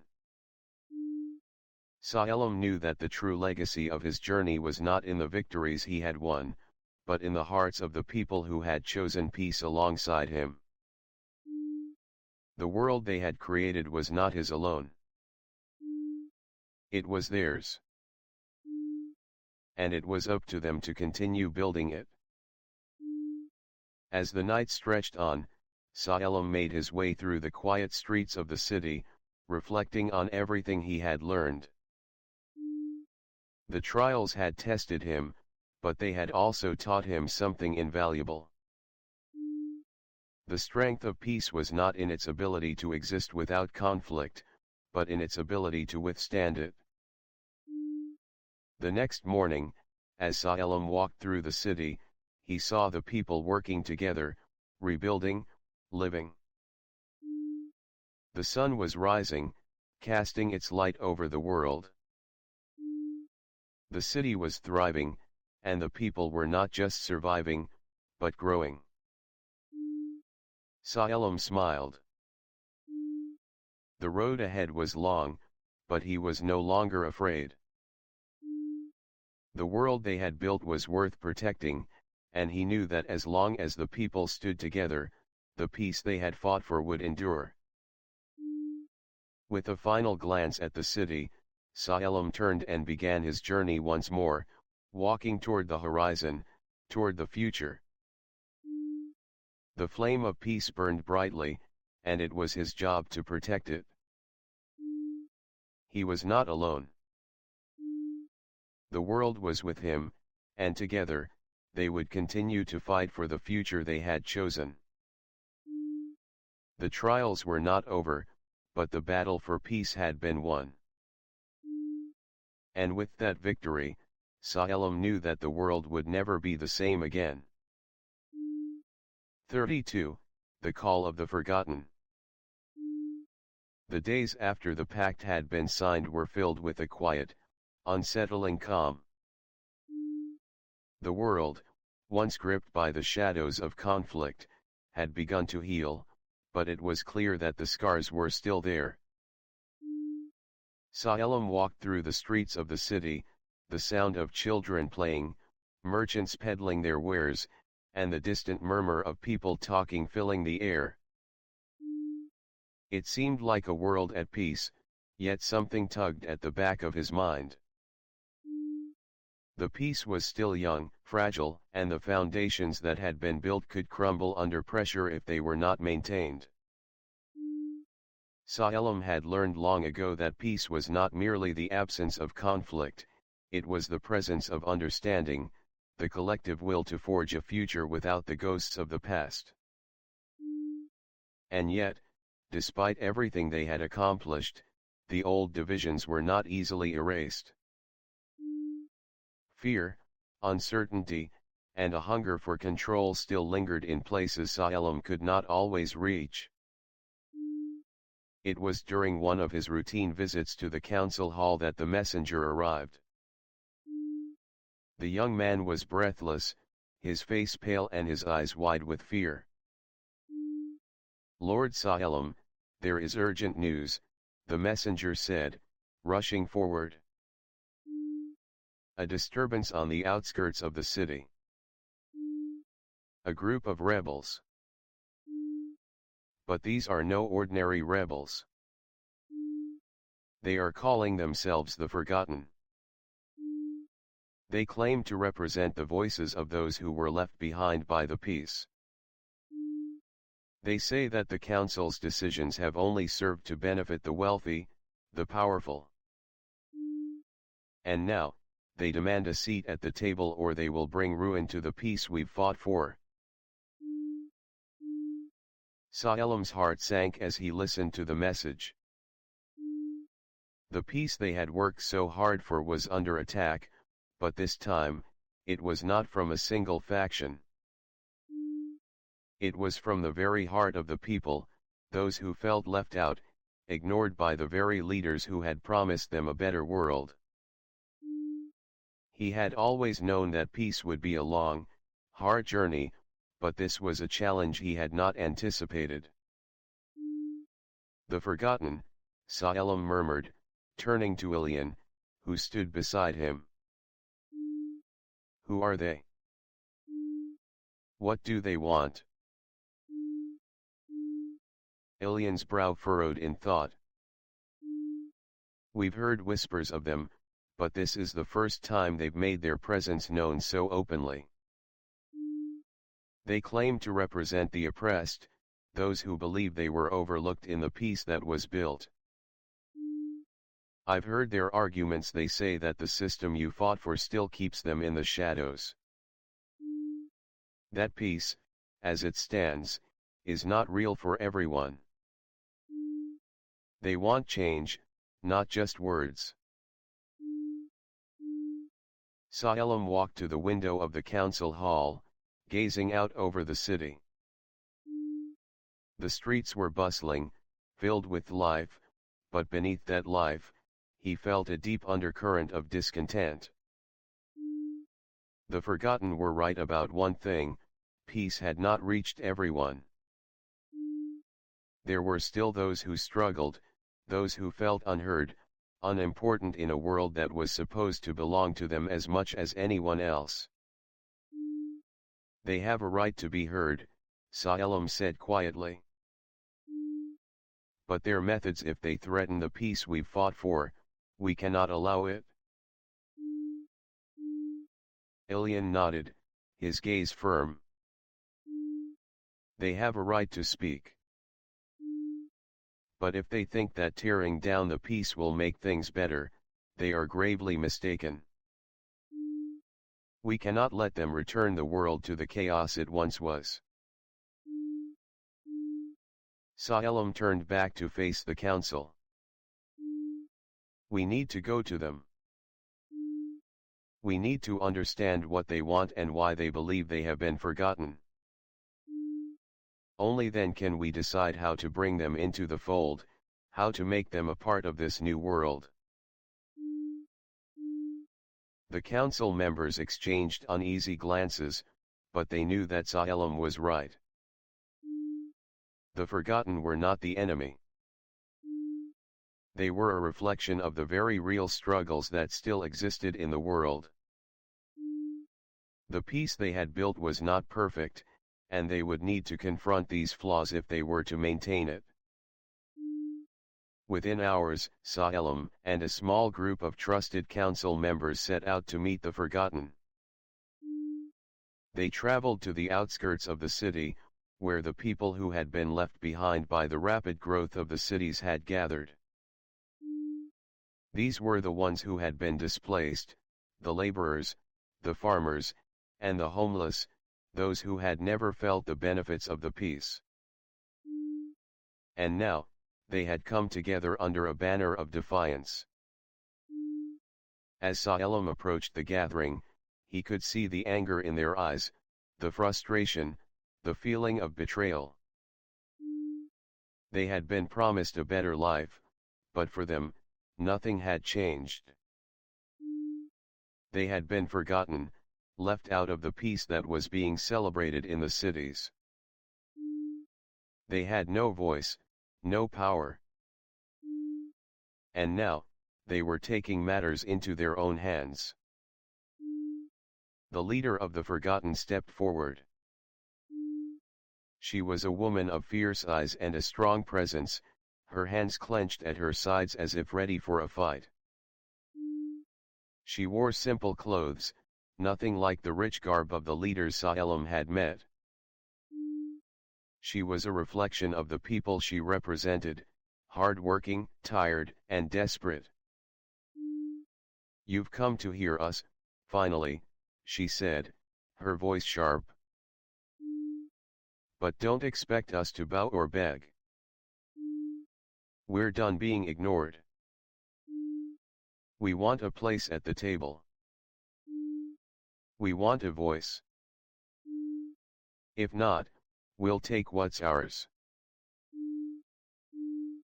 Salem stepped forward, his voice steady. "I hear you. I hear your pain, your anger. And you have every right to be heard. But tearing apart the peace we built will not give you what you seek. It will only bring us back to a place of fear and suffering." The woman's gaze hardened. "You speak of peace, but where is it? Where is it for us? We work, we toil, we struggle, and yet, we are invisible. Your peace means nothing if it doesn't reach everyone. You want us to stay quiet, to accept the crumbs you throw our way, but we won't. Not anymore." Salem took a deep breath, choosing his words carefully. "I never intended for anyone to be left behind. This peace is for all of us. But I see now that we have made mistakes. We need to fix them. We need to listen, and we need to work together." The woman looked at him, searching his face for sincerity. "Words are empty. Action is what matters." Salem nodded. "I agree. We will work together to find a solution. We will rebuild, and we will ensure that everyone has a seat at the table. This peace is not complete until every person has the chance to be heard." The woman paused, her eyes softening slightly. "You speak well. We will see if you follow through." And so, a tentative truce was made. The forgotten would return to their homes, but Salem had promised that they would be given a voice, that their concerns would be addressed.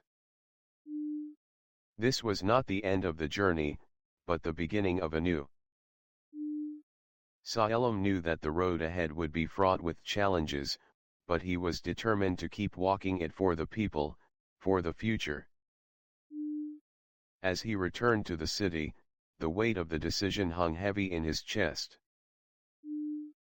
The world had changed, yes, but it was clear that the battle for peace was not just one of defeating external threats. It was a battle to heal the divisions within. The forgotten had shown him that peace was not a static thing. It was a living, breathing force, and it required constant care, constant attention, and above all, constant action. And as Salem walked back through the streets of the city, he knew that this was the true test of his journey. It was not enough to have chosen peace. He would have to work every day to ensure that the peace they had fought for was real, that it reached every person, every corner of the world. The journey was far from over, but with each step, Salem felt a little closer to the world he had always dreamed of. 33. The Roots of Division. The road ahead was uncertain. The peace that Salem and the council had fought so hard to create was still fragile. It was no longer just about facing external enemies, or even the divided factions that had attempted to tear them apart. The real battle now was for the hearts of the people. Despite the success of their mission to unite the cities and the peaceful promise of the final pact, the cracks of division were still there, buried deep. Some in the cities felt that their voice had been ignored in favor of the elite, while the laborers, farmers, and disenfranchised still struggled with the promise of a better future. Though unity was the goal, the harsh reality of achieving it lay not just in action but in the deep emotional chasms that still remained unhealed. As Salem wandered through the streets of the capital, he could sense the weight of those cracks beneath the surface. The world was not in chaos, no, but it was not entirely at peace either. The tension in the air was subtle, like the quiet before a storm. He could feel the impatience growing within some parts of the city, while others still clung to old fears. The peaceful cityscape he had hoped would be a permanent fixture was now a facade that hid the discontent and uncertainty in people's hearts. The celebration of their victory had been loud and jubilant, but now it was quieter, more cautious. The people were questioning. Was this the peace they had been promised? Was it truly enough? Salem's thoughts were interrupted when he received a summons from the council. It was time for another meeting, but this time, it felt different. There was an urgency in the request, a weight Salem could not ignore. As he arrived at the council hall, he noticed the council members were already gathered. The tension was palpable, and the silence in the room was heavy. "I'm glad you're here, Salem," Oren said, his voice grave. "We have a serious issue on our hands. It seems that the work we've done is being tested in ways we never anticipated." Salem took a seat, his gaze steady as he looked at each member of the council. "What is happening?" he asked, his voice calm despite the storm brewing inside him.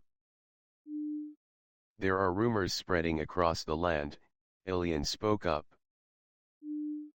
"Whispers of rebellion, yes, but not from the factions we dealt with before. This is something different. People in the farthest regions, those who felt that the cities and the elite were controlling the peace, have begun to gather once again." "Are they organizing into factions?" Salem asked. "No," Ilian replied, shaking his head. "They're not forming armies. It's more insidious than that. They are taking the shape of movements, calls for reform, demands for a better distribution of power. But their rhetoric, it's divisive. They're calling for a return to the old ways, the days when the people had more control. They claim that the peace is a lie because it only benefits those who had power in the past." Salem stood up, his mind racing. "This isn't just about division anymore. This is about how we've shaped the peace. It's not just the presence of peace, it's about the nature of that peace." Oren nodded somberly. "Exactly. And as much as we've fought for unity, some people still feel like they are being left behind, that the promises made to them are being ignored. They're starting to believe that the peace is a false hope, a dream that benefits only the privileged few. And they're growing louder." Salem walked to the window, staring out at the horizon. The sun was beginning to set, the colors of twilight casting long shadows across the land. The city was beautiful, but in its beauty lay an undercurrent of discontent. He knew that the promise of peace had been far-reaching, but now he realized that peace was more than just an agreement, it was a state of being that had to be lived by every individual. "What do you suggest we do?" Salem asked, turning back to face the council. "We need to go to the people," Oren said. "But this time, we cannot simply speak to them from the council chambers. We need to listen to them. The people don't feel heard. It's not enough to promise them peace. We must show them that this peace includes everyone, that no one is left behind."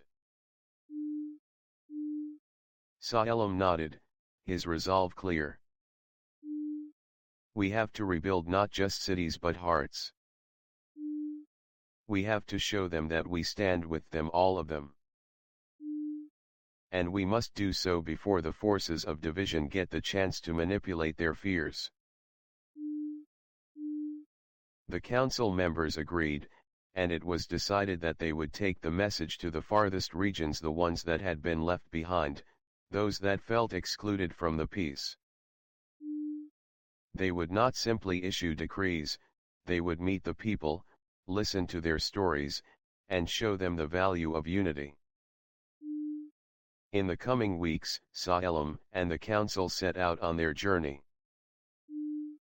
They traveled to remote towns and villages, speaking to the people directly, listening to their concerns, and hearing the pain of those who felt that the world they were building was not for them. The streets were filled with murmurings of distrust, and in some places, there were outright protests. The factions were no longer just shadows in the distance, they had taken root in the hearts of the people. Salem and Ilian moved through these regions, addressing concerns, answering questions, and slowly beginning to rebuild the trust that had been lost. They spoke of the unity they had fought for, of the strength that came from standing together, but they also acknowledged the mistakes they had made, the promises they had failed to keep. They reminded the people that they were not just building a world for the privileged, but for everyone, for those who worked the land, who lived in the shadows of the cities, for those whose voices had once been drowned out by the noise of war. It was not an easy task.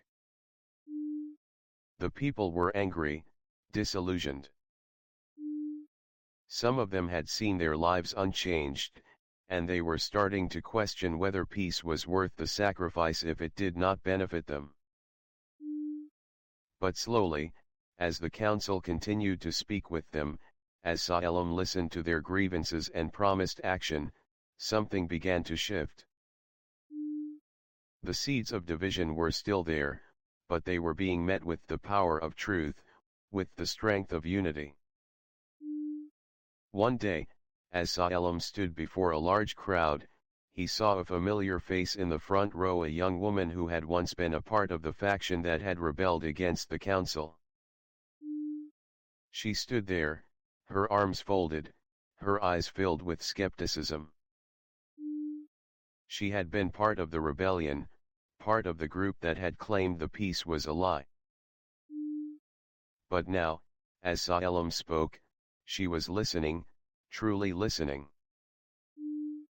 When the speech ended, she approached him, her expression uncertain. "You've changed," she said softly. Salem smiled, feeling the weight of his words sink in. "I've learned. We've all learned." She nodded, her eyes softening. "I wanted to tear everything down. But now I see. We have to rebuild it together." Salem placed a hand on her shoulder. "Yes, together." and as the sun set behind them, Sa-Elam felt a deep sense of peace. It wasn't the peace of a battlefield won, nor was it the peace of promises made. It was the peace of hearts coming together, of people recognizing their shared humanity and choosing to stand together. The journey was far from over, but with each step, the world was moving closer to the vision he had fought for. The heart of the divide was not the people, but the fear that held them apart. And Sa-Elam, with the strength of unity, would continue to show them that peace was worth fighting for. 33. The Shifting Alliances. The peace that Sa-Elam had fought for had become a fragile equilibrium, balanced on the fine line between unity and division. The world had begun to rebuild, but with the forces of division still whispering in the shadows, it was clear that maintaining the peace would require more than just the will of a few leaders. The people had chosen peace, yes, but peace was not something that could be won in a single moment. It had to be continuously nurtured, guarded, and protected. Sa-Elam had seen the first signs of trouble during his travels. The forgotten had made their presence known, and while some of the rebellion had been quelled, the seeds of unrest remained. There were factions forming, some calling for a return to old power structures, others pushing for radical reforms that threatened to undo everything they had worked for. As he walked through the now quiet streets of the city, Sa-Elam couldn't help but feel the unease that hung in the air. People moved with purpose, but there was a tension beneath their steps, a sense of uncertainty that had not been present before. He had spent his life fighting battles that were visible enemies with swords, armies with banners. But now, the battle was different. It was a battle of ideas, a battle for the very soul of the world they had fought to create. He had returned to the council hall after weeks of speaking with the people, addressing their concerns, and assuring them that their voices mattered. But no matter how much he spoke, no matter how much progress they made, the cracks remained. He could feel it in the faces of the council members, in the way they looked at each other, hesitant and unsure. The forces of division were no longer just in the streets, they had entered the halls of power, where decisions were made. The council gathered once again in the grand hall, and Sa-Elam could feel the weight of the moment.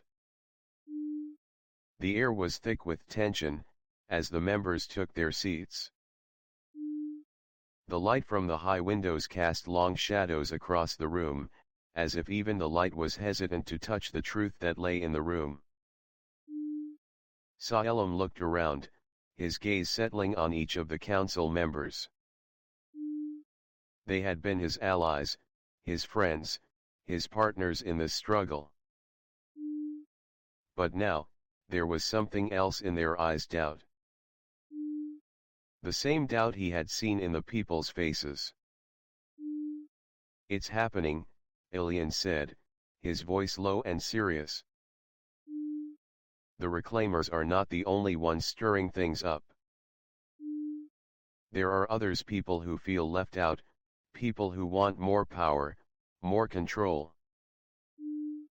We can't ignore it any longer." Sa-Elam's heart sank. He had feared this moment, when the forces of division would begin to take hold of the very people who had once fought for peace. It was not just the external threats that they had to worry about, but the internal fractures, the mistrust, the fear that had begun to spread in places he couldn't reach. "The peace we fought for," Oren said, his voice heavy with the weight of years of wisdom, "was never going to be easy to maintain. But now we face a new challenge. The people who have come together are being torn apart by their own fears and ambitions. And the ones who once stood with us are now questioning everything we've done. Salem nodded slowly. He had known this day would come. They had built a world, but it was a world full of people, full of contradictions. The peace they had fought for was not something that could be easily sustained. It required constant effort, constant vigilance. What do we do? Ilian asked, his voice tinged with frustration. How do we fight these forces when they're inside our very walls? Salem thought for a moment, his gaze shifting to the map of the world laid out before him. The cities, the villages, the distant lands where the seeds of rebellion had begun to sprout, it was all there, drawn in ink and light. He could see the path ahead, but it was unclear. The lines of division had begun to blur, and the world they had fought for now seemed uncertain. We can't fight these forces with the same methods we've used before, Salem said, his voice steady, though his heart felt heavy. We need to lead by example. We need to show the people that this peace is worth fighting for. We need to unite, not just with words, but with actions. One of the council members, a woman named Yara, spoke up.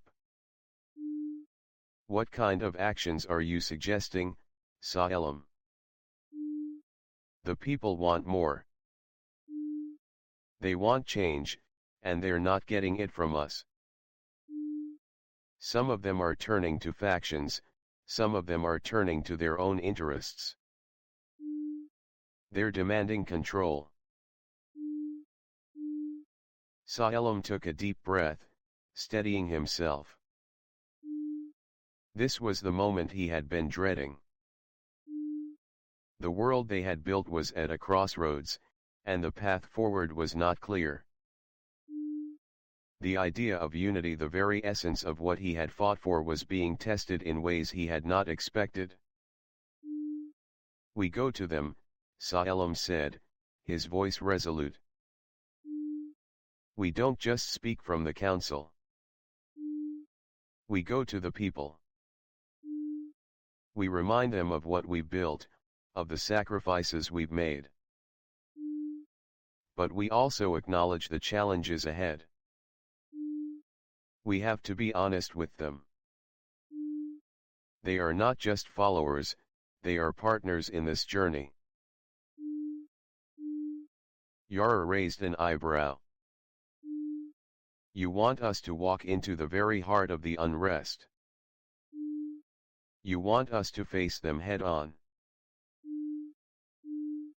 Yes, Salem said, his gaze unwavering. We cannot hide behind our titles or our power.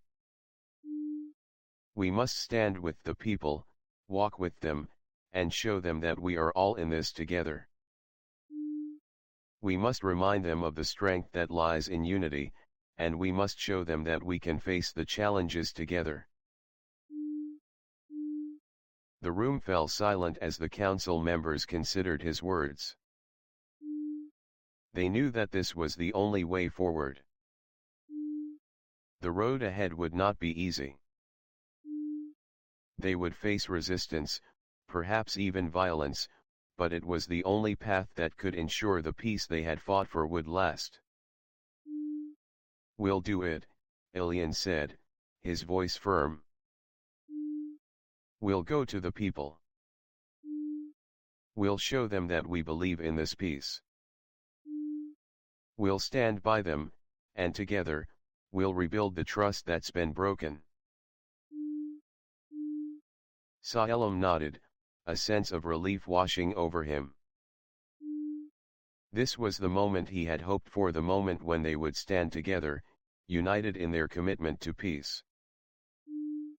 The forces of division could not be defeated with force. They could only be defeated with the strength of their unity, with the power of their shared ideals.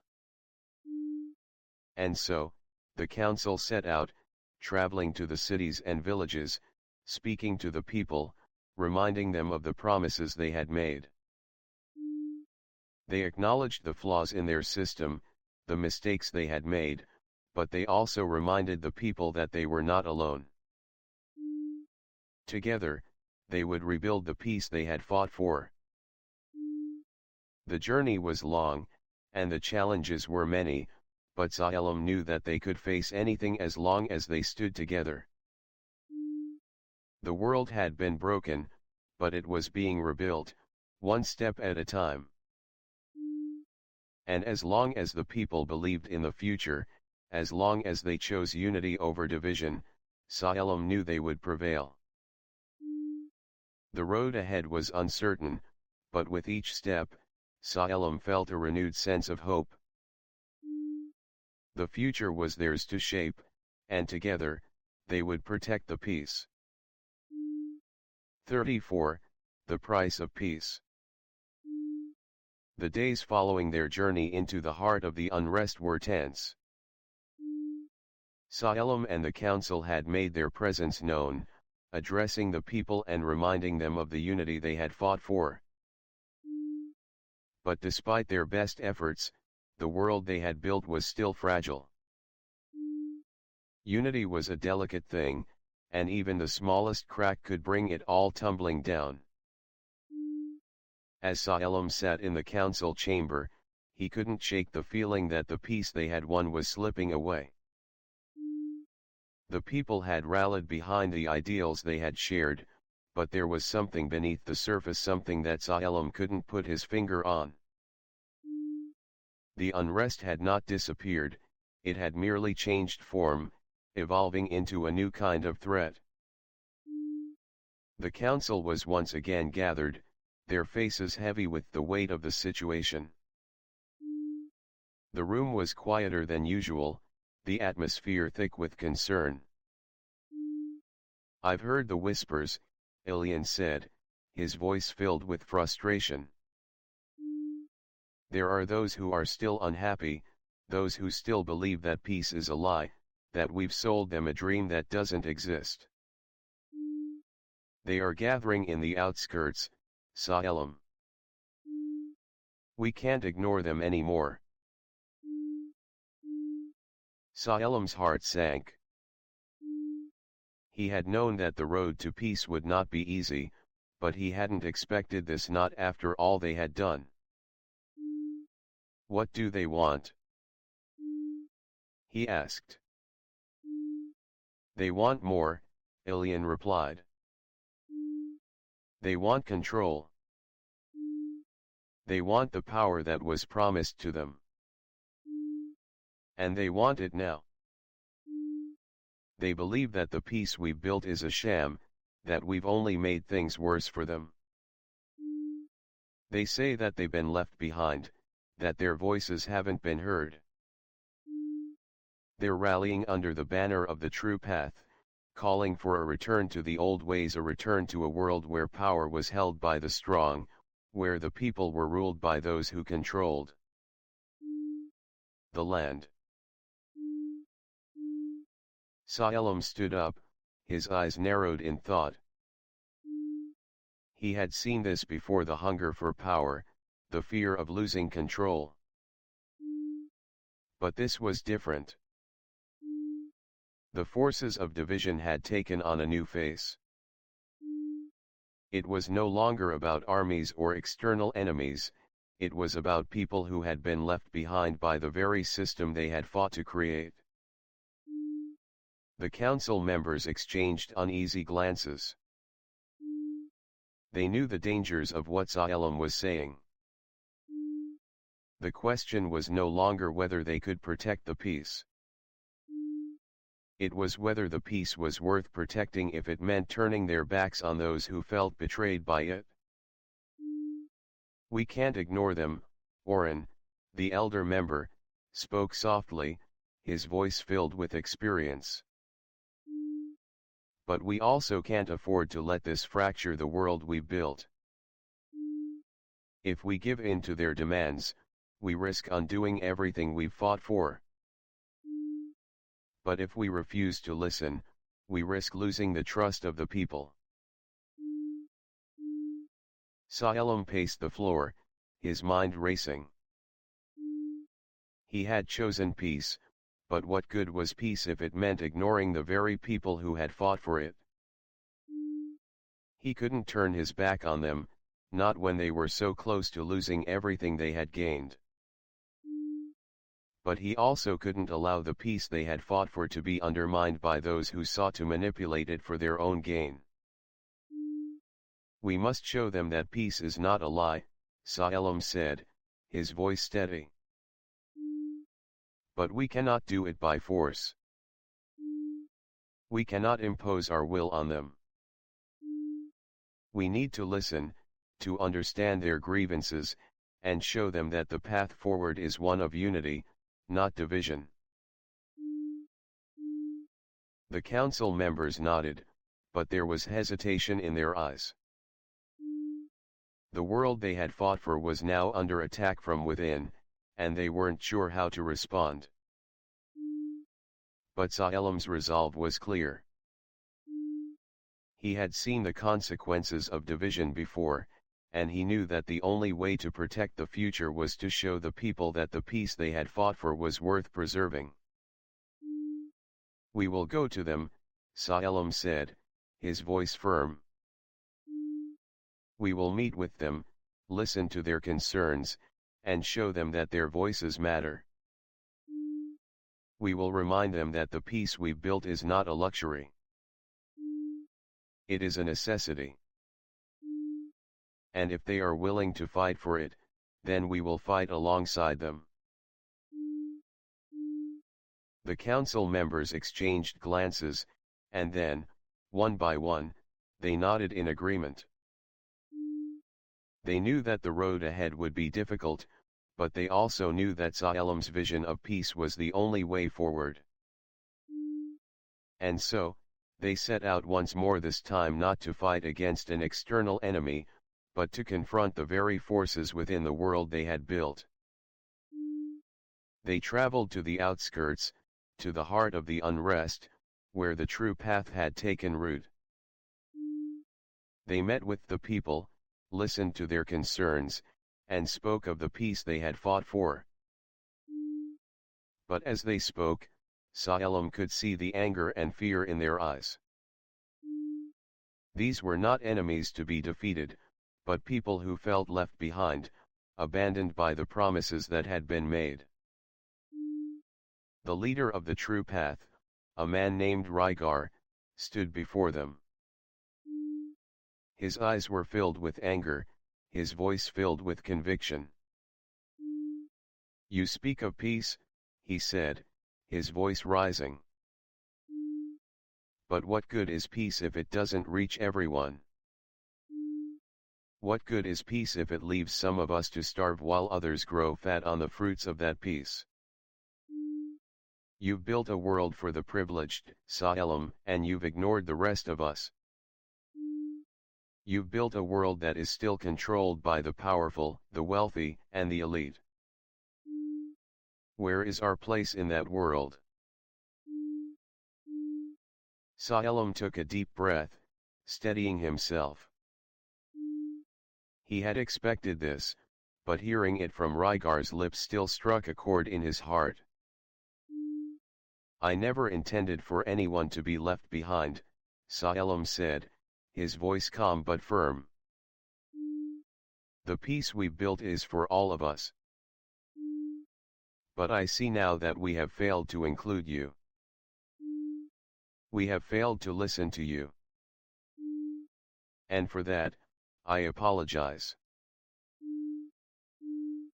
Rygar's eyes narrowed. Your words are hollow, Salem. We don't need apologies. We need change. We need a seat at the table. We need power, not promises. Saelim nodded slowly. You're right. We need to change. We need to ensure that the peace we built is for everyone, not just the powerful. And I promise you, we will work together to create a system that includes all voices, that ensures everyone has a place in the world we've created.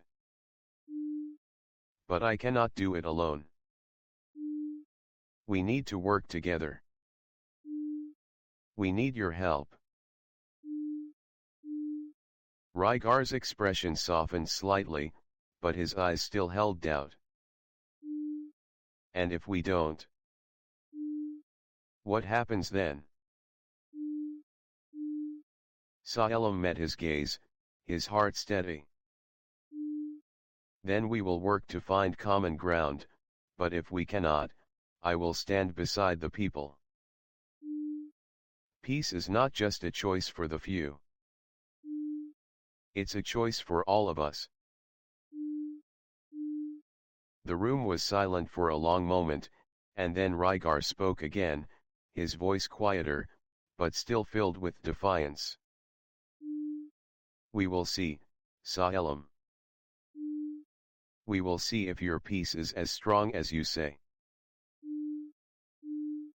With that, the true path leader turned and walked away, leaving Saelim standing in the center of the gathering, the weight of the world on his shoulders. He knew that the battle for peace was far from over. The world was still fragile, and the forces of division were not easily defeated. But as Saelim looked around at the people, the council, the leaders who stood with him, he felt a surge of hope. The world had chosen peace, and as long as they stood together, that peace would endure. The road ahead was long, and there were many challenges yet to come. But Saelim knew that the journey was worth it. The legacy of their work, of their commitment to peace, would live on. And as long as they chose unity over division, love over hate, they would build a future that was stronger than any force that sought to tear it apart. 34. The Price of Peace. The winds were shifting again. Saelim could feel them, the subtle change in the air, the unease that once again threatened to tear apart everything he had worked so hard to build. The world he had helped to create, the peace he had fought for, was fragile. He had known this, of course, but now it was clearer than ever before. The forces of division were not just outside. They were inside, in the hearts and minds of those who felt left behind, of those who couldn't see the future the same way he did. The council had returned from the outskirts, their faces somber, and the reports they brought were unsettling. The forgotten had grown larger, more organized, and their calls for change had found an audience. While many still rallied behind the ideals of unity and peace, more and more people were questioning whether the system they had built was truly fair. Were the leaders truly representing everyone? Were the promises of peace really being fulfilled, or was the world Saelim had envisioned nothing more than a fleeting illusion of security for the privileged? As Saelim sat in the council chamber, the weight of it all pressed on his shoulders. The work was far from finished. The world was on the brink of change, and the question was no longer whether peace would last, but who it would last for. The world had grown accustomed to the idea of peace, but peace could not thrive in a divided world. And division was creeping in once again. He turned to face the council, his gaze steady but filled with the fatigue of a leader who had seen his ideals challenged time and again. We cannot afford to ignore this, not anymore, Saelim said, his voice low but resolute. The forces of division have not been vanquished. They've merely gone underground, and now they're rising again. The forgotten believe that the peace we fought for is a lie. And in many ways, they are right. Not everyone has benefited from it. One of the council members, a woman named Lysandra, spoke up. Salem, we've done everything we can. The peace we fought for is the foundation of this world. We can't simply tear it down because a few have been left out. Salem sighed. No, we can't tear it down. But we must listen. We must understand their grievances. There is still a gap between the people, the cities, and the outer regions. The promise of peace was never just about the absence of war, it was about making sure that every single person in this world has a voice, has a place. Another council member, Aran, nodded thoughtfully.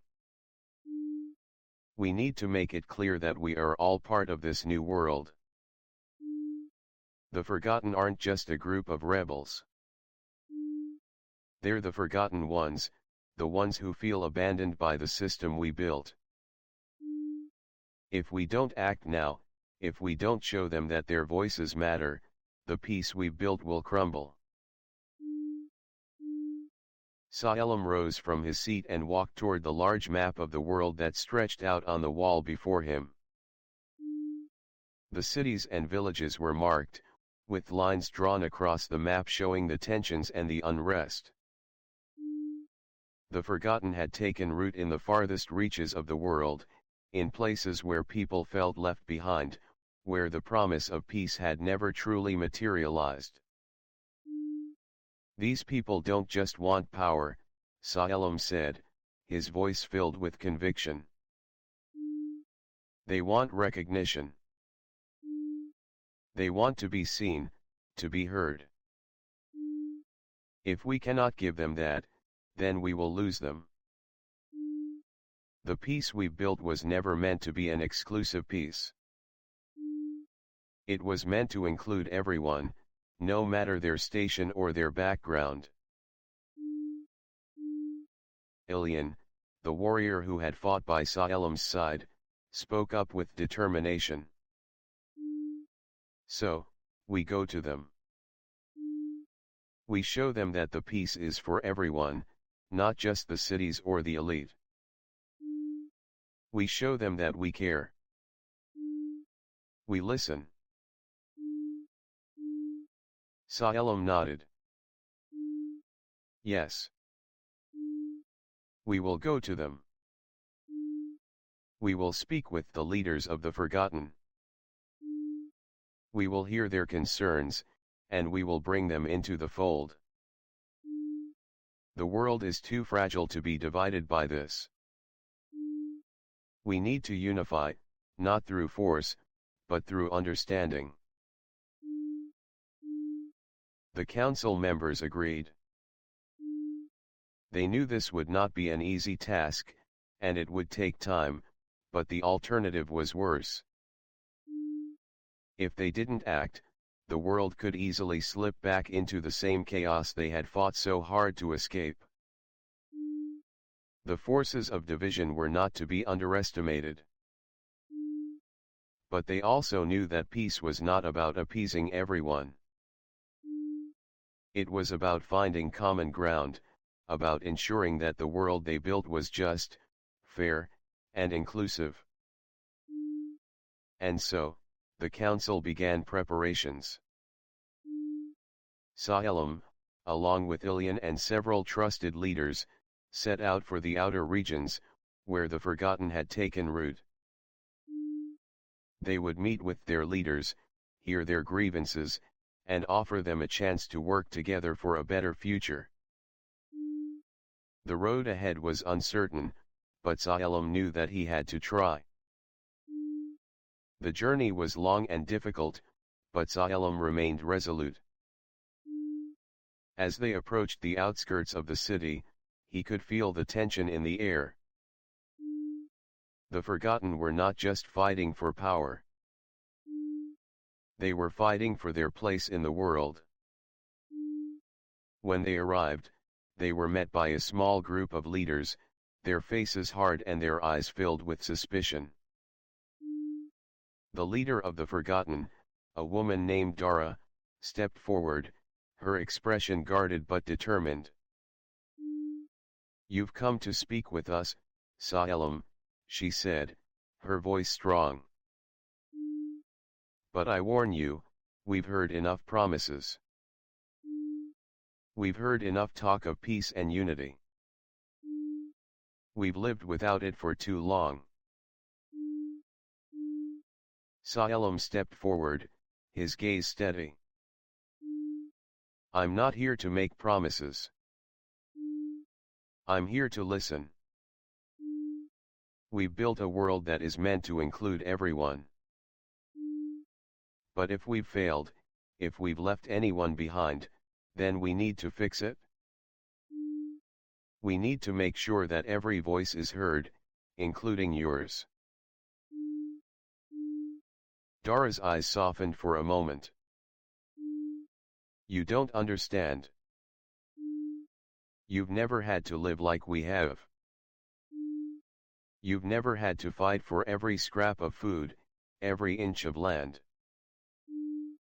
The peace you've built is for those who already have everything. But what about us? What about the ones who've been forgotten?" Salem's heart ached as he listened to her words. He had fought for peace, but he hadn't realized how much more there was to do. It wasn't just about building a world free from war. It was about building a world where everyone had a place, where everyone felt like they mattered.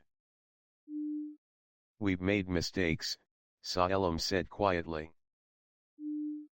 "And for that, I apologize.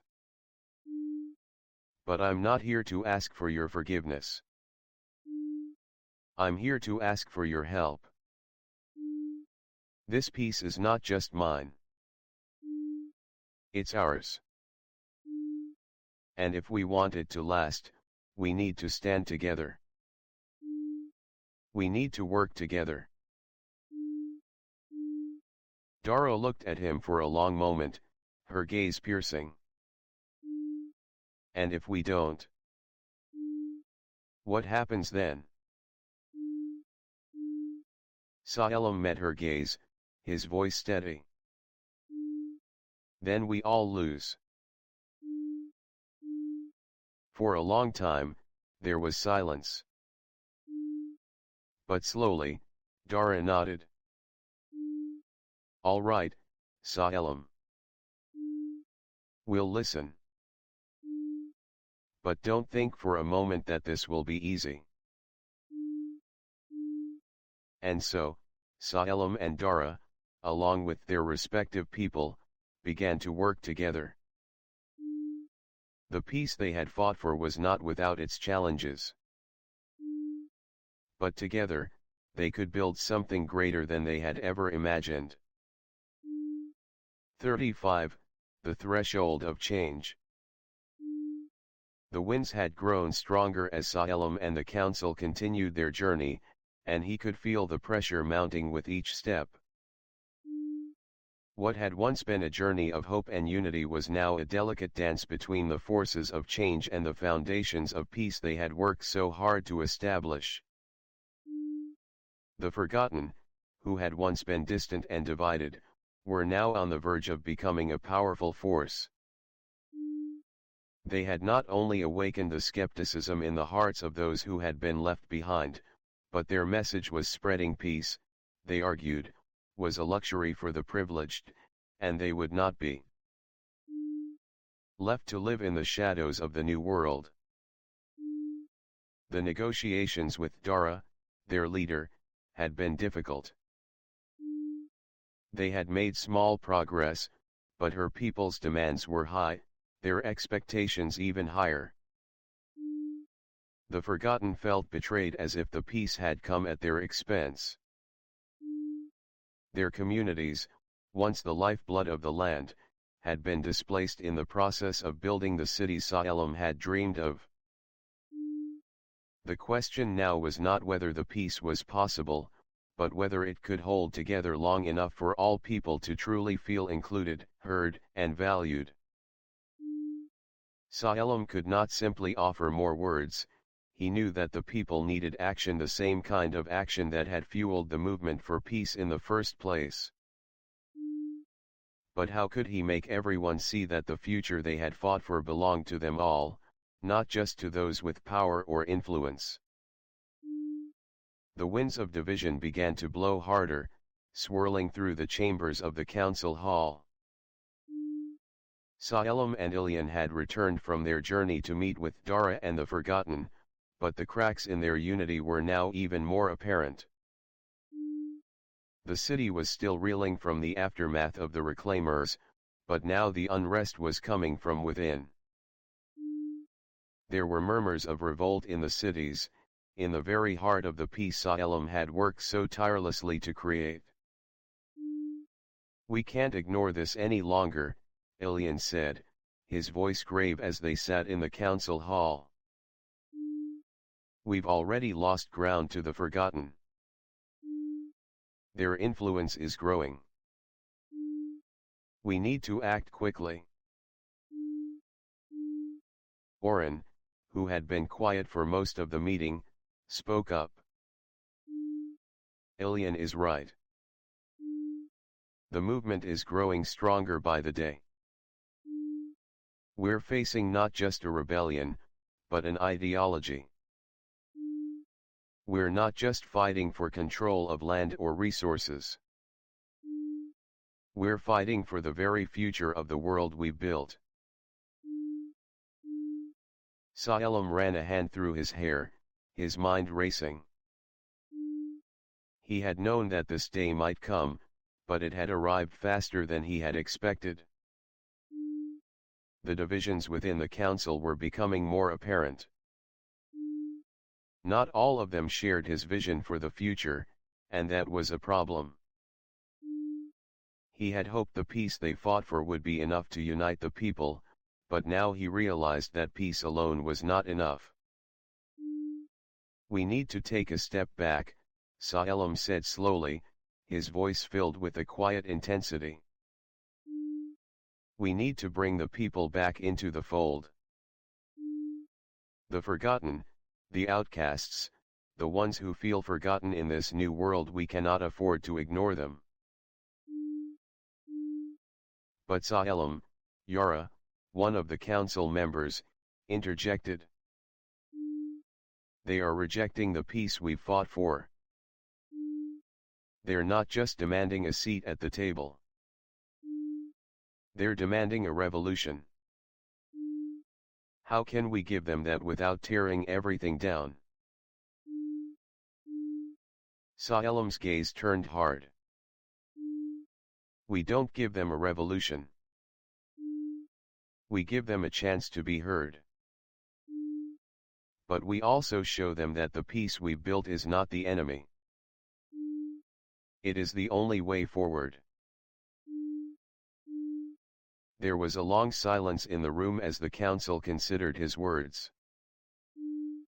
The challenge was clear. The people who felt abandoned by the peace had a point. They had not been heard. They had not been part of the conversation. And now, they were angry. But Salem knew that appeasing their anger would not bring true peace. Unity was the only way forward, but it had to be a unity that included everyone, no matter their background or status. "We need to bring the people together," Salem said, looking around the room. "The forgotten, the workers, the disenfranchised, they have been the backbone of this world for too long, and we've failed to see that. If we don't give them the voice they deserve, If we don't give them a stake in the future we promised, we risk losing everything. Yara nodded slowly, a deep sigh escaping her lips. It's not just about making promises, Salem. It's about showing them that peace doesn't just mean the absence of war. It means the presence of justice. Justice for all. We can't allow the rich and powerful to continue building their cities while others suffer in the shadows. Salem's heart tightened. This was not just about maintaining peace. It was about fulfilling the promise they had made to the people. Peace had to mean something tangible to everyone, not just those at the top of society. The council members knew that the only way forward was to confront the grievances of the forgotten, and it was not going to be easy. We must act decisively, Oren said, his voice calm but resolute. If we wait too long, the divisions will only grow. We must make sure that the forgotten's demands are heard and that the peace we've fought for is not used as a tool for further division. But we cannot abandon the ideals of unity. That must remain our guiding principle. Salem nodded. The decision had been made. The council would go to the forgotten once more. But this time, they would meet them halfway. They would acknowledge their grievances and show them that the world they had built was not just for the powerful, but for everyone. They would show them that peace was not an ideal, but a living, breathing force that required the participation of every person. We go to them, Salem said firmly. We listen, we act, and we show them that they are part of this world. But we also remind them that we cannot build a world through division. We must stand together. For peace. For unity. The council agreed. Salem's words had resonated with them, and they knew that this would not be an easy journey. But the world was at a crossroads. The forces of division were stronger than they had been before, but the forces of unity were stronger still. And if they stood together, there was nothing they couldn't overcome. The days that followed were filled with preparation. The council members and Salem set out to travel once again, this time not as conquerors or victors, but as mediators, as healers of a divided world.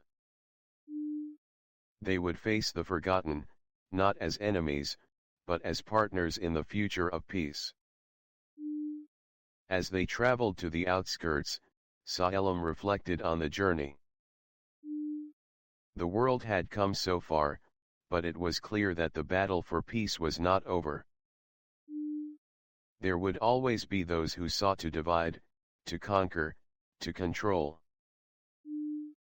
But Salem had learned one thing above all else: peace was not the absence of conflict. It was the choice to stand together despite it. The future was uncertain, but with every step, Salem knew that they were walking towards something greater. They had built the foundation. Now it was time to build the world. The journey was coming to a head. Salem and the council had traveled to the outskirts, to the very heart of the unrest, to meet the forgotten. These were the people who had once been abandoned, left in the shadows of the world that Salem had helped to create. They had been fighting for a voice, for recognition, and for their place in the new world. But Salem understood that their fight was not just against the system.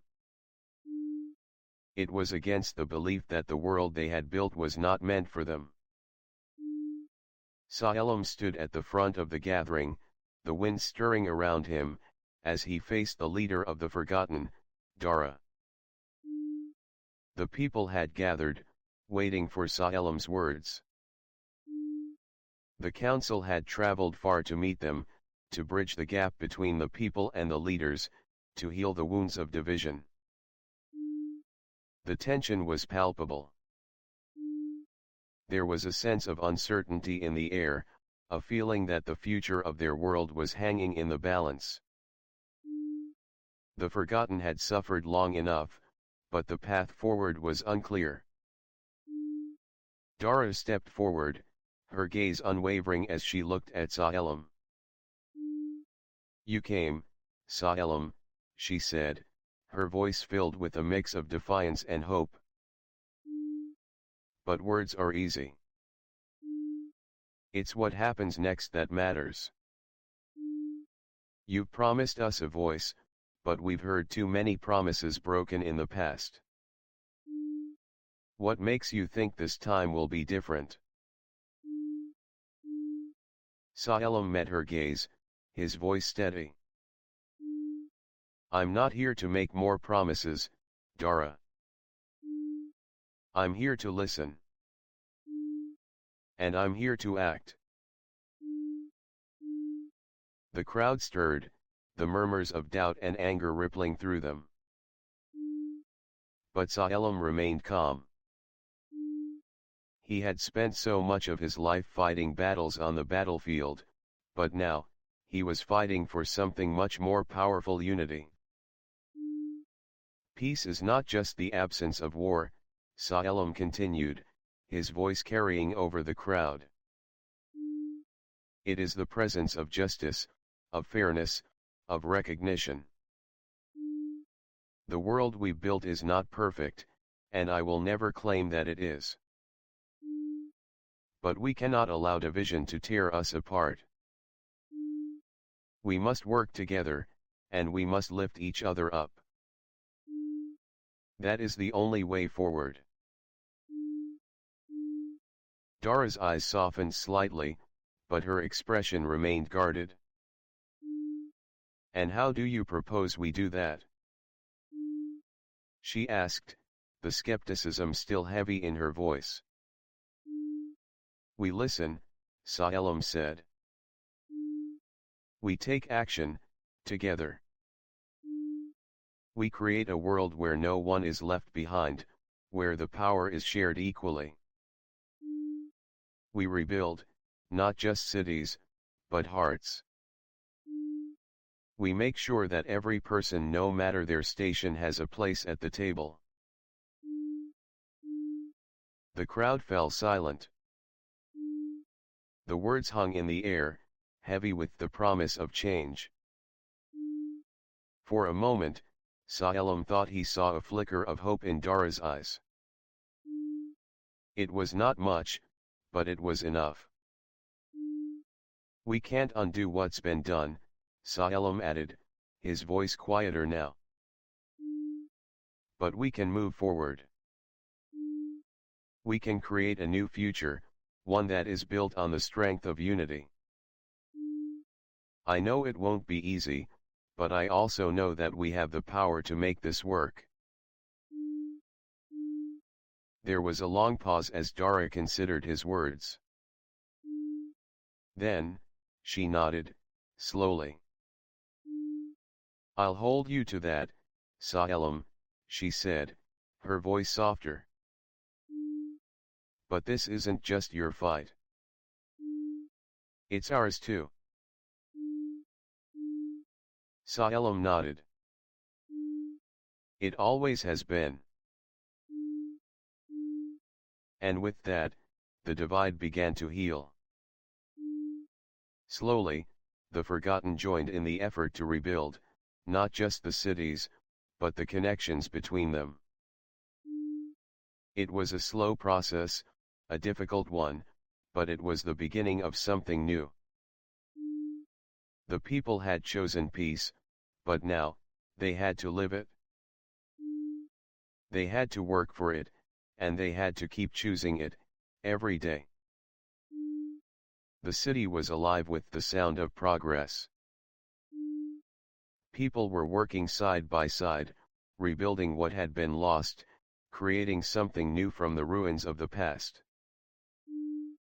The peace that Salem had fought for was no longer fragile. It was growing, taking root, and spreading. But Salem knew that the true test of peace was not in its creation, but in its preservation. The forces of division would always be there, lurking in the shadows, ready to tear apart what had been built. But for now, the people had chosen unity, and that unity was stronger than any force that sought to divide them. Salem stood on the balcony of the council hall, looking out over the city below. The streets were filled with people working, talking, laughing, living. The world was not perfect, but it was theirs. And that was enough. The world had been forged in fire, and now it was being shaped by the hands of those who had chosen to stand together. Salem had led them this far, but he knew that it was not his victory alone. It was theirs. The people had chosen peace, and now they had to protect it. He turned to Ilian, who stood beside him. "It's not over," Salem said, his voice thoughtful. "The real work has just begun.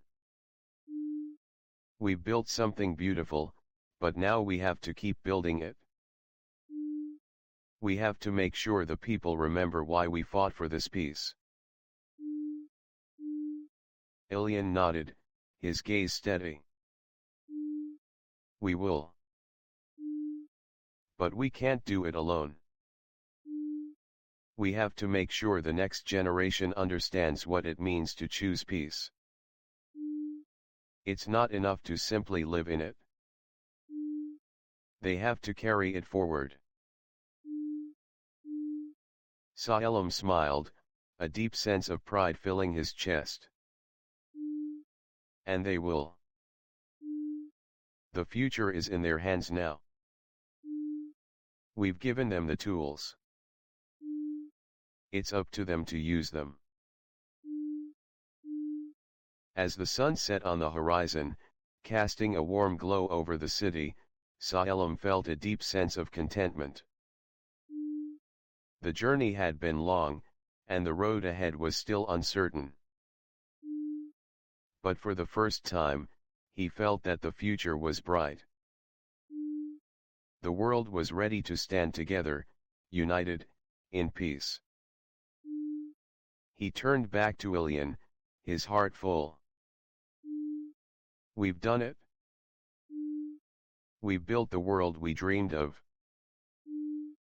But now, it's time to let it grow. It's time to let the people lead." Ilian smiled, a rare moment of peace in his eyes. "We've given them the chance. Now it's their turn to choose."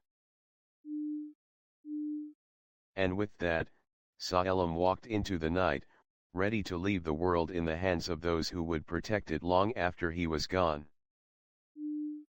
The future was theirs. The legacy was theirs. And for the first time in a long while, Salem felt the weight of the world lift from his shoulders, as the eternal flame of peace continued to burn brightly.